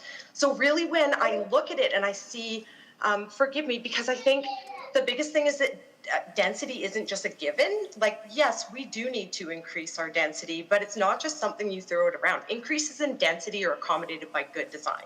And this is not a good design. Our very own Edmonton Design Committee has not supported this design 2 times, saying that it is a bad design. So I guess that's it. We worked really hard to get to a point where this was something that the community would live with. And there are a lot of tangible effects. I mean, even down to little things like, forgive me, maybe I'm missing something and there's a clarification that needs to be made. But when I heard Mr. Jenna talk about all the amount of open space that's being provided, I guess I'm sort of shocked to hear that, because when I sat down and looked at the development permit, the only space that's open space for our community is that public park that he's actually looking to take some space away from now. So at the end of the day, there were a few major wins that made this acceptable to our community, and I feel like we're losing a lot of those. And I just don't see why we would increase the density without improvements to the design. I'm sorry, I don't know. Yeah, no, and I think the developer's argument and administration's argument, I suppose, is that he's investing money now in improvements to 93rd Ave, and that's part of the trade-off for extra density. But the affordable housing thing, I know you brought it up to me in a recent conversation too. That is, it seems to me you're quite sincere about that there is an affordable housing. There was affordable housing on the site, and those people became part of your community, and you really felt almost a sense of duty to that notion of affordable housing in Holyrood. And just to refresh your memory as well, we tied that back to the sustainability of the English language program at our Holyrood school. Like, there's a bigger component to the mixed demographics that those market affordable rentals were providing to our community. And yes, those people were our friends and our neighbors, and we did want to advocate to get them back. You know, I'm out of time. I appreciate your advocacy very much. I'm trying to channel Ben Henderson and probably doing a lousy job of it, but I appreciate your comments. Thank you. Thank you. Councillor Banga? Thank you, Mr. Mayor. Jamie, sorry I forgot your last name. Just wanted to ask you, you said that there is abuse of the process by the developer. Could you elaborate on it a little further? So sure, I'll be perfectly clear, because this was made clear to me as soon as I heard that the developer was not intending to follow council's referral motion, is that legally he is allowed to do all of this. But I think morally, as one of my colleagues always talks about the spirit of the law, that's where the abusive process is having to have the developer come back with essentially what our committee sees as a new rezoning application on a referral motion. We don't see him following council's direction. We see him coming back with alternate ideas. And people should be informed about that. It shouldn't just be, we recognize that, sorry again, it was made very clear to me that legally administration has gone over and above and done more than what they legally needed to do. But to notify 53 people again, at the end of the COVID pandemic, after the history of this application, and to think for people that would have followed along and maybe snuck away for some type of vacation, to think that there was a referral motion made with very specific directive and the developer actually has grounds to do whatever he wants and comes back with whatever he wants. I think that is where we feel that morally this process is being abused. So I know there probably are several points of contention. If you were to, I guess, rank your points of contention 1, 2, 3, what would they be? So sorry, I can only speak for myself personally. But I'm going to say, after the amount of time that I've spent advocating on this file for both the affordable housing and the amount of time that our community and our committee spent trying to make people realize that even though these traffic studies said there wasn't going to be a problem, that logically there was going to be a problem, and we had a bigger responsibility to move forward with Vision Zero strategies to build responsible, forgiving roadways rather than create problems. I think those are my two biggest issues. That's two areas where I really feel like administration may feel like they've created a solution, but I'm not convinced that that's the right solution. Okay, so you commented on the affordable housing portion. That did you know that that is not something that the developer developed this, and it's the city direction, because that initiative wasn't really benefiting from this?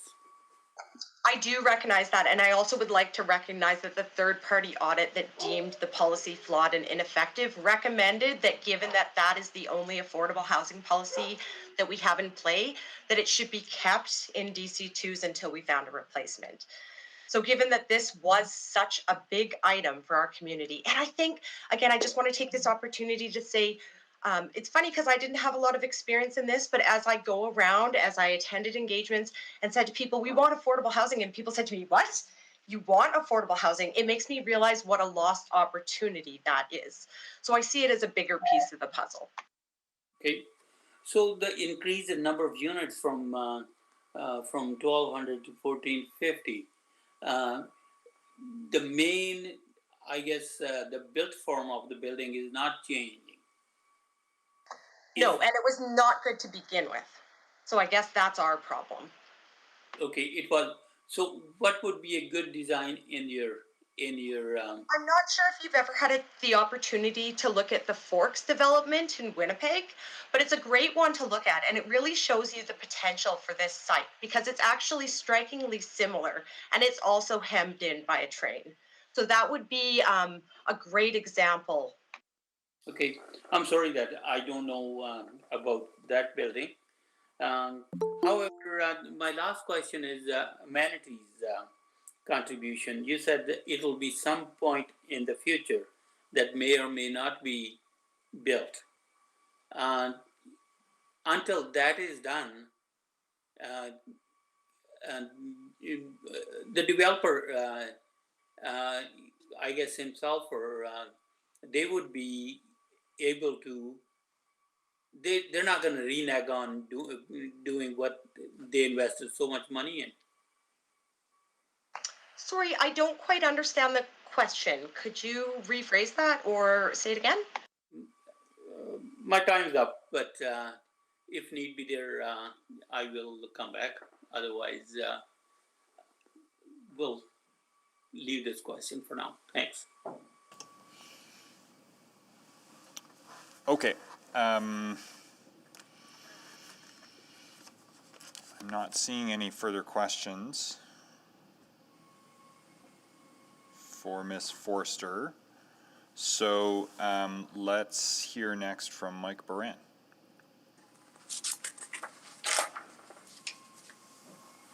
Good afternoon, councillors. I did submit a presentation for this today. I did so a little bit late in the day, thinking we might not actually get this far. Is it possible to pull up that presentation at this stage? clerks are looking for it right now, but they don't have it before them currently. Will it throw off the order of your presentation if we go ahead to the next speaker and try to find it, or? That would be okay with me. Okay, well, let's see if we can get Mr. Baran's presentation. We'll come back to him in a minute. Mark Harden, are you there? I am here, Mr. Mayor. Can you hear me? Yes, go ahead. Okay. Thank you, Mr. Mayor. Good afternoon, Mr. Mayor and City Council. My name is Mark Harden. I'm a longtime Holyrood resident and speaking as a member of the Holyrood Development Committee again. Back in May, when I was last here speaking about this development, I said I was not particularly happy to be here as I thought the matter had been settled in 2018. Well, this time I am tired, angry, and really not happy to be here, as we thought the referral motion from May was finally going to be the end of things, as today's hearing would just be a formality of approving some wording. However, here we are again discussing adding more units, and no matter what the outcome is today, I am fairly confident we will be back again, either with the developer trying again to add more units, or coming back to add more built form to fit in the units if you pass today's motion. When I was here last, I noted that it is disrespectful to the thousands of hours of volunteer time that went into working on the current DC2 and disrespectful to the decision of City Council for the developer to come back and keep asking for more, as the 2018 decision represented an inflicted compromise between the developer and the community. I think you should find this request to amend the motion from May particularly disrespectful. Councillor Henderson, with his referral motion, was trying to do Regency a favor, rather than having his whole application killed that allowed the non-controversial aspects of it to be passed. Now, as far as I and everybody in the community I've spoken to is concerned, an abusive process has taken place and a procedural loophole has been used to try to sneak in 250 additional units. This is very disrespectful to the community and to council. Please do not stand for this. In my previous speeches to you, I have focused on the big picture, how passing what was proposed would have negative implications for the city as a whole. I touched on 4 specific points. That zoning guidelines seem to be relevant, and I referenced the new city plan that stresses high quality design. Yet we are still here talking about a design that has twice been rejected by the Eminent Design Committee, and now is proposed to squeeze another 20% more units into the same built form. Secondly, I talked about how citizens are not recognized as important stakeholders in rezoning decisions, and thirdly, that they're not heard in the public engagement process. Well, passing this bylaw says that all the public engagement that went in the 2018 compromise is basically worthless. And it just seems to be a private discussion between the developer and administration. My 4th point was how Evan is not proactive for solving problems and never solving problems. Well, here we are again, still talking about the same problem all these years later. However, now I think that a 5th point needs to be added to the list, and that is that citizens have to be very wary of what city administration tells them. During the whole process in 2017 leading to the 2018 decision, the community was led to believe by administration that the 1085 affordable housing contribution was a huge community contribution by the developer towards affordable housing. Now the policy is gone, with the explanation being kind of that, well, it was never collected anyway, and there is no replacement policy. But my question is, what is the replacement in terms of community contribution by the developer? Seems to be this is putting millions of dollars back in the developer's pocket that should have gone into the community as part of the trade-off for approving this massive development. A park that's smaller than a hockey rink, it really doesn't cut it. Nor does increasing the family-oriented units to its proportionate share that should have been there all along. It also seems that administration is now suggesting to solve the traffic problems that the HDC and community has always been concerned about by trading off extra unit with the developer for his contribution to the cost of traffic mitigation. Again, they seem to be using a legal loophole in Councillor Henderson's referral motion to do this. This does not give the community much faith that administration is working in the community's best interest. It just seems like they're in cahoots with the developer. Therefore, let me finish as I have in the past. There's no excuse for furthering bad urban design, and squeezing in 250 additional units will not make a bad design better. There's no excuse for undoing the trade-offs that result of significant public engagement following Council's previous decisions. And Council should not put out what feels like a bit of an abusive process by the developer administration to further their ends on the backs of the community. So Council, please reject this proposal. As I have stated, I fully expect that this development will be back in front of Council again. So if changes are to be made to the 2018 compromise, let it be done following a robust new round of public engagement, not through what feels like loopholes and incrementalism. Raise the bar, City Council. You owe it to the citizens of the City of Edmonton. Thank you. Thank you, Mr. Harden. Questions? Councillor McKean? Yeah, Mark, I just wanted to try to focus on the 2018 compromise, what we have before us today. The major difference from my perspective, and please educate me if I'm wrong, those 250 units are a sore point, yet they're coming by reducing or changing the two-bedroom, one-bedroom mix in the building, which doesn't sound that controversial to me. I understand from your point of view, it may be another, it might be salt in the wound to you because it's a change and a change and a change, but, and we don't even know if there'd be 250 more people. It could just be the mix of one bedroom, two bedroom. Why is that such a sore point? Councillor McKean, it's principle. It feels like a deal is not a deal, and it's still bad urban design, right? The design has not gotten any better.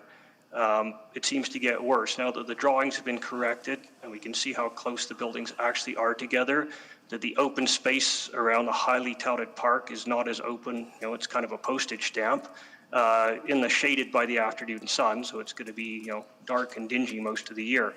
So it feels very one-sided in the developer's favor. It's give and give and give to the developer and take from the community.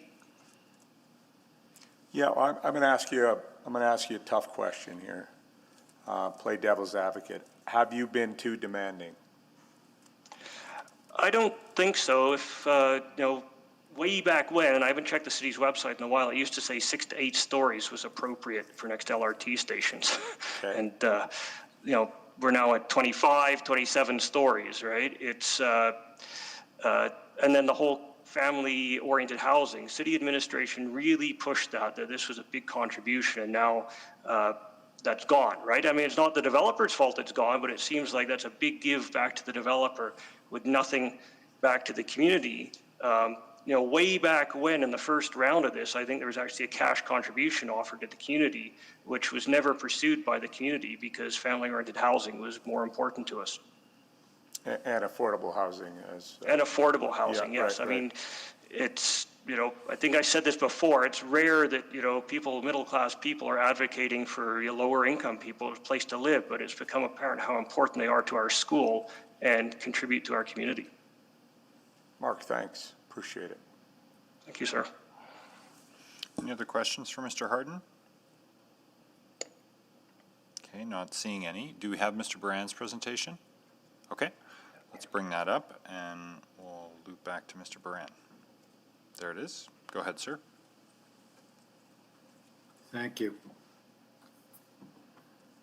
478 years ago, the Renaissance astronomer and mathematician Nicholas Copernicus proposed a then revolutionary theory that the planet Earth revolves around the sun. This theory, known as the heliocentric model, was a major event in the history of science, but in recent years, we have witnessed the emergence of a competing theory which holds that the world instead revolves around a certain real estate developer and endless attempts to upzone the Holyrood Gardens site. Next slide, please. This theory, known as the Regency-centric model of the universe, is in actuality not supported by science, and as such is scarcely more credible than the oft-ridiculed flat Earth theory. It follows that the company is not special and is equally subject to our city's regulations and bylaws. Let us proceed to examine the applicant's level of compliance with one such piece of legislation. Next slide, please. This bylaw, known as the Business License Bylaw, stipulates no person shall engage in or operate a business in the city unless a person holds a license authorizing that person to do so. Clear enough.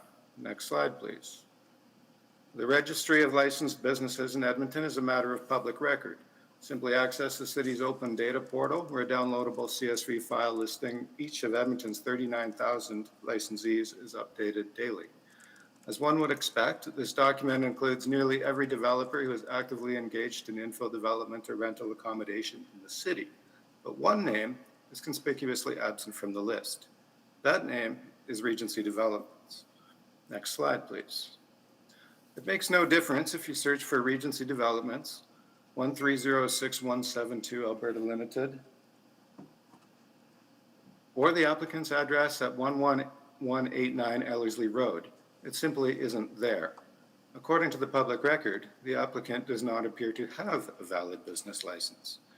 Is this simply a matter of ignorance, a lack of familiarity with the expectations of businesses in our city, or is it simply a matter of incompetence in which the paperwork was just never completed?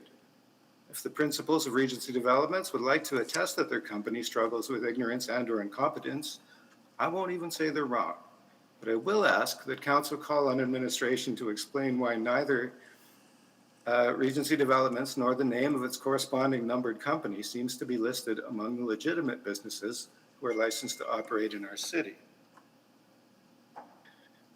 Next slide, please. There is an active rental accommodation business which rents out suites in the existing buildings. The business license bylaw specifically lists rental accommodation as a distinct class of business classification.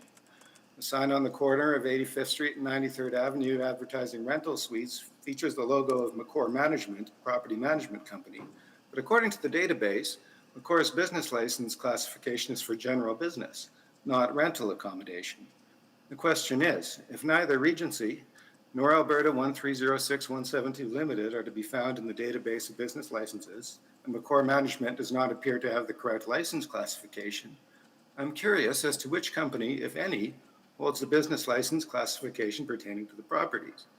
I believe the answer matters very much because the rental accommodations classification exists largely to ensure a safe living space for the tenants. Before a business license for rental accommodation can be issued, Alberta Health Services must be notified and a consultation with fire rescue services is required. Next slide, please. An apartment fire occurred at Holyrood Gardens in May of 2019. 2 people were taken to hospital on that occasion. Before proceeding to vote today, I hope council will ensure that the company responsible for operating the rental business is listed in the city's business license database with the correct classification in good standing in a transparent manner. Next slide, please. There are numerous other problems with this development. It is difficult to understand how the buildings in question can accommodate 57% more units while the size and shape of the buildings remains unchanged. I think this puts the architect under scrutiny. Next slide, please. Fun fact, Duran Associates Architecture doesn't seem to appear in the listings of licensed businesses either. Next slide, please. The city asks a lot of its volunteers. This is now the 4th public hearing for this property in recent years. After the first public hearing, a city planner told our committee that it was the best community response she had ever seen in nearly a decade of working in urban planning. What she didn't tell us was that that was only the beginning, and we would be required to return over and over again. Today we appear yet again, this time without the councillor who represents her ward is not present to help us defend our community against regulatory failure and developer greed. That responsibility to your councillors is in your hands. Thank you, Mr. Are there any Brand. questions? Questions? Not seeing any for you at this time, Mr. Baran. Thank you. Next is Carolyn Skinner.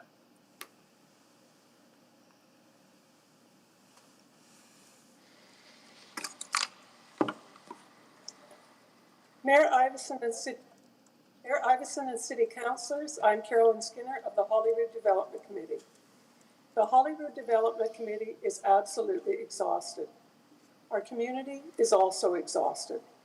We're tired of meetings, tired of writing letters, tired of making phone calls, and tired of coming back over and over again to speak to you.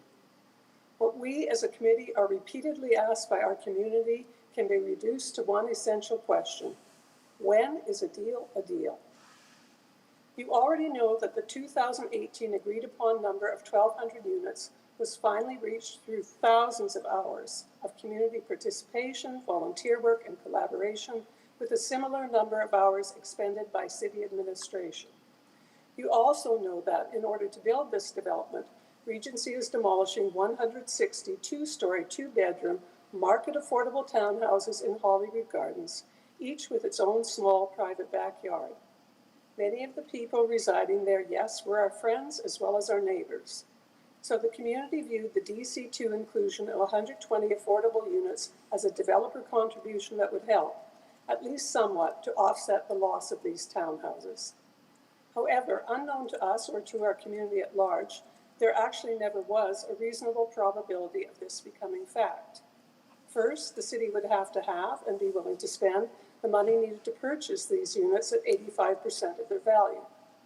We recently learned that if a developer states the intent to rent his units, he no longer has to make any affordable housing contribution. In spite of previously discussing condo selling prices with the community, Regency has informed planning that Holyrood Gardens will be a rental site. Now we've learned that, for multiple reasons, the city's affordable housing policy never really was viable. So it's been revoked with no replacement policy yet in sight. The loss of a developer contribution toward 120 affordable units is a substantial one. Even at a modest average value of $300,000 per unit, this loss equals $5,400,000, an amount that was regarded by the community as not only the developer's contribution to the city, but also to the community. Potential traffic calming measures on 93rd Avenue, the city's, not a developer's responsibility, do not mitigate this loss. Nor do we believe that the loss would be offset by the offer to increase the number of family-friendly and two-bedroom units when Regency has told us that they will also be substantially decreasing the size of those units. Maintaining existing building dimensions while adding 250 units, a potential 57% increase on the north site, and a 21% increase overall, while including 94 more two-bedroom and 25 more family-friendly units, appears, even to the untrained eye, to be highly implausible. We believe that this difficulty is further exacerbated by the inferior design of this development, a development which has yet to receive EDC approval. It's very difficult to understand why Regency developments would potentially be looking at decreasing the size of units at a time when real estate companies have reported that, with numerous people working from home through the pandemic, consumers have actually been looking for more living space, not less. As well, the square footage of the vast majority of units in other Regency-built developments appears to be significantly larger than the potential dimensions they now seem to be proposing for Holyrood Gardens. If Regency has suddenly discovered extra space in its buildings, perhaps, instead of increasing the number of units, it should instead consider using the money saved from affordable housing to include a greater proportion of family and/or a number of two-bedroom plus den units within the already approved 1,200 units, a request made by the Holyrood Development Committee in 2018 and subsequently turned down by the developer. This might help to ameliorate the loss to the community of those 120 affordable units. Yes, our community wants more family-friendly units, but overcrowding buildings, particularly the north site buildings that are already to include 96 or 80% of the previously approved family units, doesn't seem like an acceptable trade-off, especially when the loss of affordable housing is also taken into consideration. We ask that you not add to our loss by approving another poorly conceived Regency developments plan. When is a deal a deal? The answer is in your hands. Thank you, Ms. Skinner. Questions?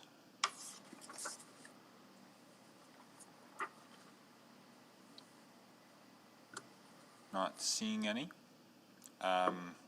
Thank you. Next, Mr. Sutherland, who's on deck here in person. Come on down.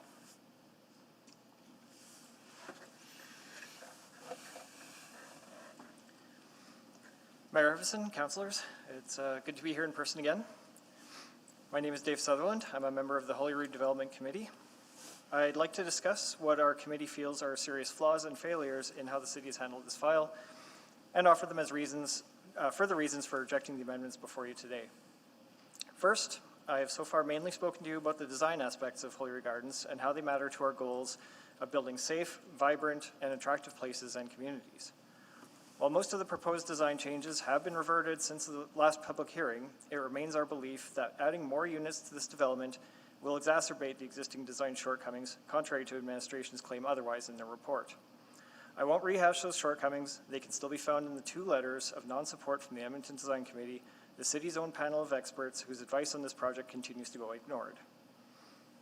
Second, Council may recall that the loss of the pre-existing 160 units of affordable housing on the site was one of our biggest concerns during the original rezoning, as many of those units were occupied by families that had children in Holyrood School's English program.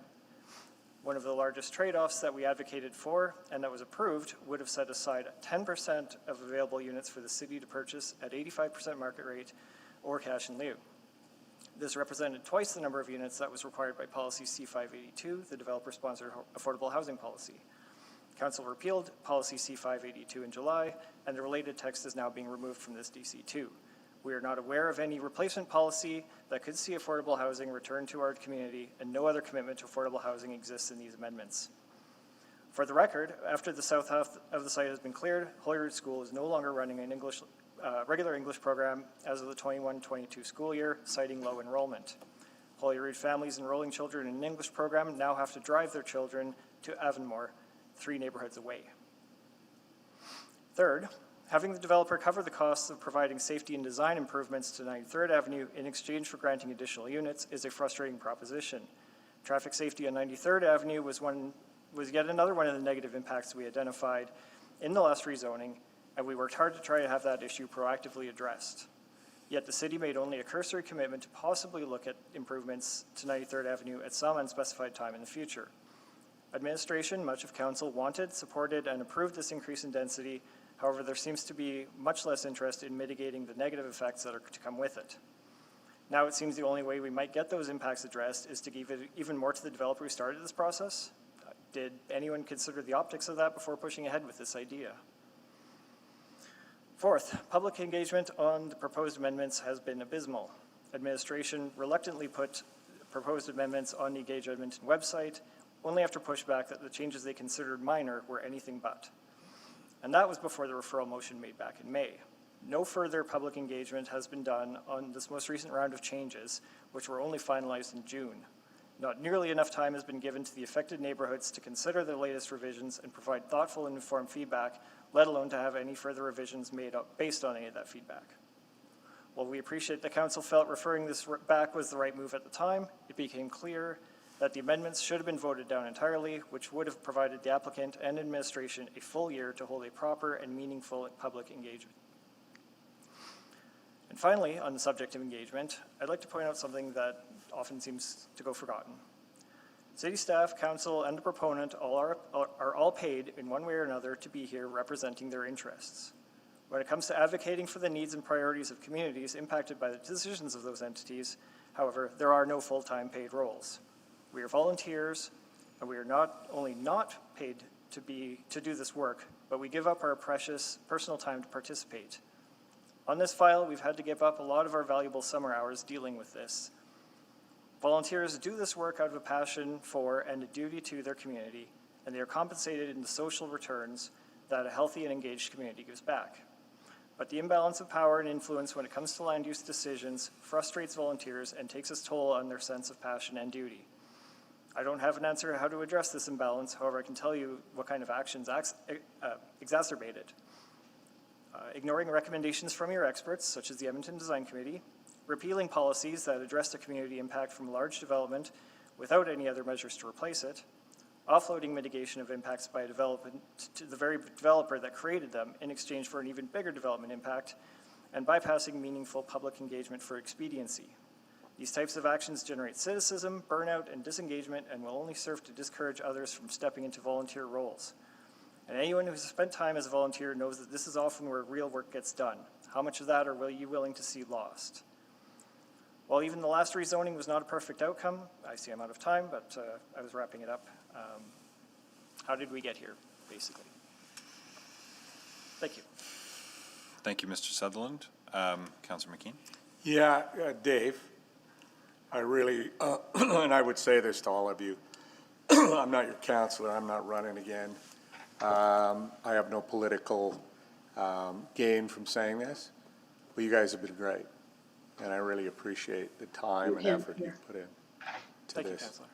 So appreciate it. And I wanted you to hear that. Thank you.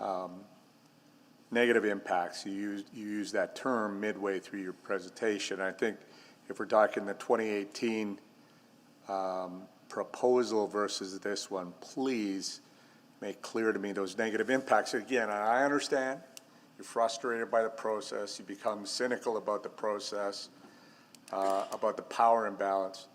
I want to hear sort of again, and I asked this earlier, what are the impacts on the community as you see them from this latest proposal? It's really hard to judge. I think a lot of the issues that we're seeing are more things being walked back, like the affordable housing, the things that we asked for originally only coming at an additional cost. And just overall, like we don't even know what the impacts will be of this design. All we know is that it raised a lot of red flags with your panel of experts. Right, okay.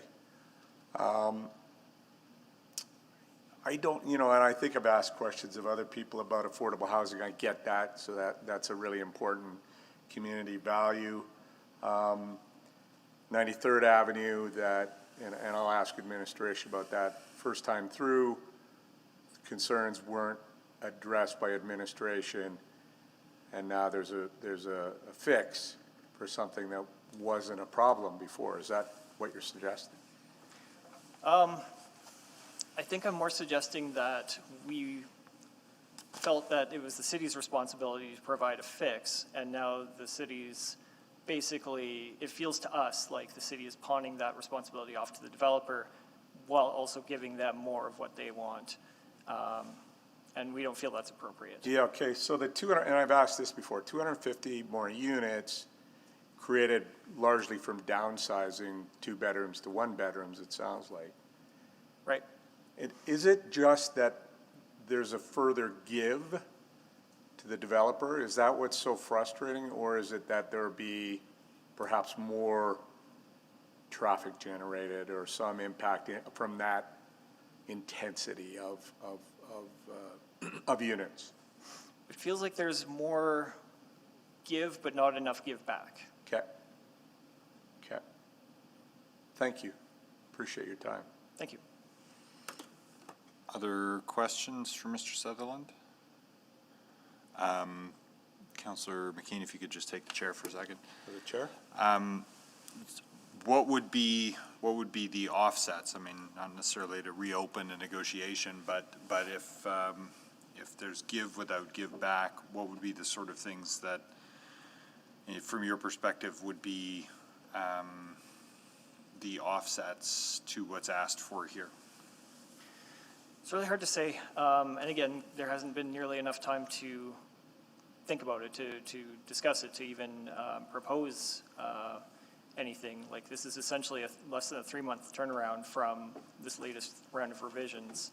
And the question hasn't been put out to the community at large. We're just one committee. We can only say, we represent the community league and its members. But when it comes to the larger neighborhood, there needs to be more discussions going on there. That's really the crux of it. Is not so much that we have specific ideas, but that there has not been enough time to flesh out any ideas. Okay, understood. I hear where you're coming from. I'll take the chair back. Turn the chair. Any other questions for Mr. Sutherland? I'm not seeing any. Thank you. Thank you. We'll next hear from Margaret Russell.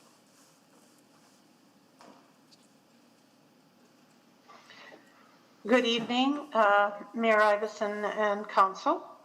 I'm here with my daughter Rita. She and my grandson moved into Holyrood in 2019, knowing that the Holyrood project was approved for 1,200 new units. near to her 1950s home. We both participated in the May public hearing and were shocked that the developer did not respect the decision of 12 of 14 city councillors. At that last hearing, our councillor Ben Henderson reminded everyone that the approval of 1,200 housing units was fair and deliberately situated the highest density of the project on the far southwest corner. It's now suggested that the request for these 250 units was not a significant part of our opposition, but as you can see from the previous speakers, this is simply not true. And I'm just thinking personally about the increase in number from 1,200, which seems to me to be a lot, by 250. Like I'm there every day. I see the pedestrian traffic on 83rd Street. I see the vehicle traffic. An additional 1,200, we don't know what population that represents, but this is a growing community. The continued use of those old 2016 municipal stats don't show how young this community has become. Anyone who attended the superb Edmonton Folk Music Festival's community concert recently at Hollywood Park knows that this is a young and rapidly growing community. Strollers, bikes, young parents, energetic children covered the park. The locals also know that Holyrood is home to Seesaw, the Southeast Edmonton Seniors Association. More than 1,000 active members, and not that many of them live right in the community. They come into the community from the Southeast area. I know something about living in an apartment. As a young couple, my husband and I lived in a one-bedroom apartment, and we brought home a new baby from the University of Alberta Hospital. We had a crib in the living room, 24/7 parenting, and shared laundry facilities for extra laundry trips. We were there for some time before we were able to move. And 1,200 rental units, we really don't know what population that represents. It's a lot more than 1,200 people. This is has a really significant impact on a community of around 3,500 people. And an additional 250 seems to me to be huge, just huge.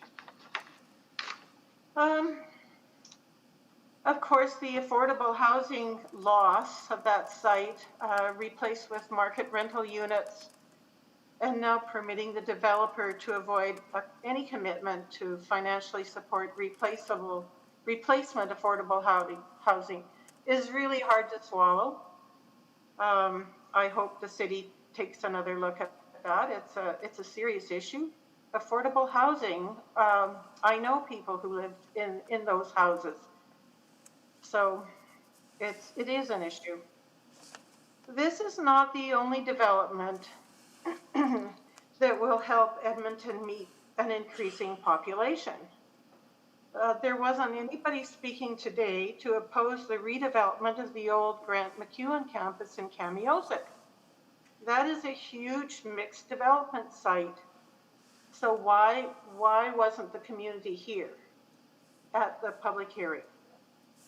Perhaps it's because that huge site zoned for DC2 now is proposed at 600 dwellings, only half of what's already approved for the Holyrood site. So I know another thing from personal experience, it may be a bit humorous. Oh, I'm running out of time. But anyway, don't assume that people living at the Holyrood station are going to walk out and snap their fingers and get on a bus. I know that from standing at Connors Road in the winter, when more people use the bus to get downtown because they don't want to scramble around and find a place to park, they will take ETS, and by the time you got to the last stop on Connors Road, Thank the you. buses would whiz past. Thank you, And we Ms. would wait and wait. Thank you, Ms. So Russell. people are making assumptions here that this is going to be the Thank best you, place. Ms. Russell. The time has elapsed. Thank you. Questions for Ms. Russell? Not seeing any. Thank you for your presentation. Was Sherry Shorten still not able to join us? She had indicated that she wouldn't be able to join until 7:30, but she understood that her opportunity to speak may have passed by then. Okay. Last but not least is Alan Winter.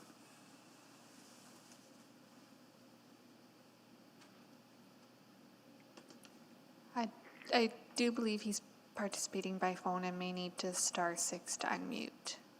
Okay, I just unmuted. Can you hear me? Yes, we can. Go ahead, sir. Okay. My name is Alan Winter, and I'm a longtime Hollywood resident since 1974. I am strongly opposed to the proposed changes.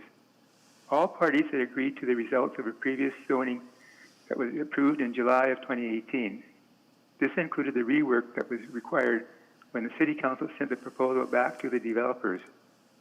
Look, a deal is a deal, not something to be changed when developers figure the time is ripe to press for more changes. No more changes. The revised design at that time was reviewed by the experts on the EDC, who did not support that design. The current proposals make the new design even more unsupportable by the EDC. Even in 2018, the EDC stated that a fundamental redesign of this project is needed. But this never happened. These current additional changes make the current design even more flawed and unacceptable, quite the opposite to actually improving upon them. The proposed design changes will effectively undo most of the previous compromises made in 2018, which led to the approval of the existing plan. What's the point in retaining a body of experts such as the EDC if you're going to ignore their advice and recommendations? So, the city administration does support the current proposal, but look at their guiding principle that supports this application. And I quote, "It does not change the overall intent for the site to build a mixed-use, high-density, transit-oriented development centered around an LRT stop." Well, that sounds pretty good. But the thing is, this is an extremely general and open-ended principle. Every new proposal from the developers could be supported based solely on this guiding principle. This cannot be stressed strongly enough. So the city administration support really becomes somewhat meaningless. In addition, as a resident of the community affected by this proposal, it feels awfully lonely being on the other side of this issue. Why does the city administration always support the developer and never us residents? Plus, having this important issue brought forward in the middle of the summer holidays is really upsetting for us residents. We're expecting to have a summer of relaxation and leisure, especially after the lockdowns and its rules due to the COVID-19. Gearing up for yet another battle is far from enjoyable. It is not just a coincidence of timing that this occurs during the holidays. I'm pretty sure that this is very much a tactic. This brings me to my last point. The HDC is a volunteer group. As such, the incredible time that they spend responding to the numerous changes and issues of this entire project is all on their own time, after finishing their daytime jobs. This eats considerably into the small number of hours left in the day for supper, family activities, home duties, friends, hobbies, and recreation. There's almost no time left for them to recharge their minds and bodies on a daily basis. These people are highly susceptible to burnout. Over time, in many meetings, the stress increases, their energy drops, and key people are lost as time passes.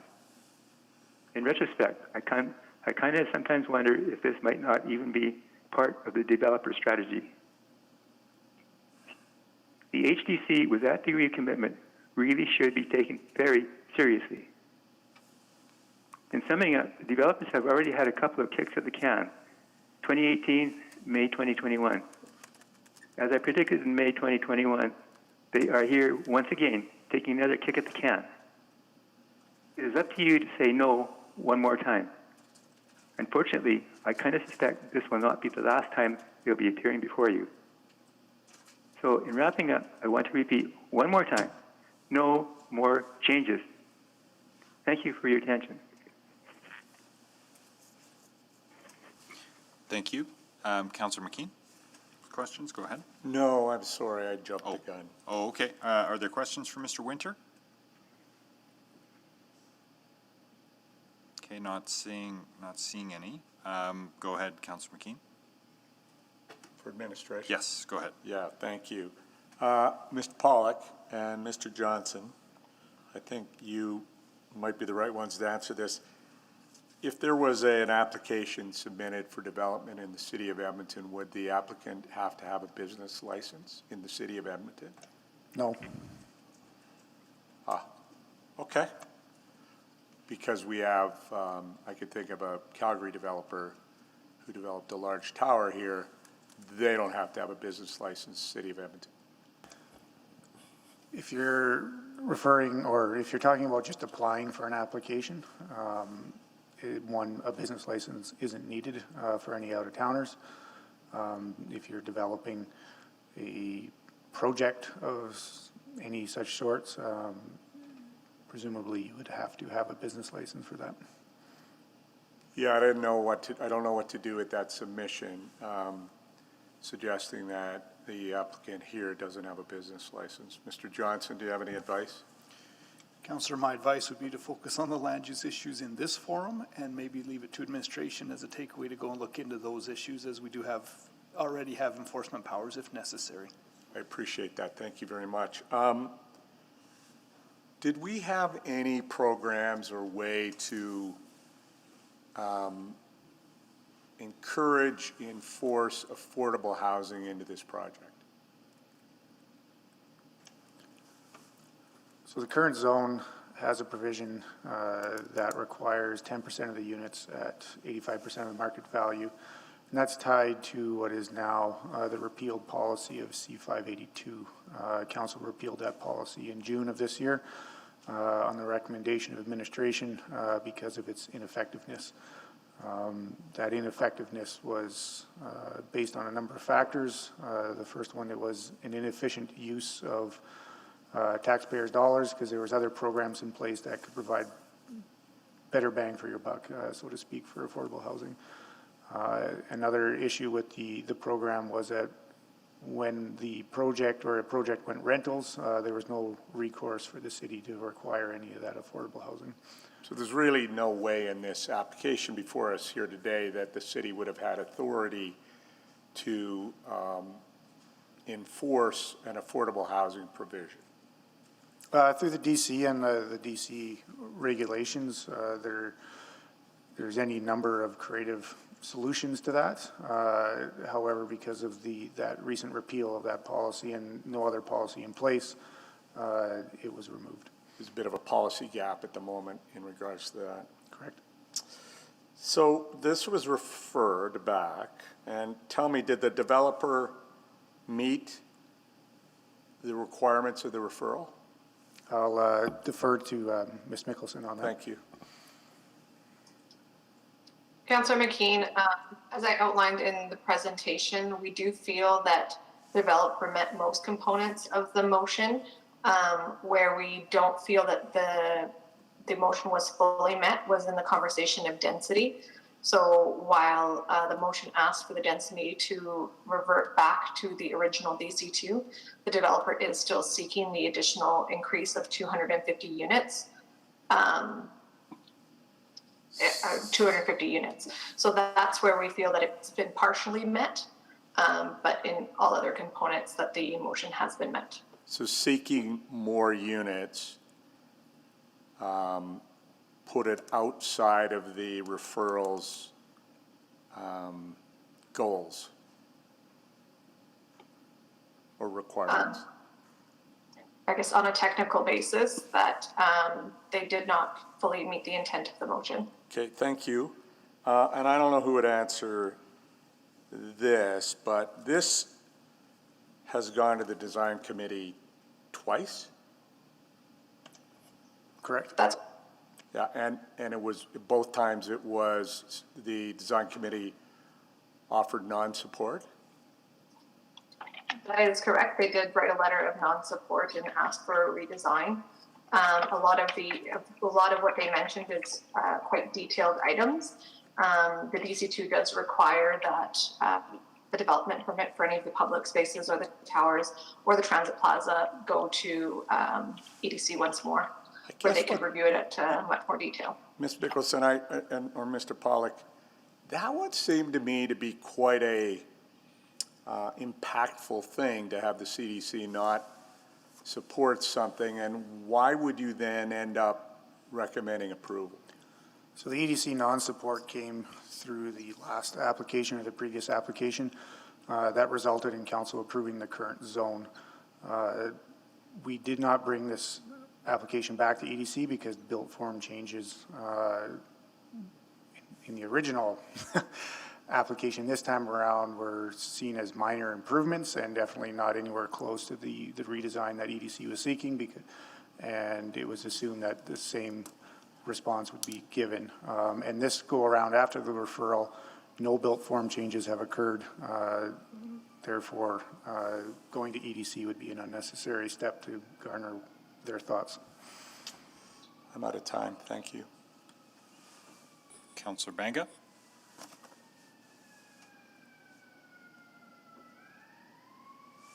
Councillor Banga, are you there? Yes, I am. Go ahead.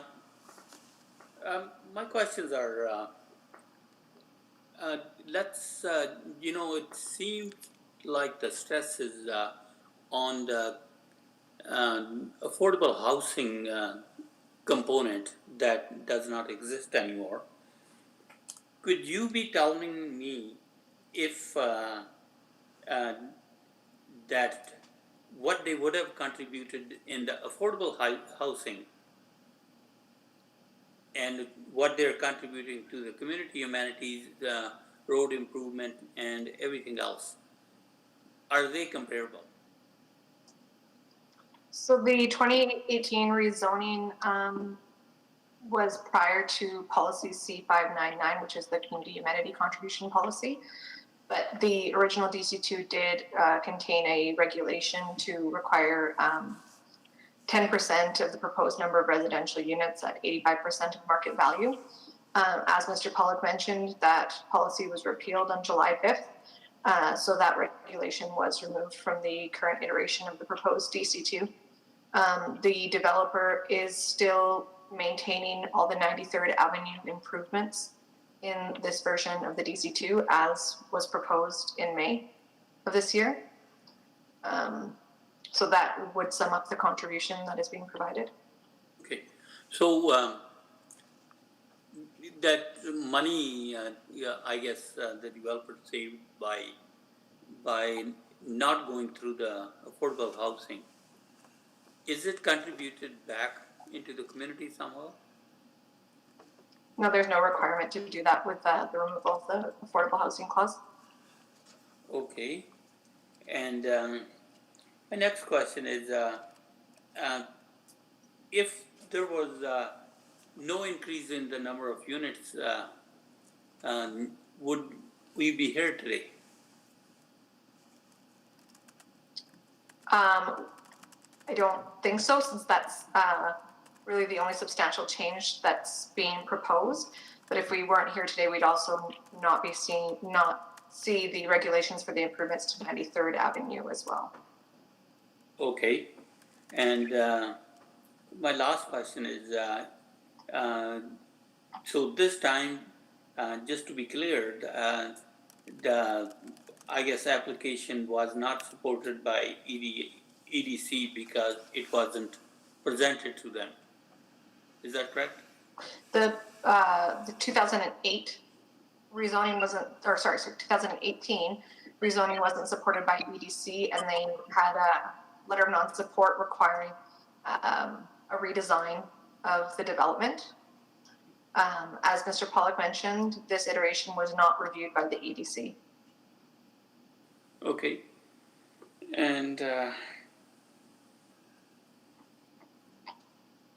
Did we make any compromises with the developer to give him any special favor? Like there are suggestions out there. No, no. Okay, thanks a lot. Thank you. Councillor Walters? Thank you. So just on the housing, affordable housing piece, if you attempted to hold them to what was in the original DC or the current DC, what would be the outcome? Like, can we even hold them to it? So as mentioned earlier, there is ability through the direct control to input an affordable housing clause that council sees fit, quite Right. frankly. But if we were to maintain... Because some have went over and above our policy. Correct. Many times. So if we were to maintain what is in the current zoning today, the 2018 version, which is 10% at 85% of the market value, it follows our now repealed policy of C582, which we would enter into an agreement to negotiate or to have that first option to purchase those units at that reduced price. The reason why that affordable housing policy has been repealed is because administration didn't have sufficient funds to purchase those, or there was better use of those funds. Right. Or So- we were just playing the cash and lieu card mostly, and Correct, which... we weren't adding a lot of units. But nonetheless, what was the conversation around maintaining some degree of affordable housing when you brought this back to us, with the applicant? So the conversation was that the affordable housing clause has been repealed. So in order to move it forward, we would take it out of the zone because we would be referencing a repealed policy at that time. Right. Yeah, I kind of, I get what you're saying, and I also get what the community's saying about that. For sure. I want to ask Ms. Petrin a different question around the comments or the general feeling about community fatigue on this. You could actually feel it and see it in their faces and voices, and I have a fair bit of empathy for that. What could we have done differently or better through this, the way this application has played out, to make it more productive and empowering experience for this community, in your view? Councillor Walters, I appreciate the comments and participation of the community in these kinds of complex applications, particularly for these large sites that often come back for multiple rezoning applications. For this particular application, through the notification and the Engaged Edmonton platform and the challenges with COVID and being able to meet with in person, certainly trying to distill the information down to keep it simple in terms of explaining what the changes are that are being proposed. There is a role for our applicants to play in public engagement as well in terms of building relationships. So let me insert a follow-up question there, sorry to interrupt, but just to manage my time. So we can only push applicants so far in terms of the engagement they do. Like, there's an MGA requirement for their, to host open house or to do some level of engagement. There's our requirement, but they could essentially do the bare minimum, and they still have the right to bring their application forward and have it heard, right? That's correct. So then the onus is on us to determine whether, so Mr. Johnson, that's a sufficient consideration on our part, particularly in an application where, presumably a developer who can see in front of him a community that's been struggling and working really diligently and putting in lots of time, when the application's kind of whipsawing a little bit, they could see their way to doing a very thorough job of engagement and negotiation, or a less thorough job, and we have the ability to assess that as a council and say it was sufficient or insufficient. That factors into our decision fairly. Correct, Councillor. We don't get into the performance of the developer or past practice or whatnot, but absolutely the views of the community and the engagement with the community, if you feel is insufficient, is clearly a ground to deal with that or send it back or refer it back or make a decision based on what the feelings of the community and the perspective of the application. Right. Very fundamental to the public hearing itself. Okay, I'm out of time. Thanks. Thank you. Councillor Paquette? Oh, thank you, Mr. Mayor. I must be missing something. Why did this not go back to the design committee? So there was no changes in built form that will result in a different recommendation from EDC, which is why it didn't go back.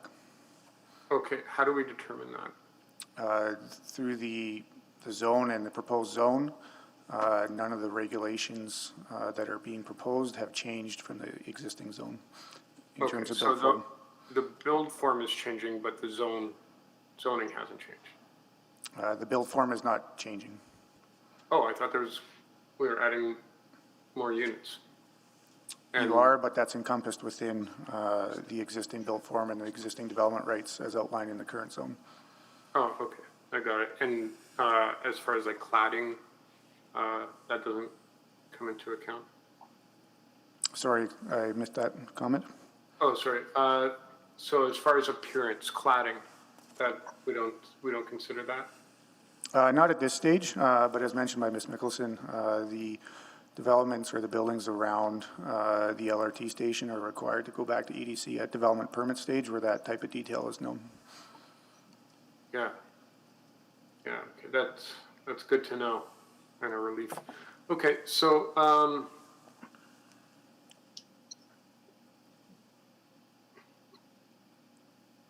this is a tough one because the sheer inertia of this coming back again and again is probably it's exhausting for the community, it's exhausting for administration, it's exhausting for council. I'm sure it's exhausting for the developer as well. And on one hand, there might be an urge to just push it through because we've talked about it so much. But on the other hand, if the spirit and intent, even though the bylaw has changed, if the spirit and intent has not been met, I mean, what can we do about this? So as to the question of the spirit and intent, I think that's best left for yourself to ponder. But in terms of bringing back and forth zoning applications, this is not uncommon when it comes to large redevelopment sites. It's rarely seen that a large redevelopment site is only one shot, as these sites are developed over many years and markets change. And it's our job as administration to evaluate any changes brought forth to determine if it's a better overall application as those changes occur. And in this instance, that is what we've determined, that this is actually a better product with the additional improvements to 93rd Avenue. But yeah, just in terms of that sort of exhaustion of developments coming back and forth, it isn't uncommon. Perhaps this one's a little bit accelerated, but it's rare that a large redevelopment gets it right the first time. Yeah, that's an excellent answer. So you've done your job. Now council does our job in determining whether or not what we see is an appropriate land use based on all the factors and all of the inputs that we're receiving. So that makes a lot of sense to me. And the fact that things go back over and over again is something that is not unusual. So if this went back again for another kick at the can there, that would also not be unusual. Yeah? Correct. Yeah. Okay. Thank you. Thank you. Councillor Knack? Thank you, Mr. Mayor. Just a few more questions on the affordable housing piece, and I guess maybe the questions for Mr. Johnson first. Recognizing that the policy that we had referenced is no longer a policy, affordable housing is still a valid land use consideration in which to judge an application, correct? That is correct. Yeah, so we have the opportunity, it might not be in the form of a policy, but we could, as part of a direct control, still have that conversation about what an appropriate solution might be. Are there certain, I guess, limitations related to that? Maybe that's more of a planning question than it is illegal. It doesn't sound like there's a legal reason we couldn't. It would just be a matter of how you best. The legal limitation would just be on regulating users, but I'd leave it at that. Beyond that would be a planning conversation. Okay. So maybe to Ms. Mickelson or Mr. Pollock there around that component of it. We don't have a policy, so there's obviously a challenge in that. But have we had examples? I'm trying to. I'm sure we have. I can't for the life of me remember it right now about examples of where there have been conversations or requirements around affordable housing, maybe prior to the policy, or examples that didn't align exactly with the policy even when it existed. Is there any? Do we have any reference point? There are examples out there, and the current policy was drafted in an environment over several years, and in that interim, there were also several clauses put into zones. Some of the more creative ones included working with outside agencies like Habitat for Humanity, and through our experience, that didn't end very well or start very well, which is why over the last years we've been pretty diligent on sticking to what that existing policy was, which is why it makes it so difficult to then implement a new affordable housing policy for a one-off, or regulation for a one-off prior to any of that additional policy work. Mm-hmm. And especially in the short amount of time that was given between the last time we had this public hearing and today, I think that would be a challenging thing to accomplish. Okay. I think those are all my questions. Thank you, Mr. Mayor. You're welcome. Any other questions for administration at this time? New information? Mr. Mayor, would I be able to say a few words? Yes, go ahead, Mr. Dunn.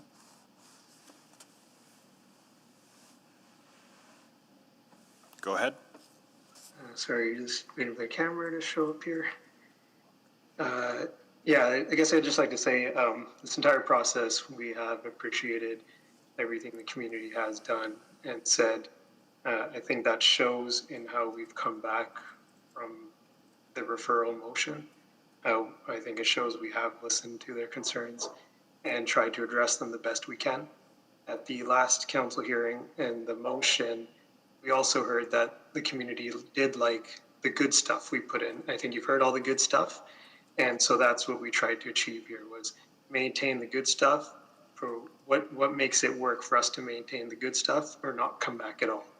And that's the balance Regency has achieved here. We come back with the minimal amount of density increase we need. We've met the other two motion items, and I think that shows we've listened to the community and kept the good stuff that they did appreciate. The good stuff wouldn't be in the application if there's no density increase. That's kind of the first point I would make. The affordable housing piece, obviously lots of discussion. It's not something I became aware of until recently as well, that it was even being repealed. I think our track record speaks for itself. The city has purchased units from us in the past. We obviously agreed to the 1085, and we have a project out in the Brewery District currently that's below market rents. So when it comes to our track record in the city about affordability, I think it speaks, our history speaks very clearly, and it's speaking currently in the Brewery District, where we're renting units actively over the past couple of weeks, and we've already rented over 50 units.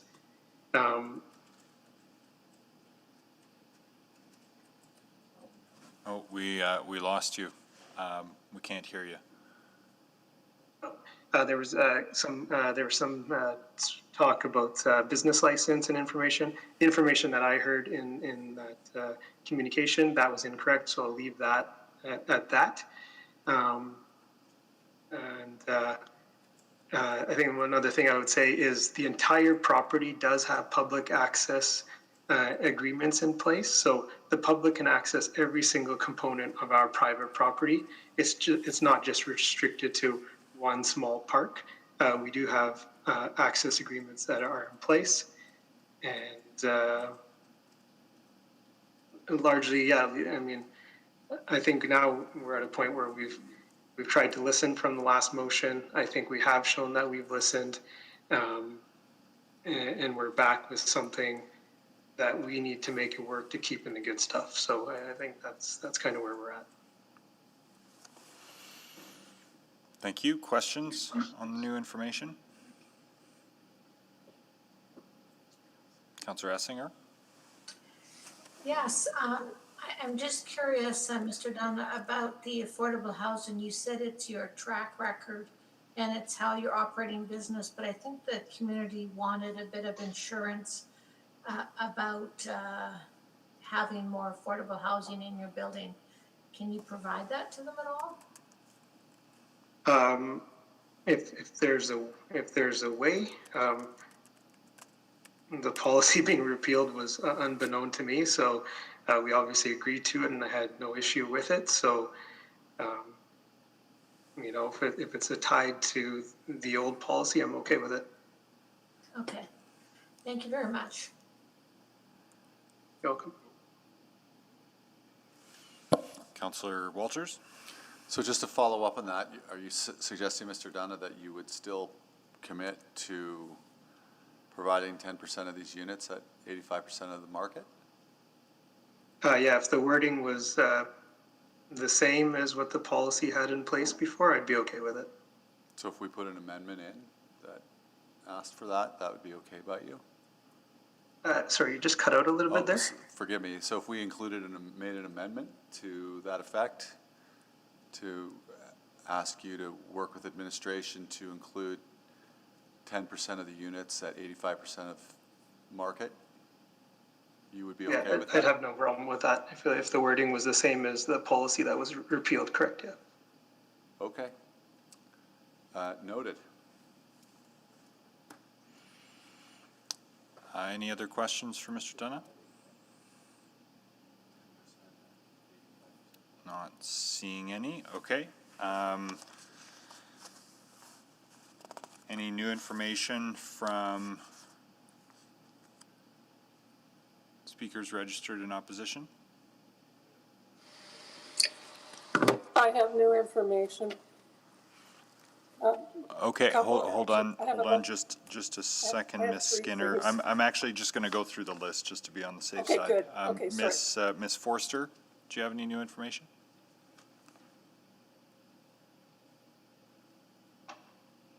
Oh, I'm sorry. I would actually like to speak to new information. Forgive me if you can just give me a moment here. Okay, I'll come back to you. I'm just taking sort of attendance of who has new information. Mr. Baran, did you have any new information? No, I don't. Okay, thank you. Mr. Harden? Just one little point, please, sir. Okay, I'll come back to you. Ms. Skinner indicated she did. Mr. Sutherland gave me the raised hand. Ms. Russell, did you have any new information?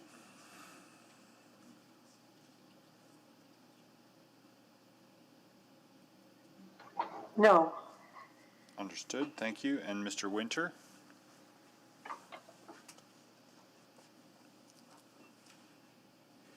You may need to star 6 to unmute. Okay, not hearing from Mr. Winter, so, but let's get new information now from those in opposition, starting with Ms. Forster.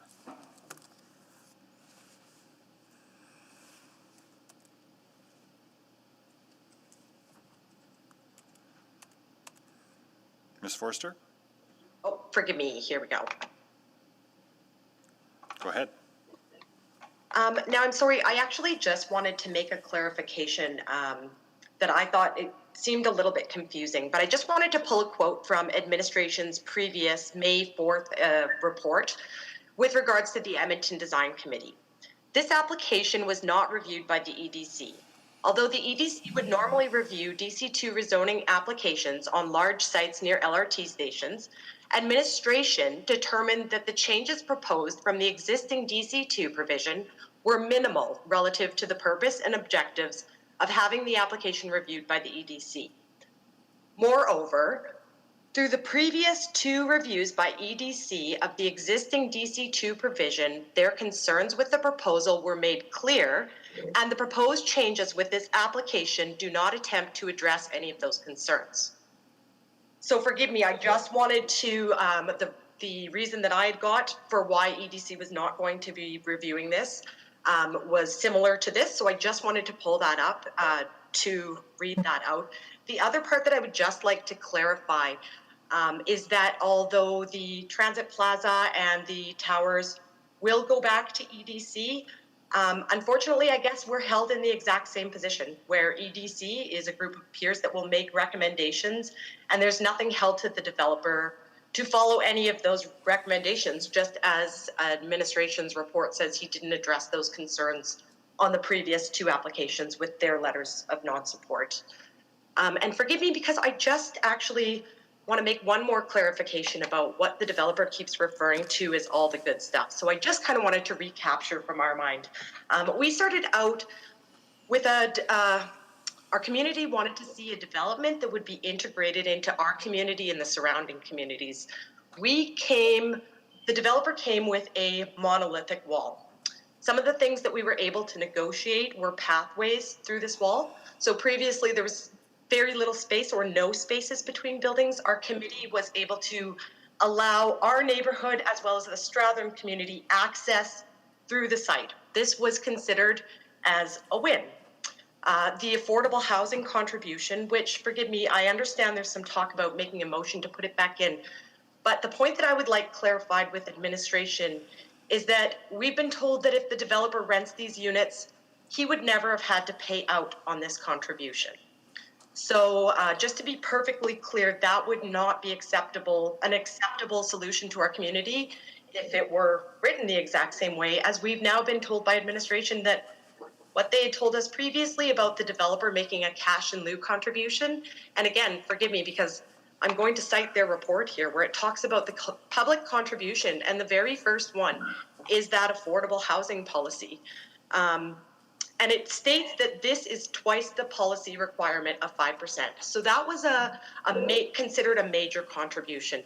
I'm probably running out of time here, but the last thing that I wanted to state was that EDC's comments about the Transit Plaza, which was considered another big win for our community, state that without proper programming, this Transit Plaza is designed to function no different than a widened sidewalk. So I just wanted to recapture some of the things that our community, forgive me, I guess this goes back to the have we asked for too much. That highlights a lot of it for you. And forgive me, our other big ask was for family-friendly housing. So we've got 36 units now being proposed to replace the 160 family-friendly units that are on site. So we are going from a development of 160 units to potentially, at bare minimum, 1,200 units with 36 family-friendly or 30 currently stated family-friendly units. So these are our major wins. I guess I'm putting it back to, do you think we're being unreasonable? Well, we'll take the question rhetorically because the Q&A is one way here, but thank you, Ms. Forster. Any questions of clarification for Ms. Forster? Not seeing any, then we'll go next to Mr. Harden under new information. Thank you, Mr. Mayor. Just one little tidbit I'd like to bring to everybody's attention. The developer has mentioned his contribution to the road upgrades might cost $600,000. When that's divided by 250 units, that's $2,400 a unit. That's 1% of the cost of a lower priced unit. It's a very small tax, if you want it to call, to pay for 250 units. Thank you. Thank you, Mr. Harden. Any questions for Mr. Harden? Seeing none. Ms. Skinner, under new information.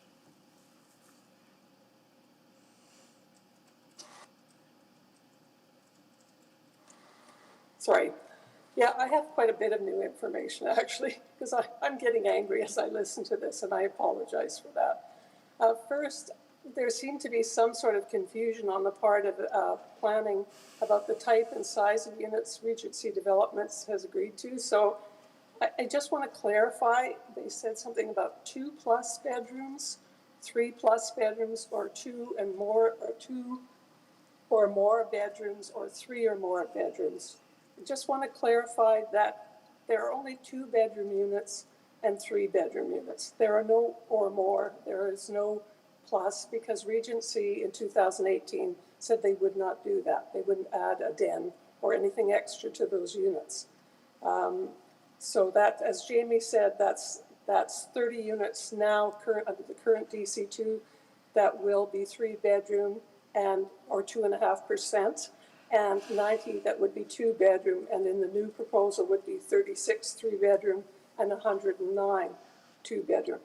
And I also really want to clarify that when we met with Mr. Dunn a month ago, he talked about, yes, about changing the mix of each units, but he also told us he would be shrinking quite drastically the size of his units, each type of unit.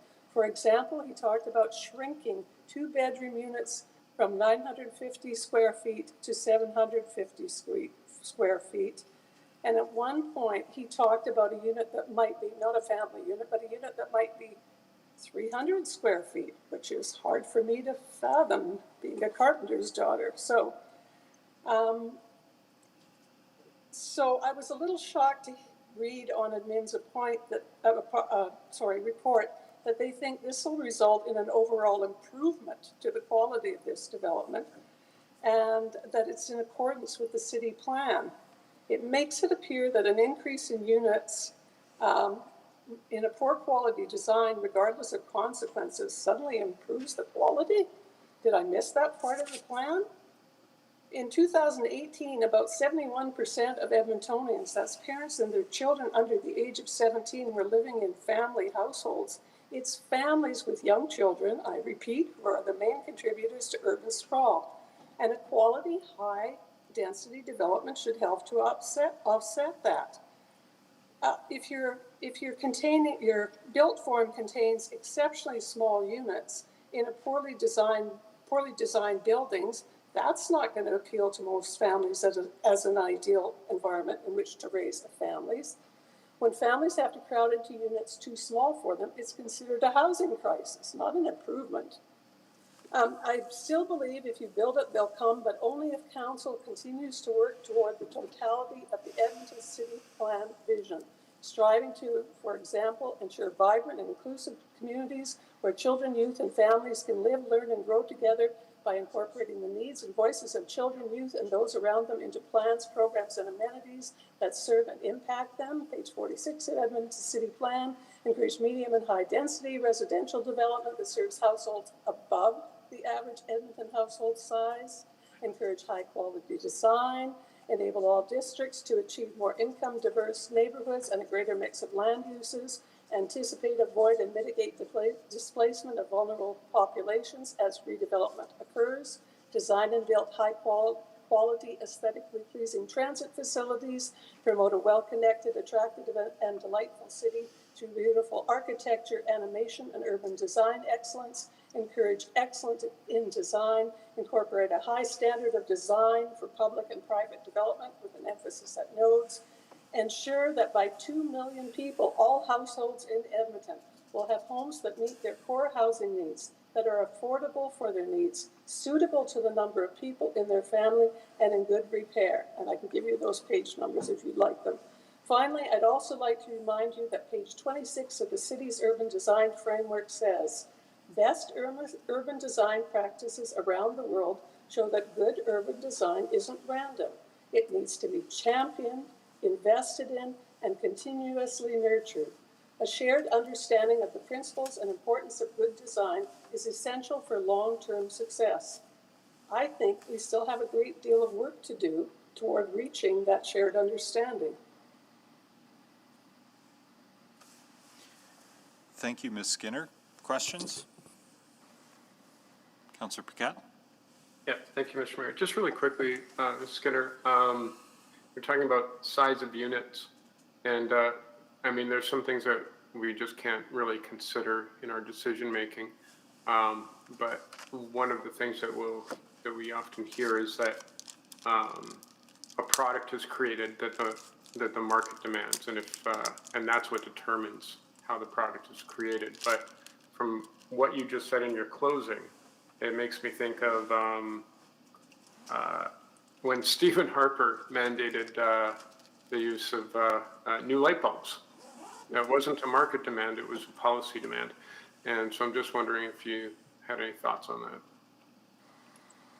Sorry, I'm pretty nervous. And so, Like how policy or championing can also drive market, and so land use decisions. yeah, I don't understand his market argument. I actually have the dimensions of some of his other developments, and the only one that has units that small is the one near Clark Stadium. Has a few units, 2-bedroom units that are 747 square feet. So in all these other developments, and I can give you the dimensions if you like, they're considerably larger.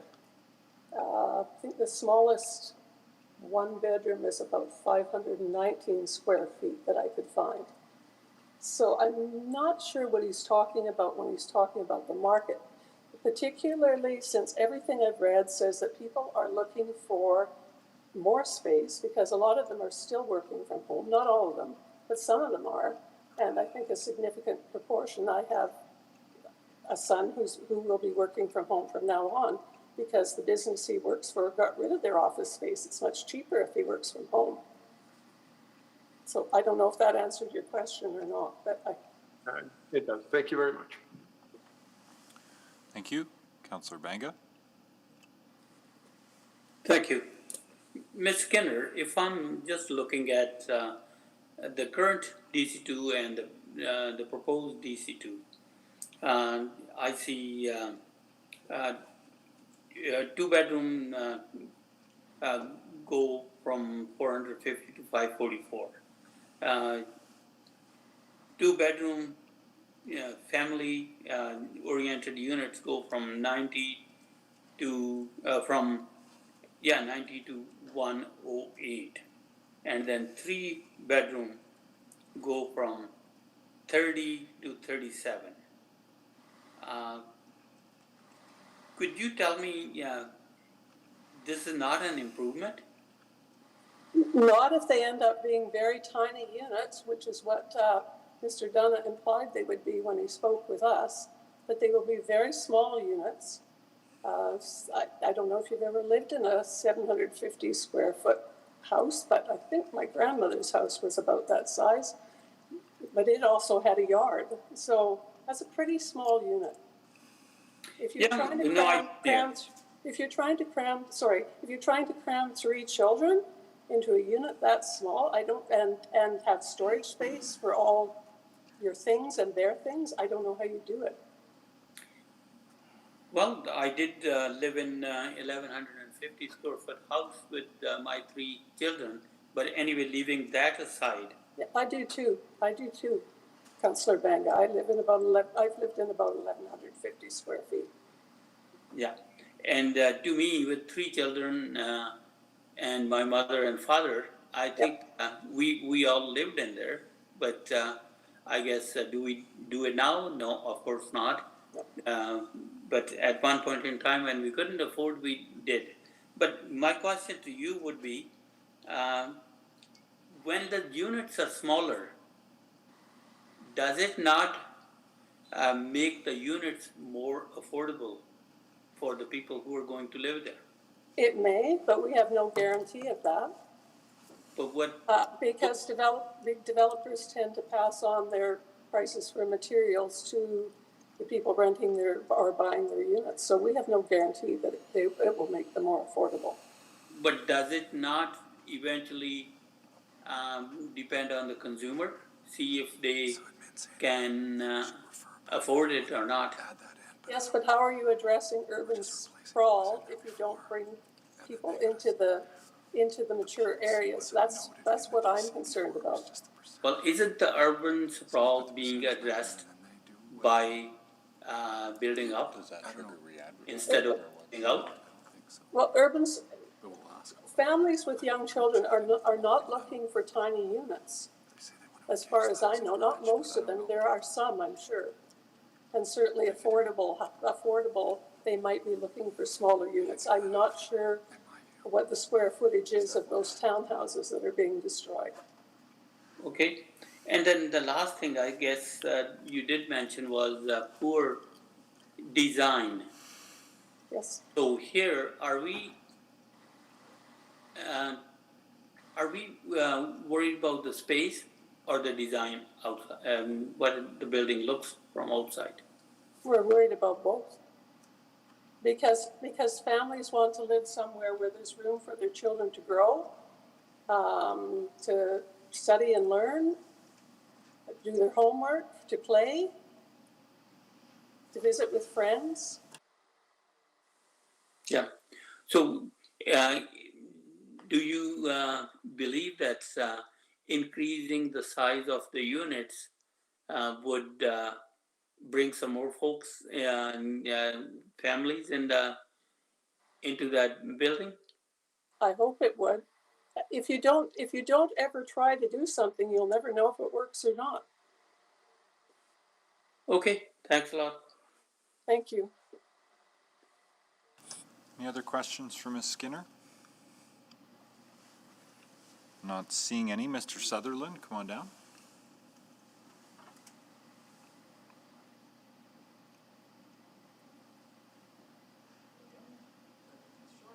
Oh, let's get the microphone live.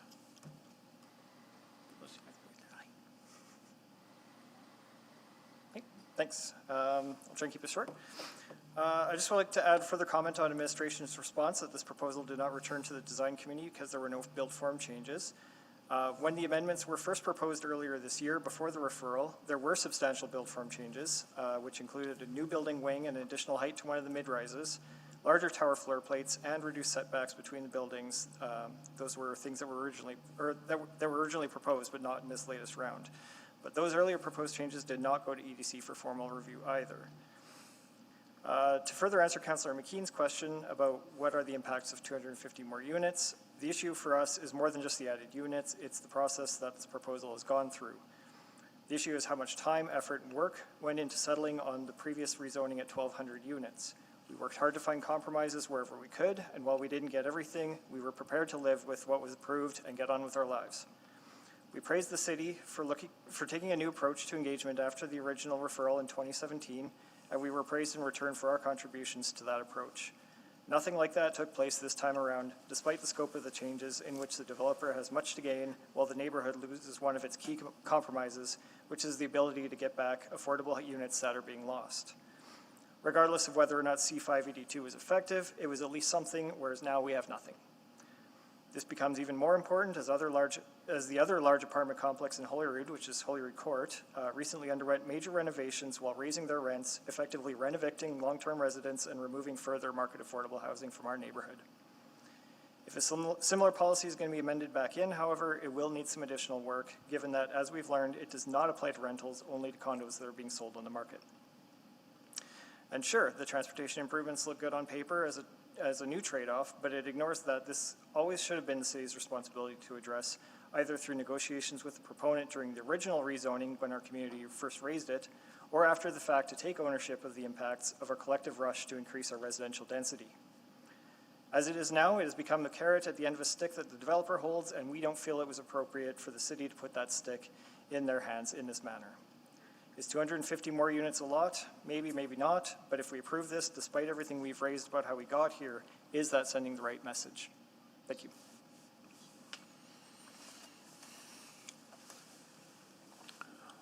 Thank you, Mr. Sutherland. Questions?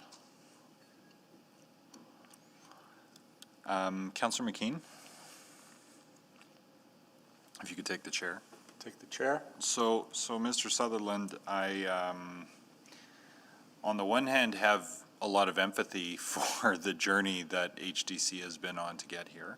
And we've only seen sort of flashes of it at the public hearings, and it's been a multi-year grind for you folks.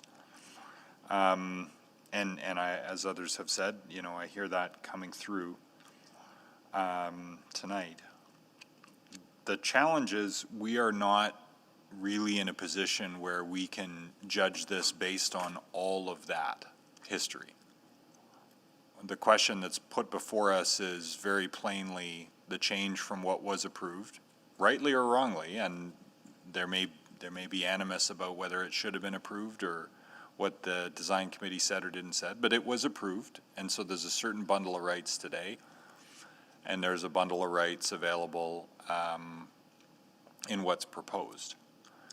And I'm hearing a lot of frustration about even getting to what was previously approved, which isn't necessarily helping me determine the question that's actually before us today, which is the material impact to the community on the addition of the number of units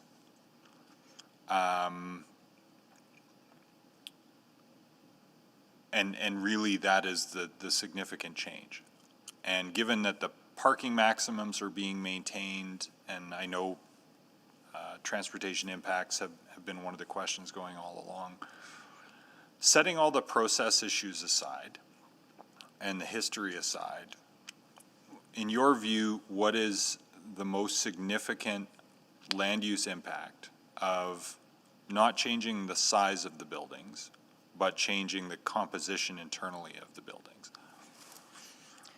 That's a great question. Again, I think it's a lot of the trade-offs. Again, we're losing a very big one in the affordable housing aspect. We know that this design is horribly flawed. I use that fairly liberally because that's, you know, that's been determined by several others. You know, what will the impact be on putting more people in a flawed design? Sorry, I can't speak right now. I should have brought some water with me. Adding more people to a set of buildings that already have identified flaws in how they've been designed with respect to their impacts on the urban environment and how people flow around the site and through it. So we don't really know, honestly, what those impacts are going to be at this point. All we know is that we're still just doubling down on this design that has been rejected twice. You know, maybe if the proponent had come back with something completely different, you know, maybe a new architect or planner might have changed things a bit. Maybe it may have been, you know, worth another look.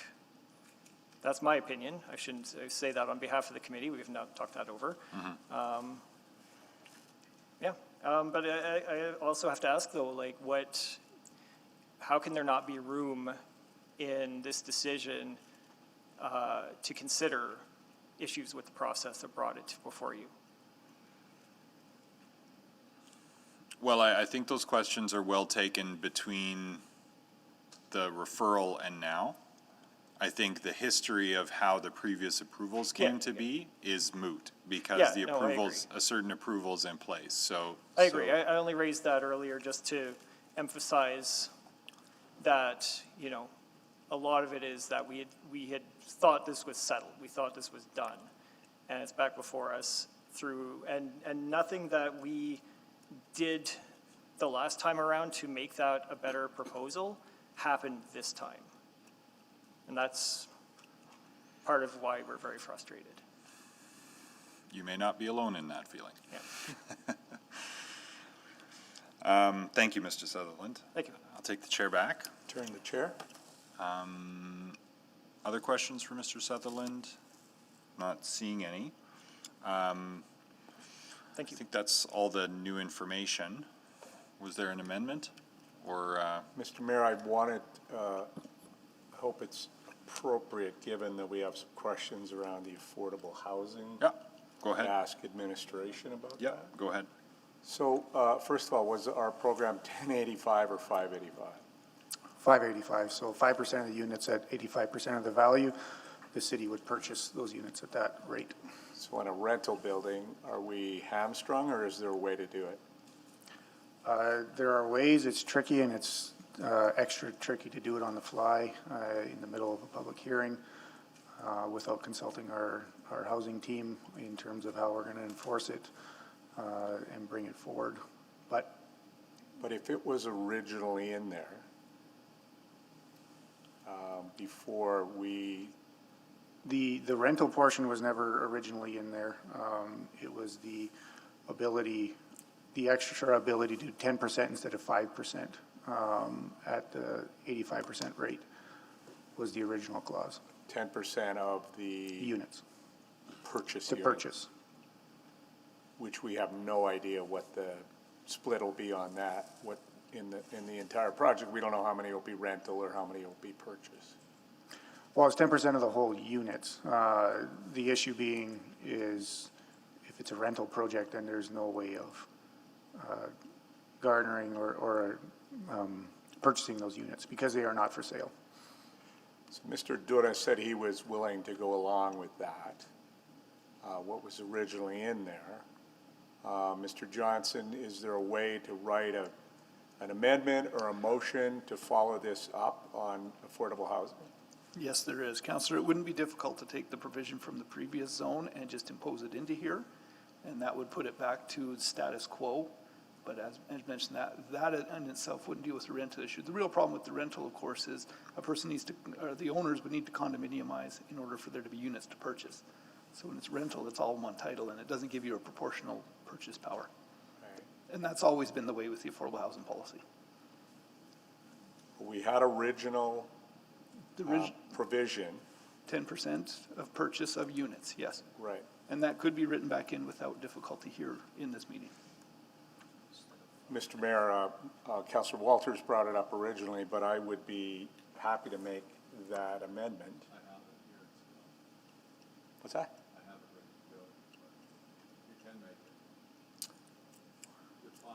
So we'll need some wording, I guess.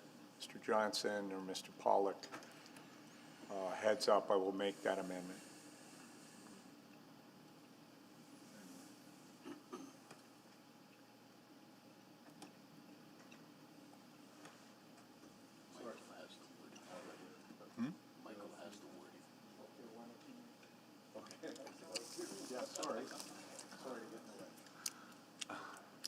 Councillor Walters? Okay, I have it here, so I can make it.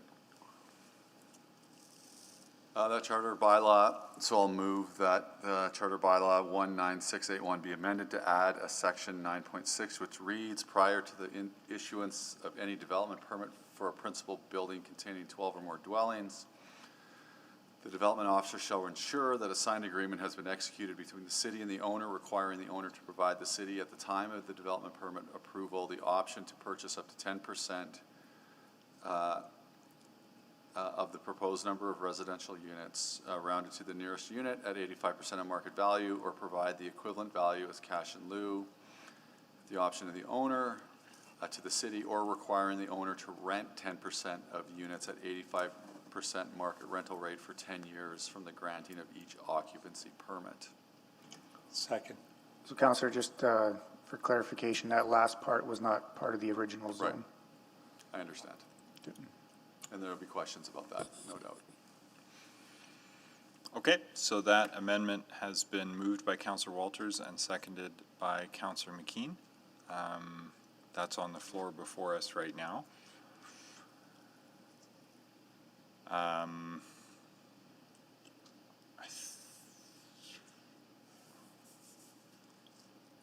Councillor Banga?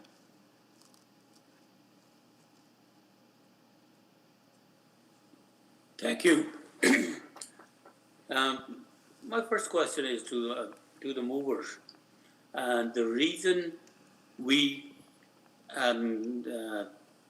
got rid of this 585 policy and was that it was not benefiting any of our efforts towards affordable housing, or it was so hard to manage.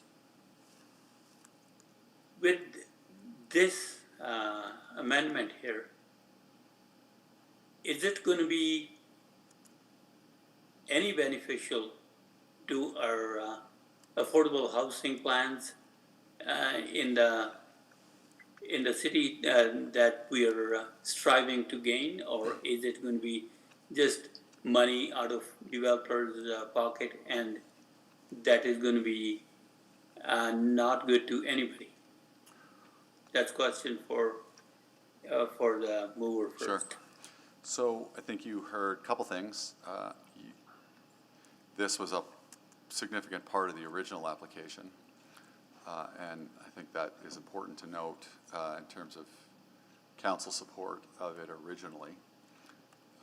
And while 585 or policy C582 was deemed generally ineffective by administration, it wasn't deemed completely ineffective in the way that this motion is written.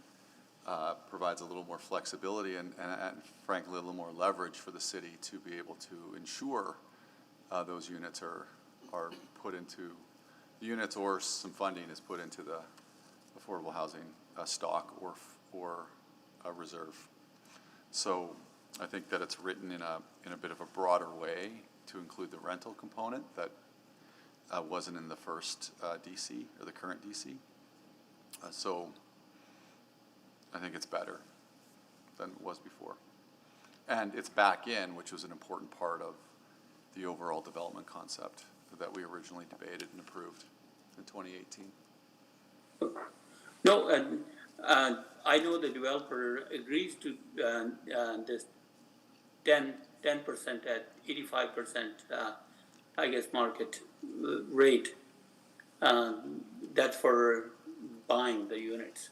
But my question is, for rentals, would it really benefit the city's affordable housing situation? At this point in time, I don't know how we are going to manage that. Well, if you remember yesterday at council, we talked about 25,000 Edmontonians that there was a need for roughly 25,000 units at below market. So that in that 85% of market ballpark. So if this contributes to adding to that inventory, I think it would be helpful and beneficial for certain. Okay, well, inventory is sure nice to have, but would those folks be able to gain anything out of this deal?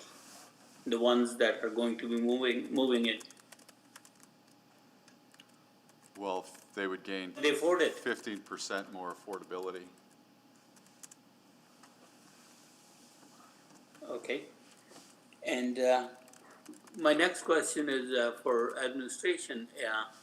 This renting 10% units at 85% rental rate. Are we currently doing any of that? Currently, the city itself, I don't believe is. It would add to the rental housing and affordable rental housing pool, however. But how would we know that it would actually benefit somebody?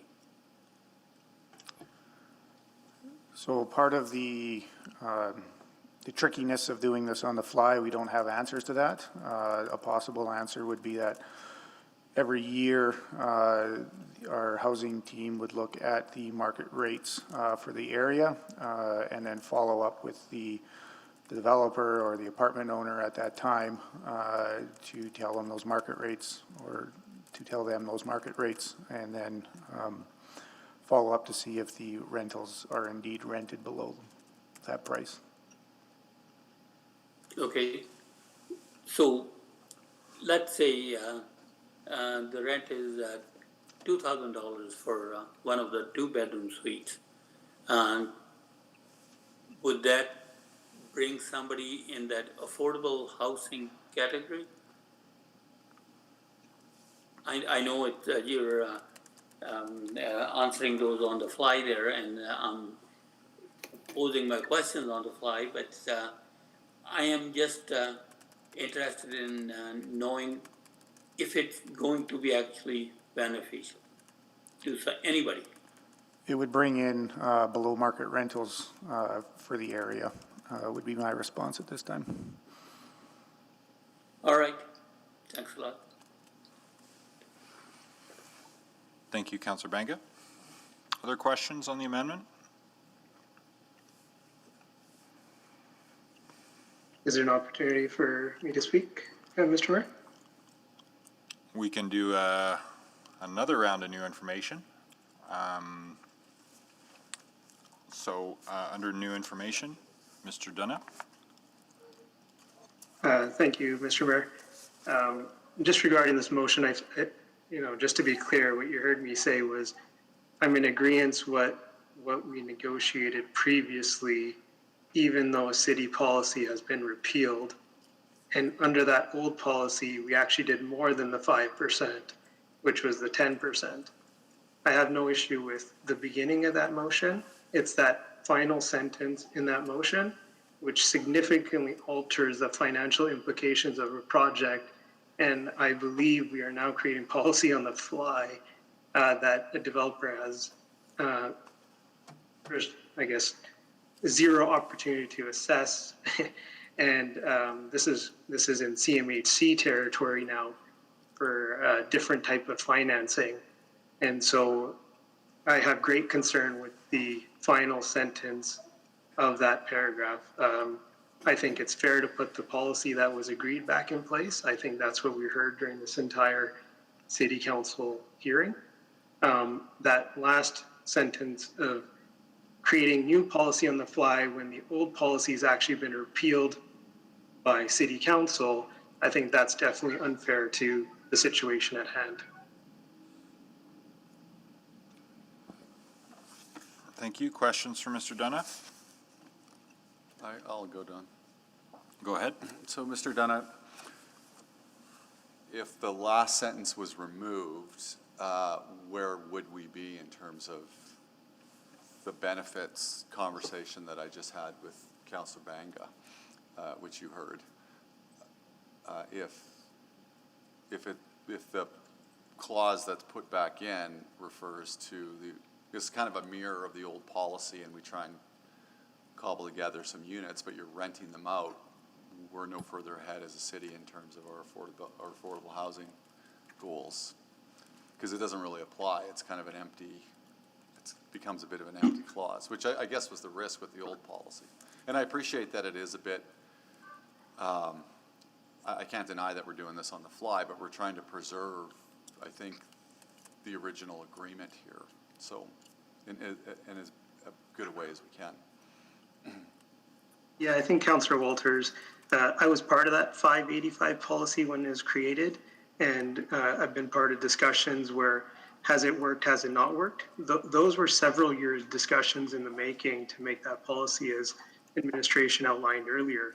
By adding this rental rate clause, there's been zero assessment or zero engagement or zero discussions, and was never contemplated in what I brought back at this point. I'm more than happy to put what was previously approved, but I think City Council and probably future City Council at this point has to reassess the policy and make the playing grounds pretty fair. But if by adding this clause, I think it leads to what Councillor Banga alluded to of inflated rental rates on my end, which doesn't make it affordable. At this time, I can tell you at a project I'm renting in the Brewery District, I've got units renting for as low as $1,090, and we've rented 50 units in 2 weeks. You're now taking the ability for me to talk with my financiers and to deal with my pro forma and my rental rates completely out of my hands. And that's going to create a much worse situation by adding this clause on the fly.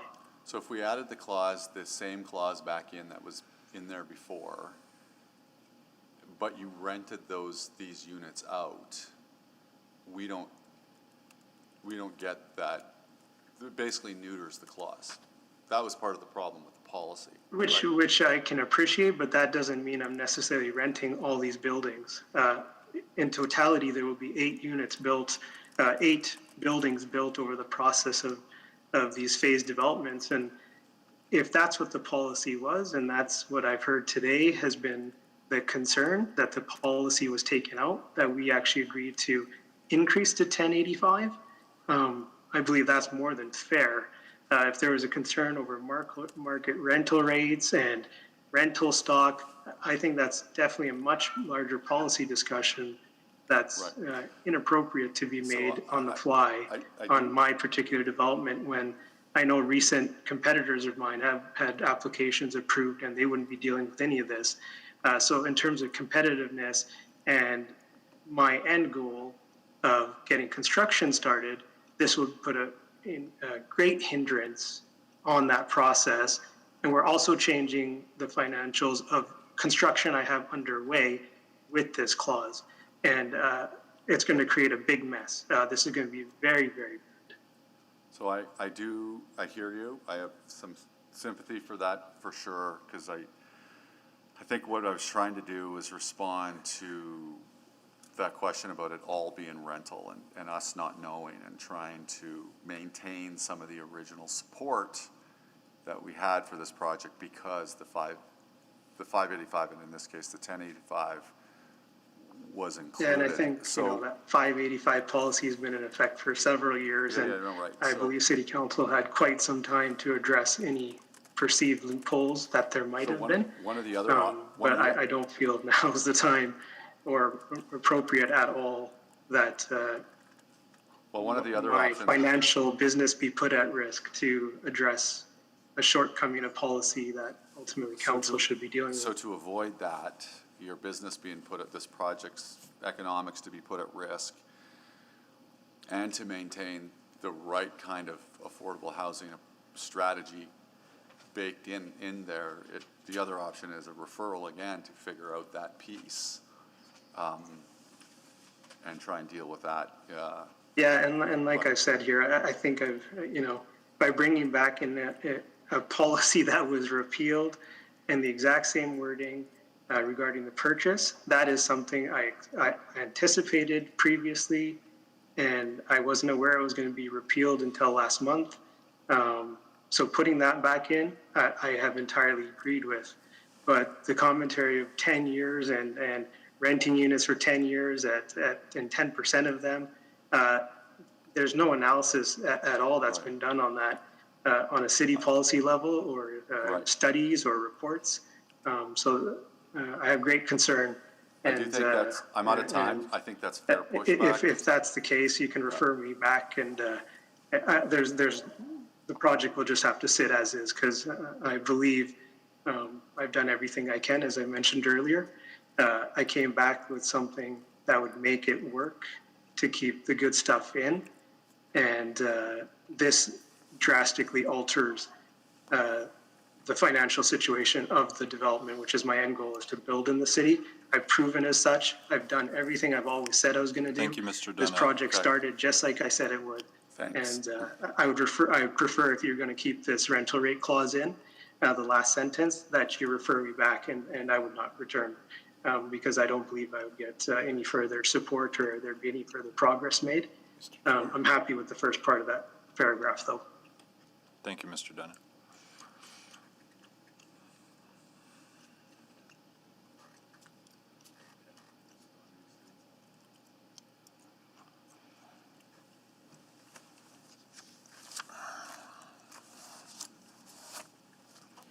Mr. Mayor, I'm prepared to make an amendment to remove that clause on anything referring to rental.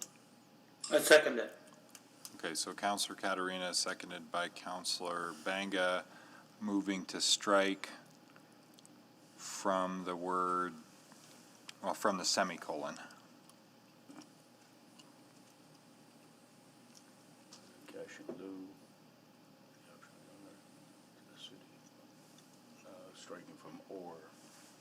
Striking or, comma, requiring. Yeah, from the semicolon onward. Yeah, just end at the semicolon, city semicolon, and strike everything after that.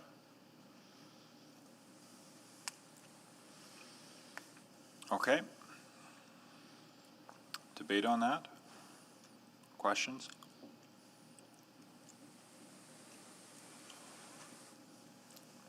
I'm not seeing anyone on the board.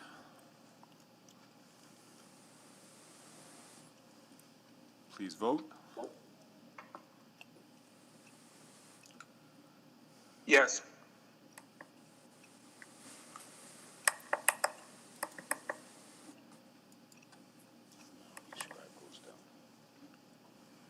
Yes. Thank you, Councillor Benga. And apologies if I could just get confirmation that that was Councillor Zadek who said yes previously. Thank you. Yes for me, Madam Clerk. Yes for me, Madam Clerk. It's Thank not you. coming up. Thank you, Councillor Katarina. We're just missing Councillors Cartmel and Paquette. Yes for me. Sorry. So that was a yes from Councillor Cartmel, sorry, and I missed Councillor Paquette. Yes. Thank you very much. We have 11 votes, Mr. Mayor.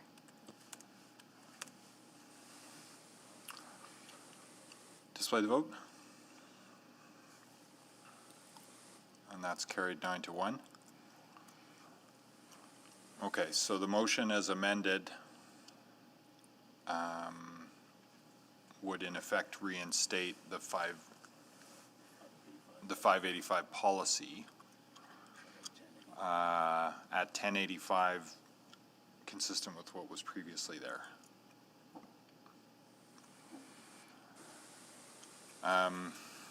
Any debate on that as amended?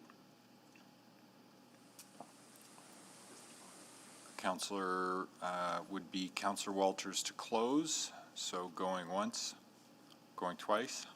Councillor Walters to close.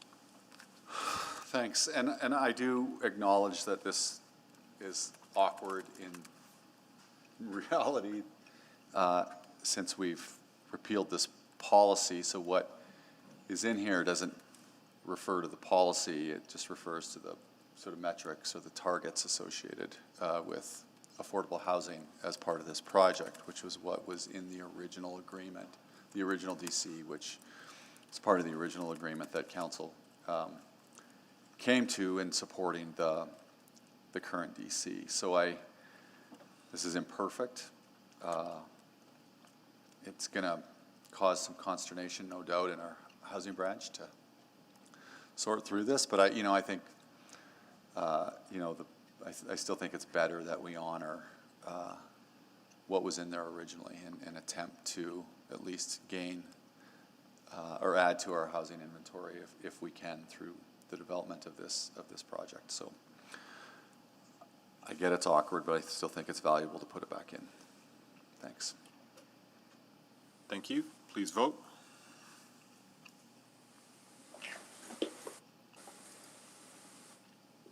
Yes. Yes.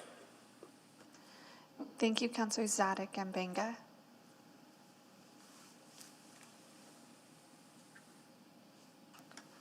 Yes, Madam Clerk. Thank you, Councillor Katarina. I'm still missing a couple of votes, but I'm just hoping to get confirmation. Councillor Nicoll appears on the meet, and I think I may have heard him vote, but it's quite quiet, so just wondering if we can get that confirmation.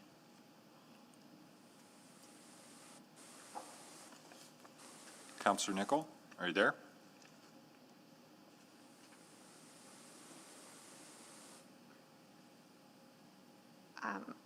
My apologies, I could have been hearing something else. We are missing Councillors Esslinger, Paquette, and Walters. I'm a yes. Thank you. I'm a yes. Thank you. I'm a yes. Thank you. Okay. Well, we'll mark Councillor Nicoll absent then if we can't hear from him. So display the vote, and that's carried unanimously among those present. Okay. I've got to check one more time for new information. Any new information arising in the public hearing? Am I able to speak to the new information? Yes, you are.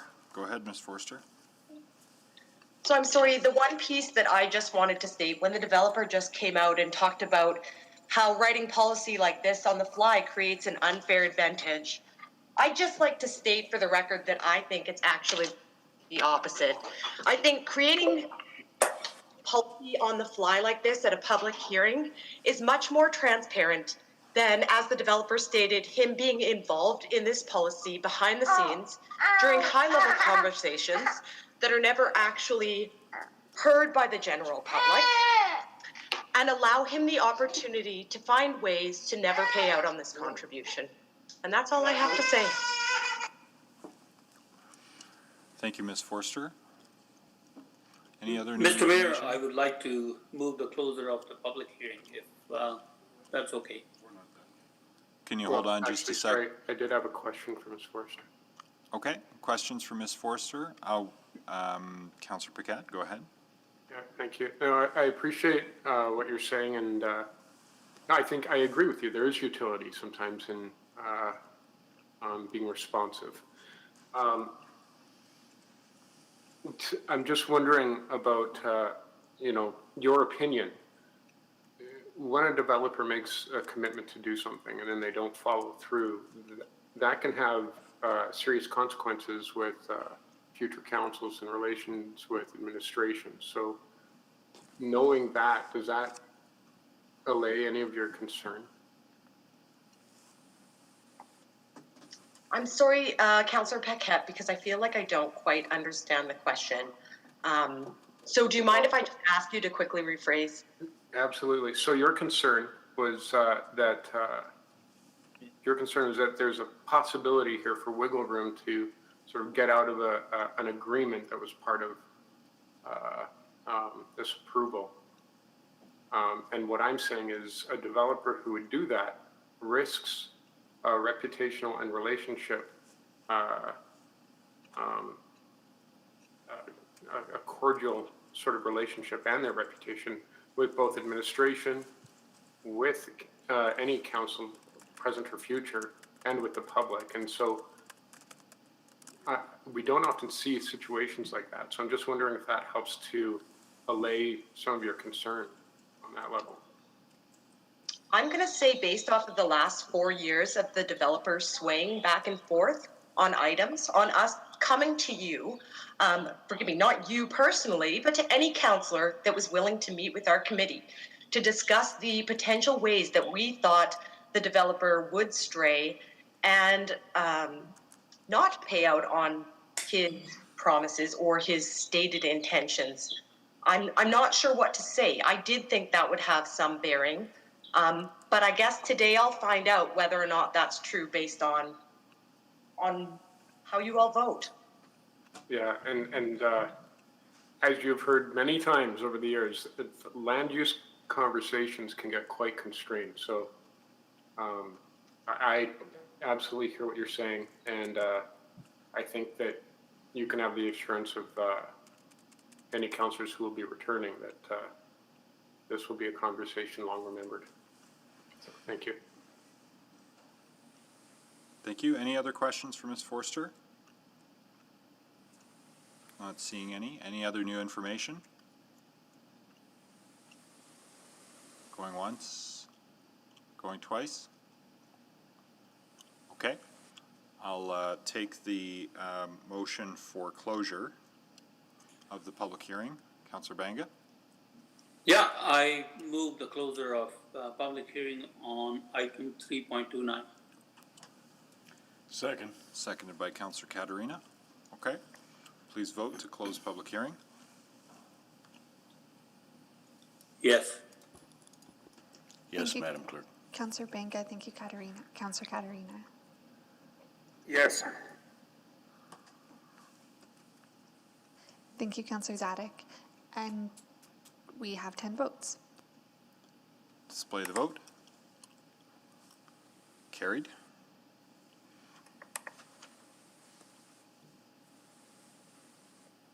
Someone willing to put first reading on? I'll move first reading. Mr. Mayor, I will like to move the first reading on Charter Bylaw 19681.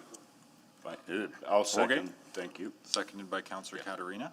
All right. Folks wishing to, did you want to introduce it, Councillor Banga? Of course.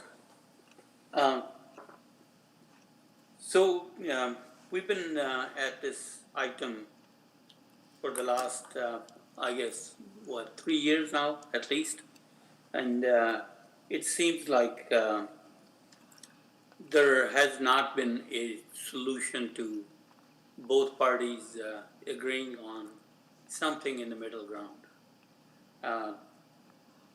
And at this point in time, I think the way it appears, it wouldn't be of any use sending it back. And this is, the developer said this is basically his final offer. Whether it's a bluff or not, I would not know. But at the same time, we need to move on this thing. We spent $1.8 billion on Valley Line Southeast LRT, and construction along that corridor is that the city is looking for, and that was the intention, that is the intention, and that probably will be the intention for the near future. And I think this is one of those good starts, and there are others coming along. Something in Bonnie Doon, and it'll help increase our ridership and basically help our folks in the city to move to their destination and within proper, reachable areas to take the LRT. So that's all I have to say for now. Thank you. Councillor Knack? Thank you, Mr. Mayor. So I guess where I'm coming from is that, I mean, everything we just heard from the previous speaker, we already have in an approved development. So really what I'm trying to decide is whether what is being asked for right now is an improvement from what came forward a few months ago. And I think there are certainly some improvements, but I'm not sure I feel like we've hit a mark where this is enough to make a change beyond what was already approved. I'm quite concerned, and I recognize the policy doesn't exist, but we still can, from a land use perspective, consider affordable housing. And while I think the new clause is better, I don't think it is as impactful as what we could have had. And I appreciate that doing that on the fly might have been a very poor form of governance. But I think there's an opportunity to still explore that further, to make sure that we get something that truly adds even more value. I'm very content with what has been approved to date, but I'm not sure this adds to it. And trying to separate out the emotion from, and understandably so, of all the community members who have given up hundreds, and I think we've heard in some cases thousands of hours over the years, trying to separate that out, because I think they have been through a lot. So even with separating that out, I think as best I can, I don't feel good enough about what's before us today, considering the referral motion that had been passed, to support this right now. So certainly open to hearing some of my other colleagues who I see are on the list here, I have a lot of respect for, and maybe there's something that can change my mind, but at the moment I don't see how it would be right for us to approve what is before us today, considering the intent of what we moved a few months ago in the referral motion. Thank you. Thank you. Councillor McKean? Yeah, thanks. I just feel like something went awry here. And I take the community members and their submissions very seriously.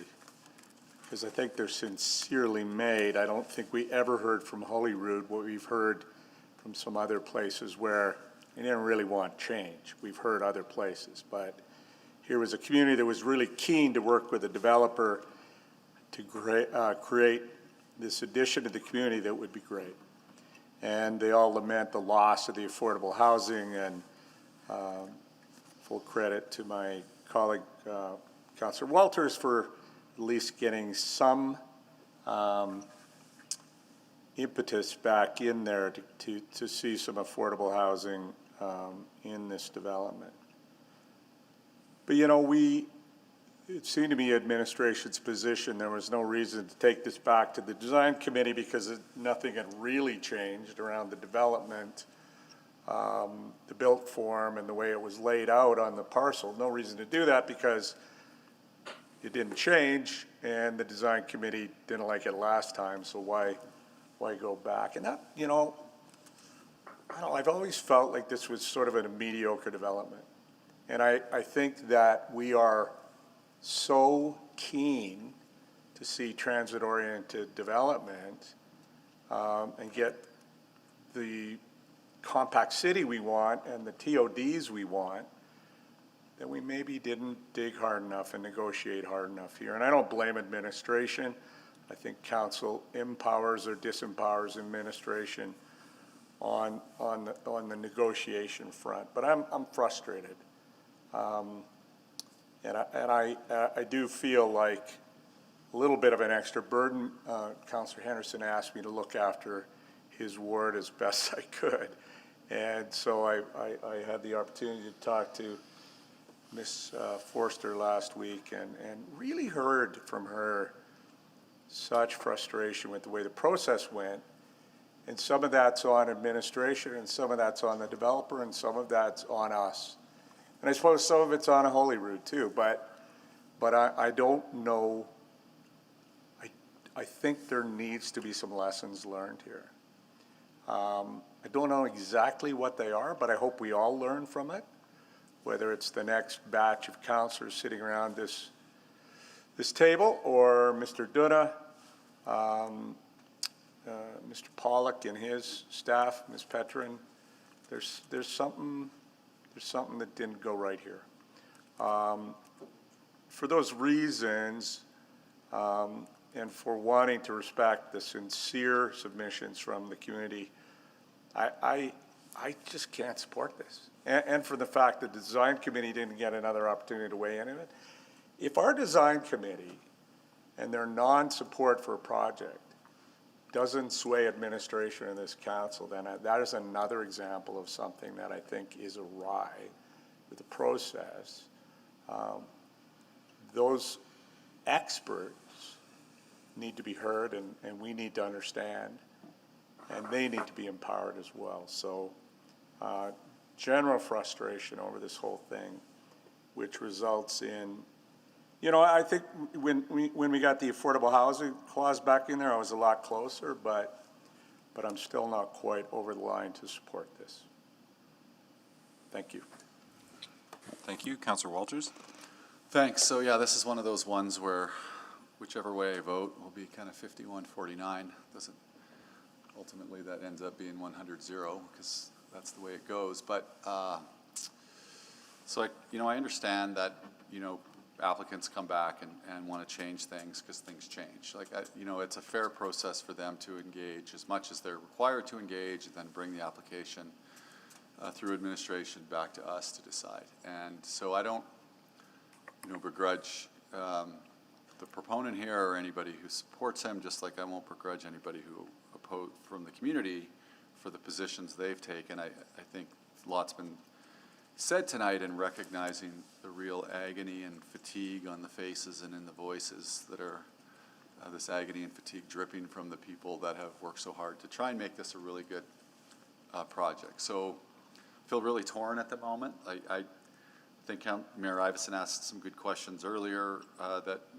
are meaningful to me about what we're actually dealing with here today, and what is the material impact of what we're dealing with here today, notwithstanding everything that we went through up to the last, up to the original decision we made on this.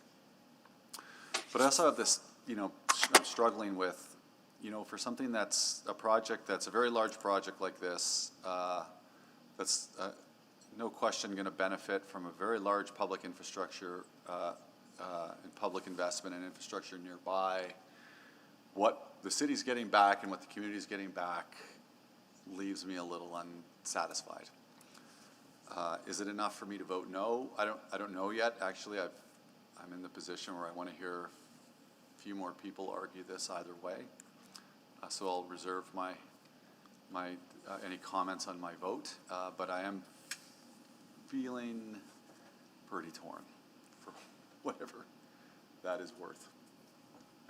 Thanks. Thank you. Councillor Essinger? Thank you, and I appreciate the debate and the community's input, and I heard loud and clear from the community tonight the frustration with the process.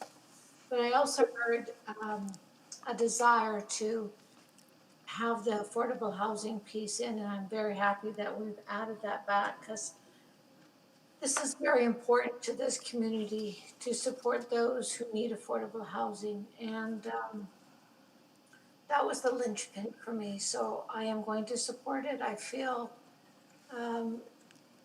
we could debate the process, we could, digest, take it apart and look at it, but at the end of the day, many of the conditions were met. The build form is not changing. They'll have a chance to go back to the design committee. So for me, I'm going to support it. I know they're close, but I will lean towards supporting. Thank you. Councillor Paquette?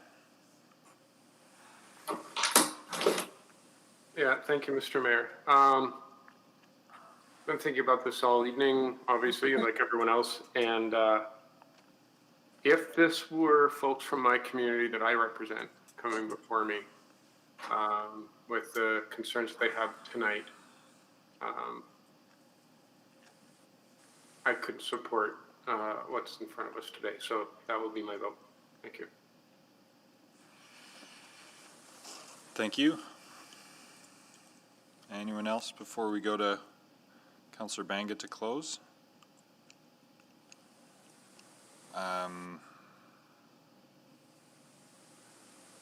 Councillor Banga?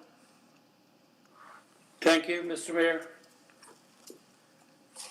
First of all, I want to sincerely thank Holyrood community who have spent this tremendous amount of time on their own and working with the developer.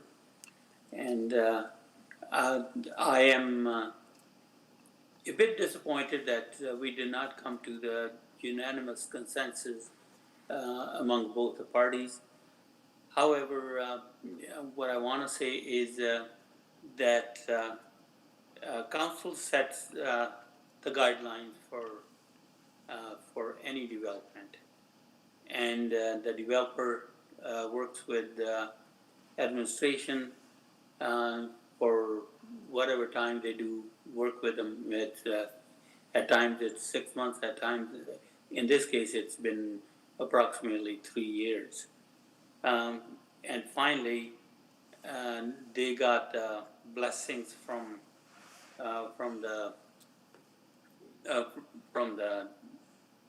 our administration to go ahead with the project.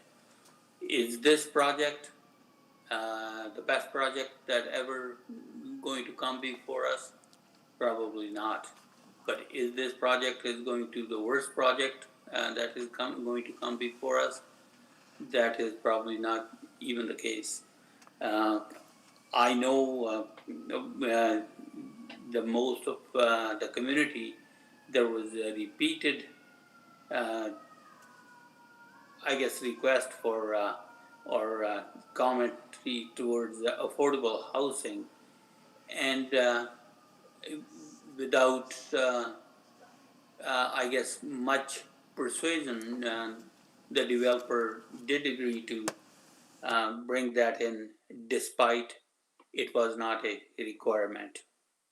And again, presenting this this application to EDC, and administration does perceive that there was not a material change or significant change in the built form design.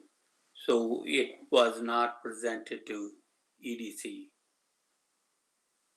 And again, I don't know, since this was approved, this design was approved